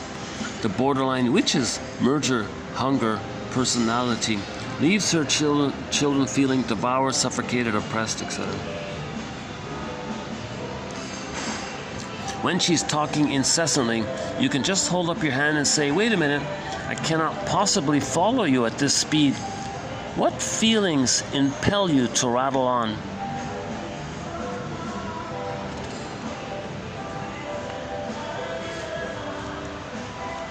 Okay, for a continuation of this, go to the last video. I covered more quotes than last time. How are we doing? What? Let's see the battery. 509. Maybe let me pack up here. Let's finish up upstairs in the sauna. So I'll just spend maybe 10 minutes up there. Yeah, hold on a second.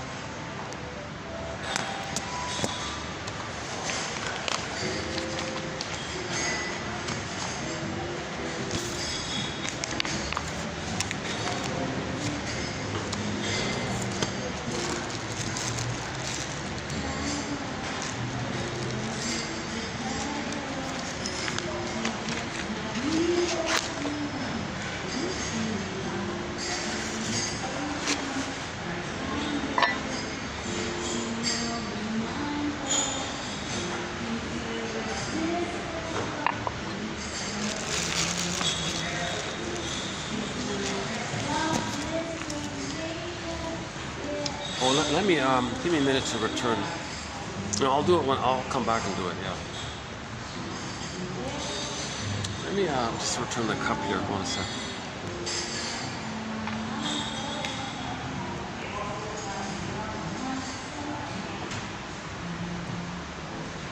Whoa.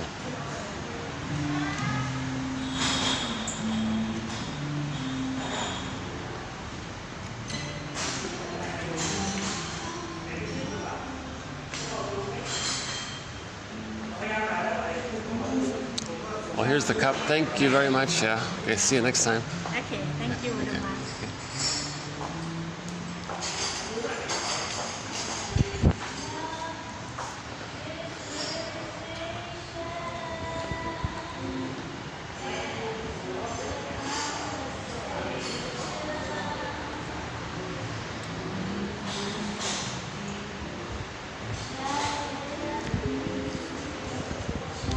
You know, I might forget it, so let me, I just want to return the, give me 1 minute here, hold on, so let me,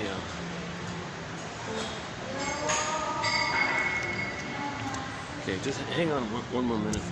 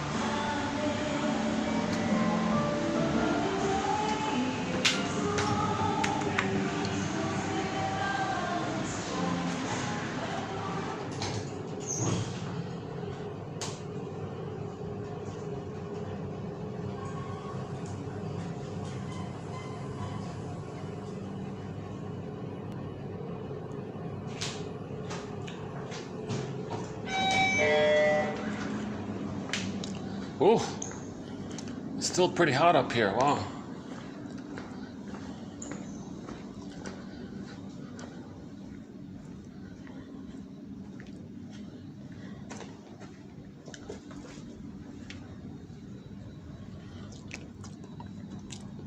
One of the songs in our soundtrack is called "If You Won't Leave Me, I'll Find Somebody Who Will" by Warren Zevon.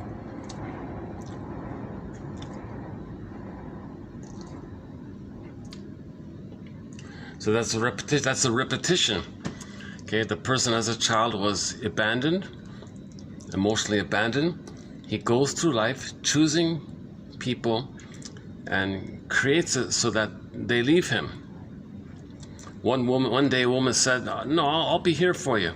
He freaked out, regressed to the stinger mode. He left her, and then went back to choosing women who will leave him. If you won't leave me, I'll find somebody who will. It's only 45 seconds long. A great little song.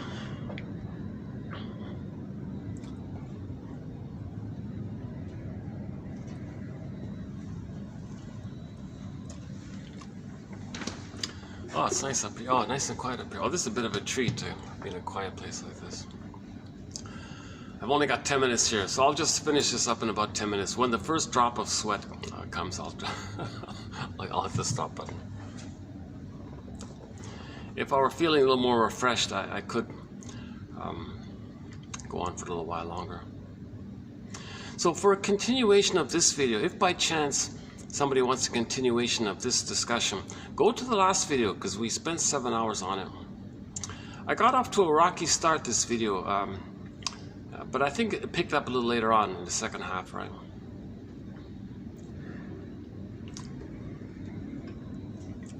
So these quotes can give us empathy. You know, empathy is very important. Then you don't repeat. If you have empathy for yourself, you won't repeat. Once you're in touch of the pain of what happened and why it happened, you won't repeat it. Once you get memory, feeling, story, you don't repeat it. We repeat to find these items: memory, feeling, and story.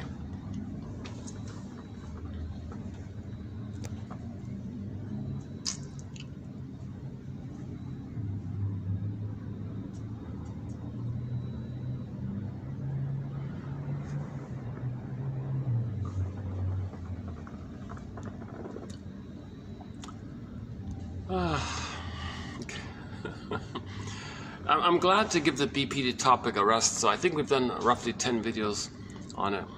So my hope is that you'll find 10 good quotes. If you go for the past 10, roughly, I didn't count it fully. Actually, the first couple, they weren't complete videos on the BPD topic. But roughly 10 of the videos we just did.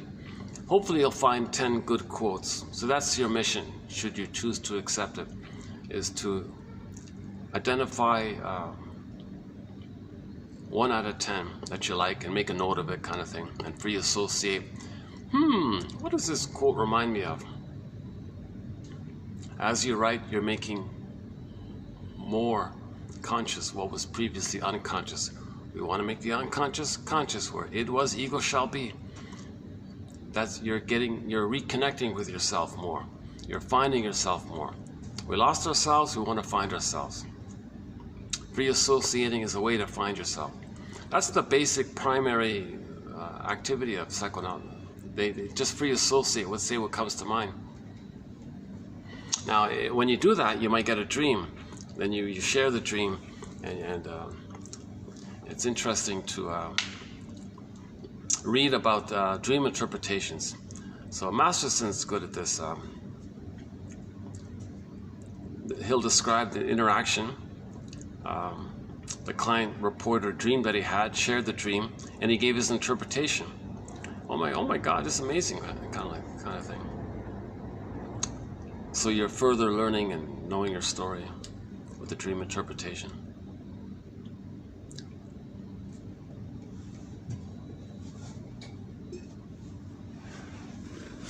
Oh gosh, I wish that. Look at this. I wish. Oh, feel like it. Oh, the lighting's okay here as well, right? The lighting is okay here. I notice when I do my videos based on a coffee, I can speak for a short time, and then I start to kind of mumble a little bit. Coffee's not good for me. I'm not normally a coffee drinker. That's why. I'm having a hard time. I'm not finding my guava juice. That's guava. The parrot.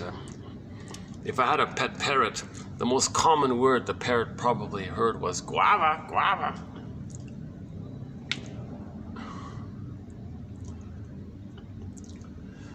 Yeah, you can go to the supermarket and buy it, but at some ridiculously high price. But that's.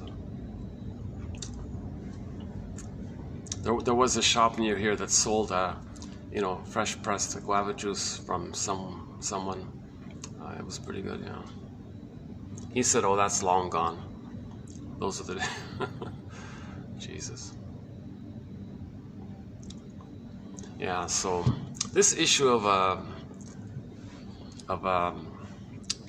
first seeing the planet as innocent and then shaming it the way the mother shamed us, and then seeing the planet as your abusive mother and attacking your mother. We're doing it to the earth as well, inside out, as above, so below.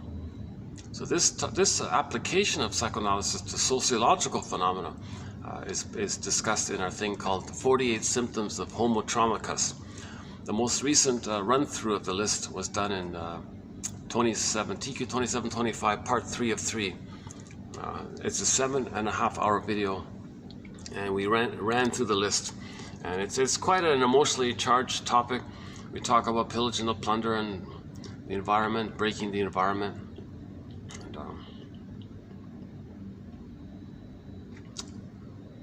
And, mother gives the baby emotional poverty, identifies with her, gives others poverty to be loyal to the mother who gave them emotional poverty. That psychology is created to create a pool of poorly paid workers. And then they hand over the stuff, because when you were a baby, you handed over your goods to your mother. She stole it, gave you poverty. She was a short seller. She short-sold and plundered your souls. You become.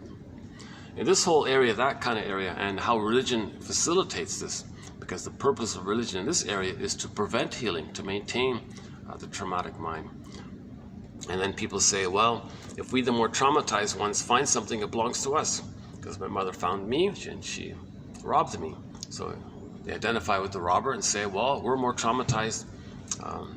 The ones who are more robbed, they'll be more of a robber, basically. There's your pillaging and plundering.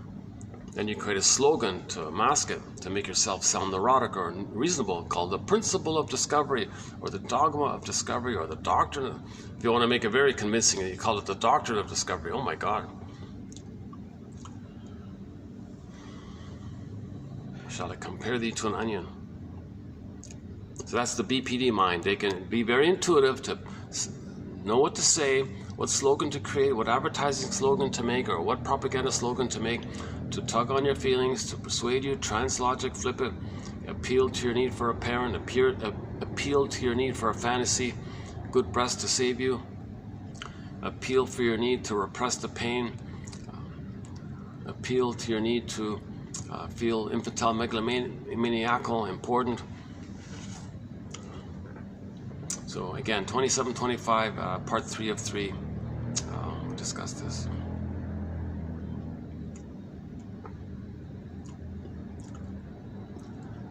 This SkyTrain, it's a travel ad. Okay. It's for a travel agency or something.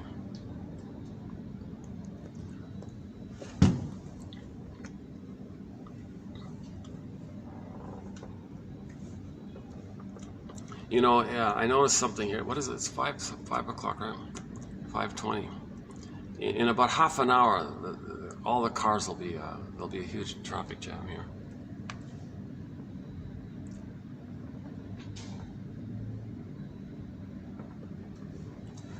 Olson, O-L-S-U-N, is the name of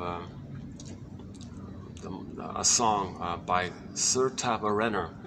That's the most recently, newly added song to our soundtrack.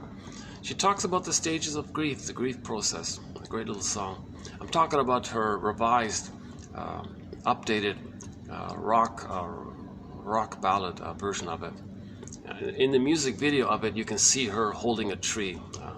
That one there.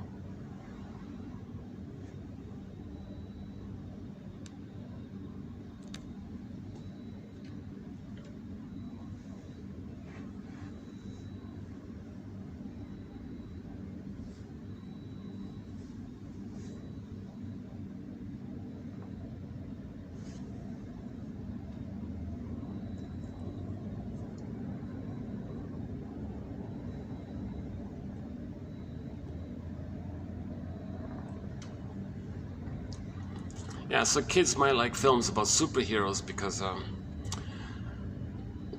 that's a phase of development between up until 18 months. The child thinks he's Superman or Spider-Man or something.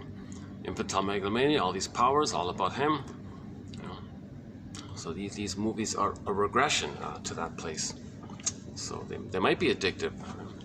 We keep cranking out these superheroes kind of stories. Right? So we either can fantasize being, so powerful like this, like that, and or rescue fantasies.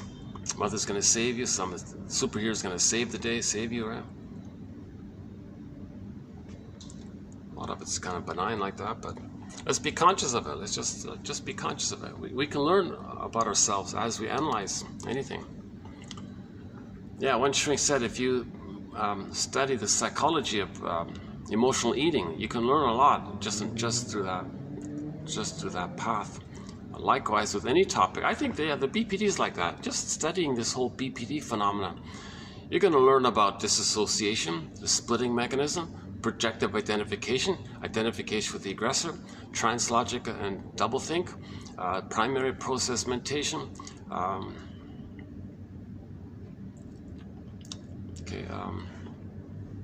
How BPD is a brand of PTSD. That's quite a way of putting it, right?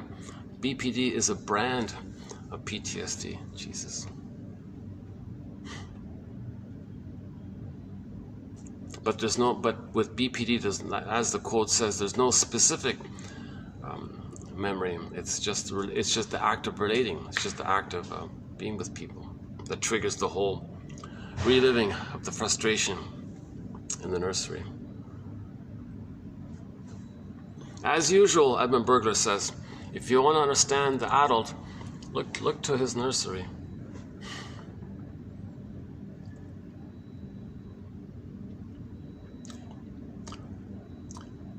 Let's see. What's this one here? Oh, some kind of an iPhone.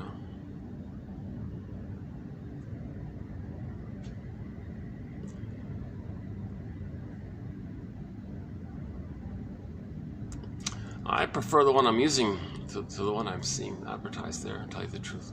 It's such a basic, what a great little iPhone. This is someone, I saw somebody refer to it as a kid's phone. Can you believe it? It's a very basic, humble iPhone. I got it several, geez, I forgot now. I don't know, Jesus, I forgot.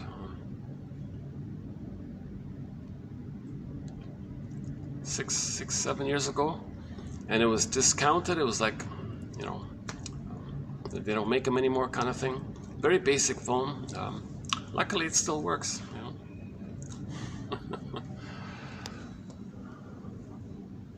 I guess I'm getting, he's getting busier already.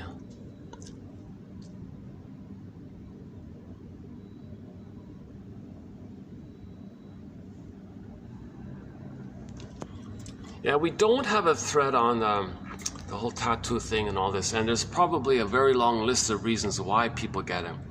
Well, one of them, I don't have the quote in our collection, but I did oh, there's the blank one.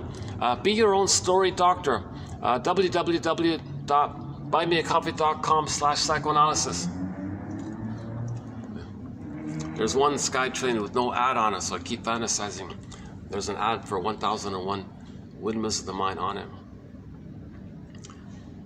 Yeah, so there's a very long list of reasons why somebody might groove in a tattoo and all this. One person was saying maybe one of the reasons it's to get the endorphins. The pain triggers endorphins. What's her name? Alessandra Lemma, is that right? She sort of talks about it in terms of wanting to have an image with you, like a support image, a symbol of support with you.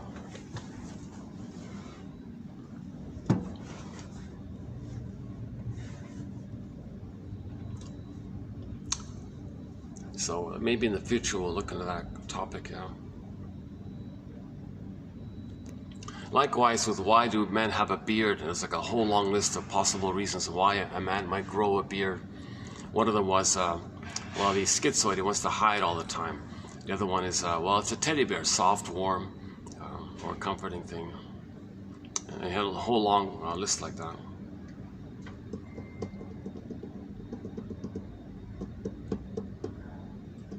But that's not a topic. But there's a poem about it. He says, don't be impressed the first time you see somebody with a beard. Pause before you're spellbound. I forgot how it goes. Look up, just type in the word beard in the search engine. It should show up. Let's see.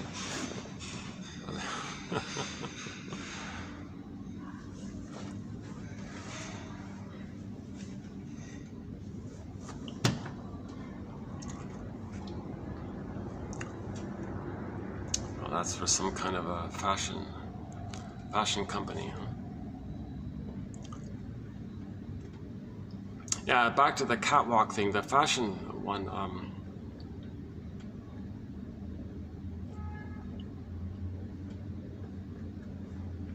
Maybe sometimes it's this desire, oh, admire me, see me.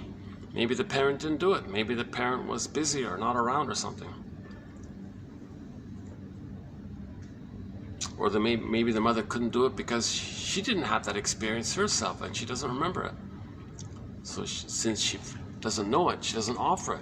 But if that mother could know it, she would change it. I'm not going to repeat it. If that mother could say, you know, I don't think my mother gave me this admiring kind of a phase. I'm going to do things differently. I'm not going to repeat it. Child, you know, show me anything you discover, anything about you that you're interested in. You know, I'm delighted. It's you. I see it. I see you. How wonderful. That's amazing. That's awesome. Beautiful. Wonderful. Oh, I love it. This is you. Look at you. Wow. You know, just admire that stuff. That's mainly up until 18 months. You see, if that's unmet, the person may search for that endlessly afterwards, right? So maybe some, not all, but maybe some of the fashion is in that area. We don't have a thread on that. Yeah, we don't have a thread on fashion, you know. What's this guy tree here? This is for some kind of a, what is it? Some kind of a, oh, okay, it's some company thing.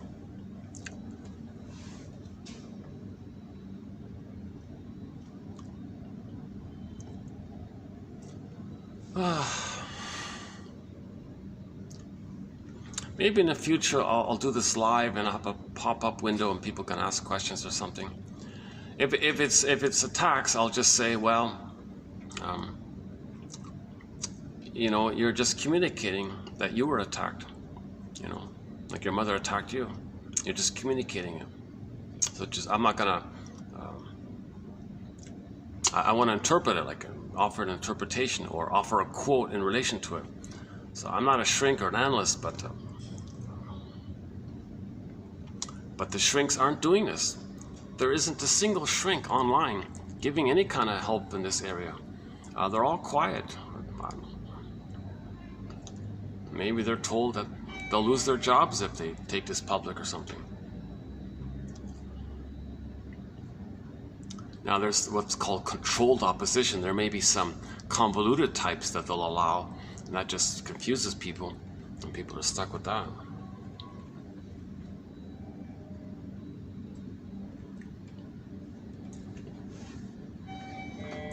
Like Mel Faber, look at that, Mel Faber. Very analytic, nobody's heard of him. He's got a very good book called The Psychological Roots of Religious Belief. Oh, that's very good. Go to TQ 2118 as a good starting point.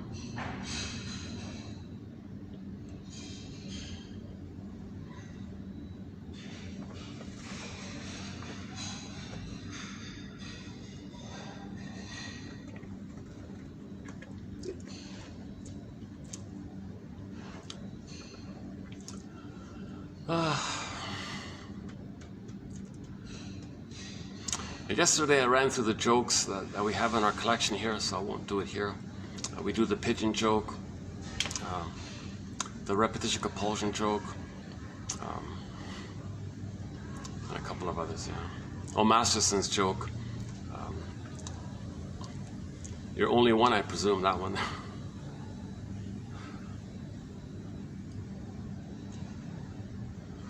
Okay, in the next video, what's this one? Okay, this is for some. I have no idea what that is. It's a local thing. I couldn't make it out. In the next video, we'll be posting some quotes on transference, a couple on repetition compulsion.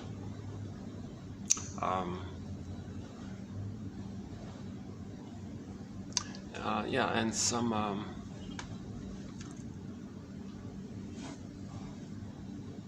hang on, and hang on. One on emotional eating, one in there. I think there's one on narcissism is in there, and a couple. It's sort of an assortment. So I think the next video kind of back up a bit and just do some general good quotes in a variety of topics, and I'll give the BPD phenomena a rest for a bit.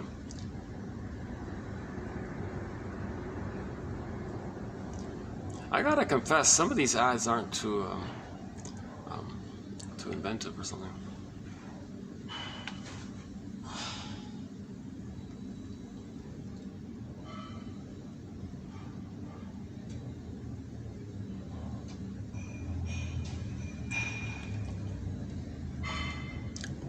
I would love to see like art, like beautiful art on the thing, right? Okay, this one I can make out. This is for an air conditioning unit.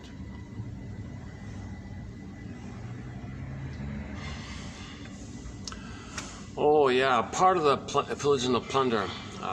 Yeah, okay. So we talk a little bit about. We do have some quotes about propaganda in our collection.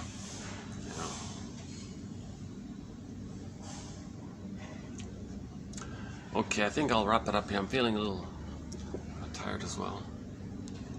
So yeah, we'll see you in 36. This has been 27,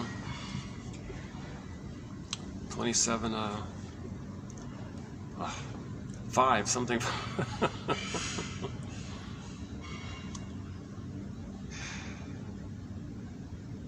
So we have over 2,700 TQ quotes in our collection. Yeah. Now the TQ quote is often in multiple parts, so there's well over 10,000 quotes by now. So your mission, should you choose to accept it, is to read psychology, the study of the soul, every day for 10 minutes, pluck out one quote, reassociate by it, make a note of it, and do that every day for 10 minutes, and do that every day kind of thing. And once again, a good place to begin with psychoanalysis is the comic psychoanalysis. Okay. The original 1955 comic psychoanalysis. Every 3 months they put out an issue. It ran for 1 year, so there are 4 issues. The complete run is now available on a company, Dark Horse Publishing, a digital edition or something. It came out, it got digitized 4 years ago.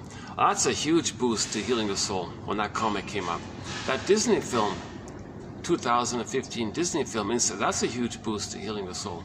I think Henry Hart's one-liners last year got digitized. That's a huge boost.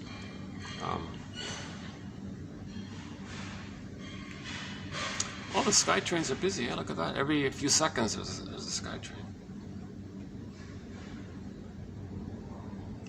That's for... Oh, that's... Okay, that's this kind of a skin cream thing or something. Yeah, so back to the skin cream, that quote by Capex, right? If the child is crying and screaming like this, and the mother squelches it, it goes inwardly, and it may later on, under stress, come out through the skin. So they're still crying, and the skin condition or issue is a kind of continuation of trying to reach out and relate to the mother. So the doctor is getting this message, and is he going to just mask it over, or is he going to regard it as a communication? So that's the message of the film, That Uncertain Feeling. The young lady had a symptom, ran to the shrink, and said, yeah, this is coming from you to you. It's a communication from the real you to you.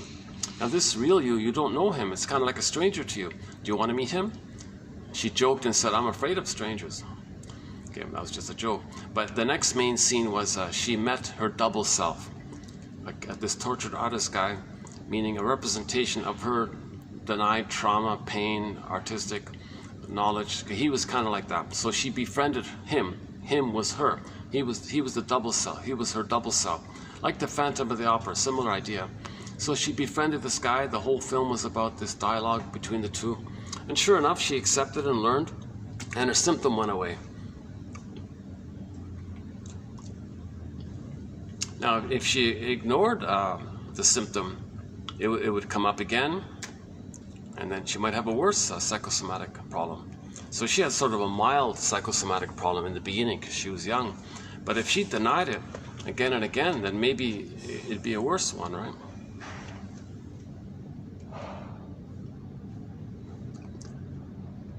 Okay, this one is about...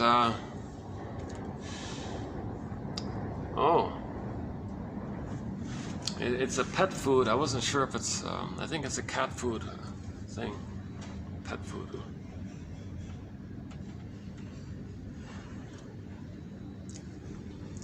Yeah, there's a funny clip.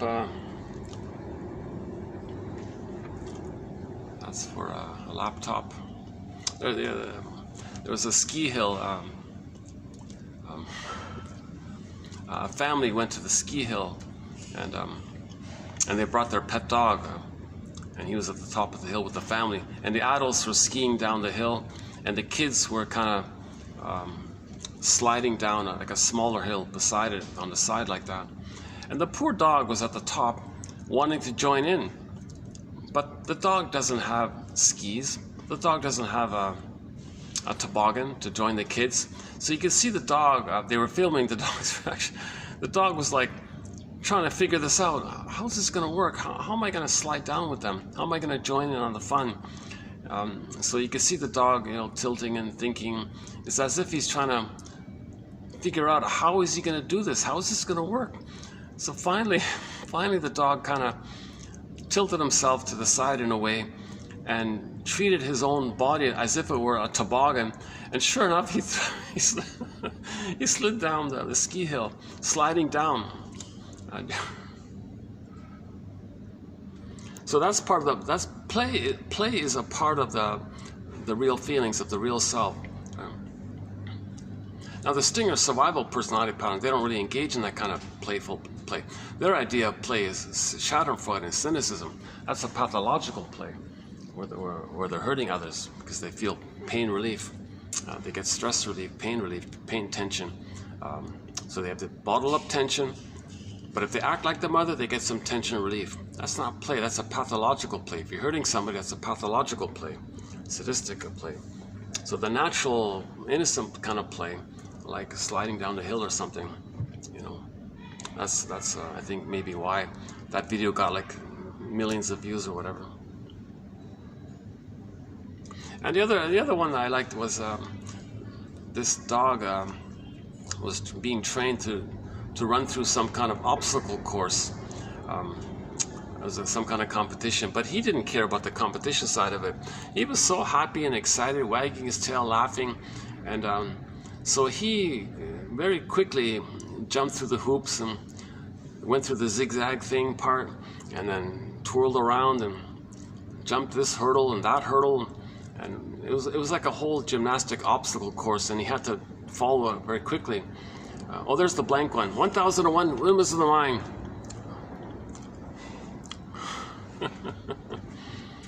And so he did the whole routine very happily, very excitedly, and the final sequence was when he finished the routine, the last maneuver was he would leap up into the air, into the trainer's arms. The trainer would catch the dog. Oh, good dog, good.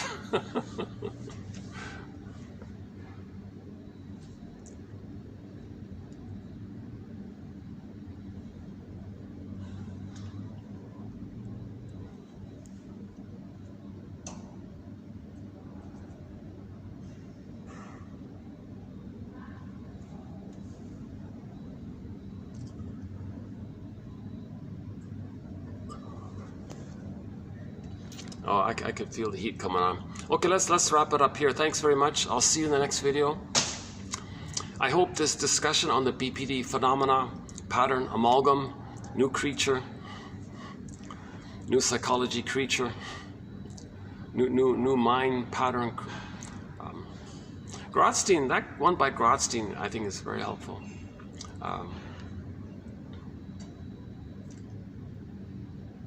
And the appreciation that it's all survival anxiety. And that's why they don't apologize or admit, oh, there it is again, yeah. 1001 Windmills of the Mind. Buymeacoffee.com/psychoanalysis. Be your own story doctor. Find your true self. Be your own psychological detective.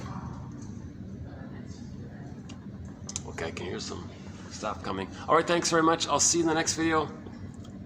Your mission, should you choose to accept it, is to read psychology every day for 10 minutes, says Robert Bly. Okay, thanks. I'll see you.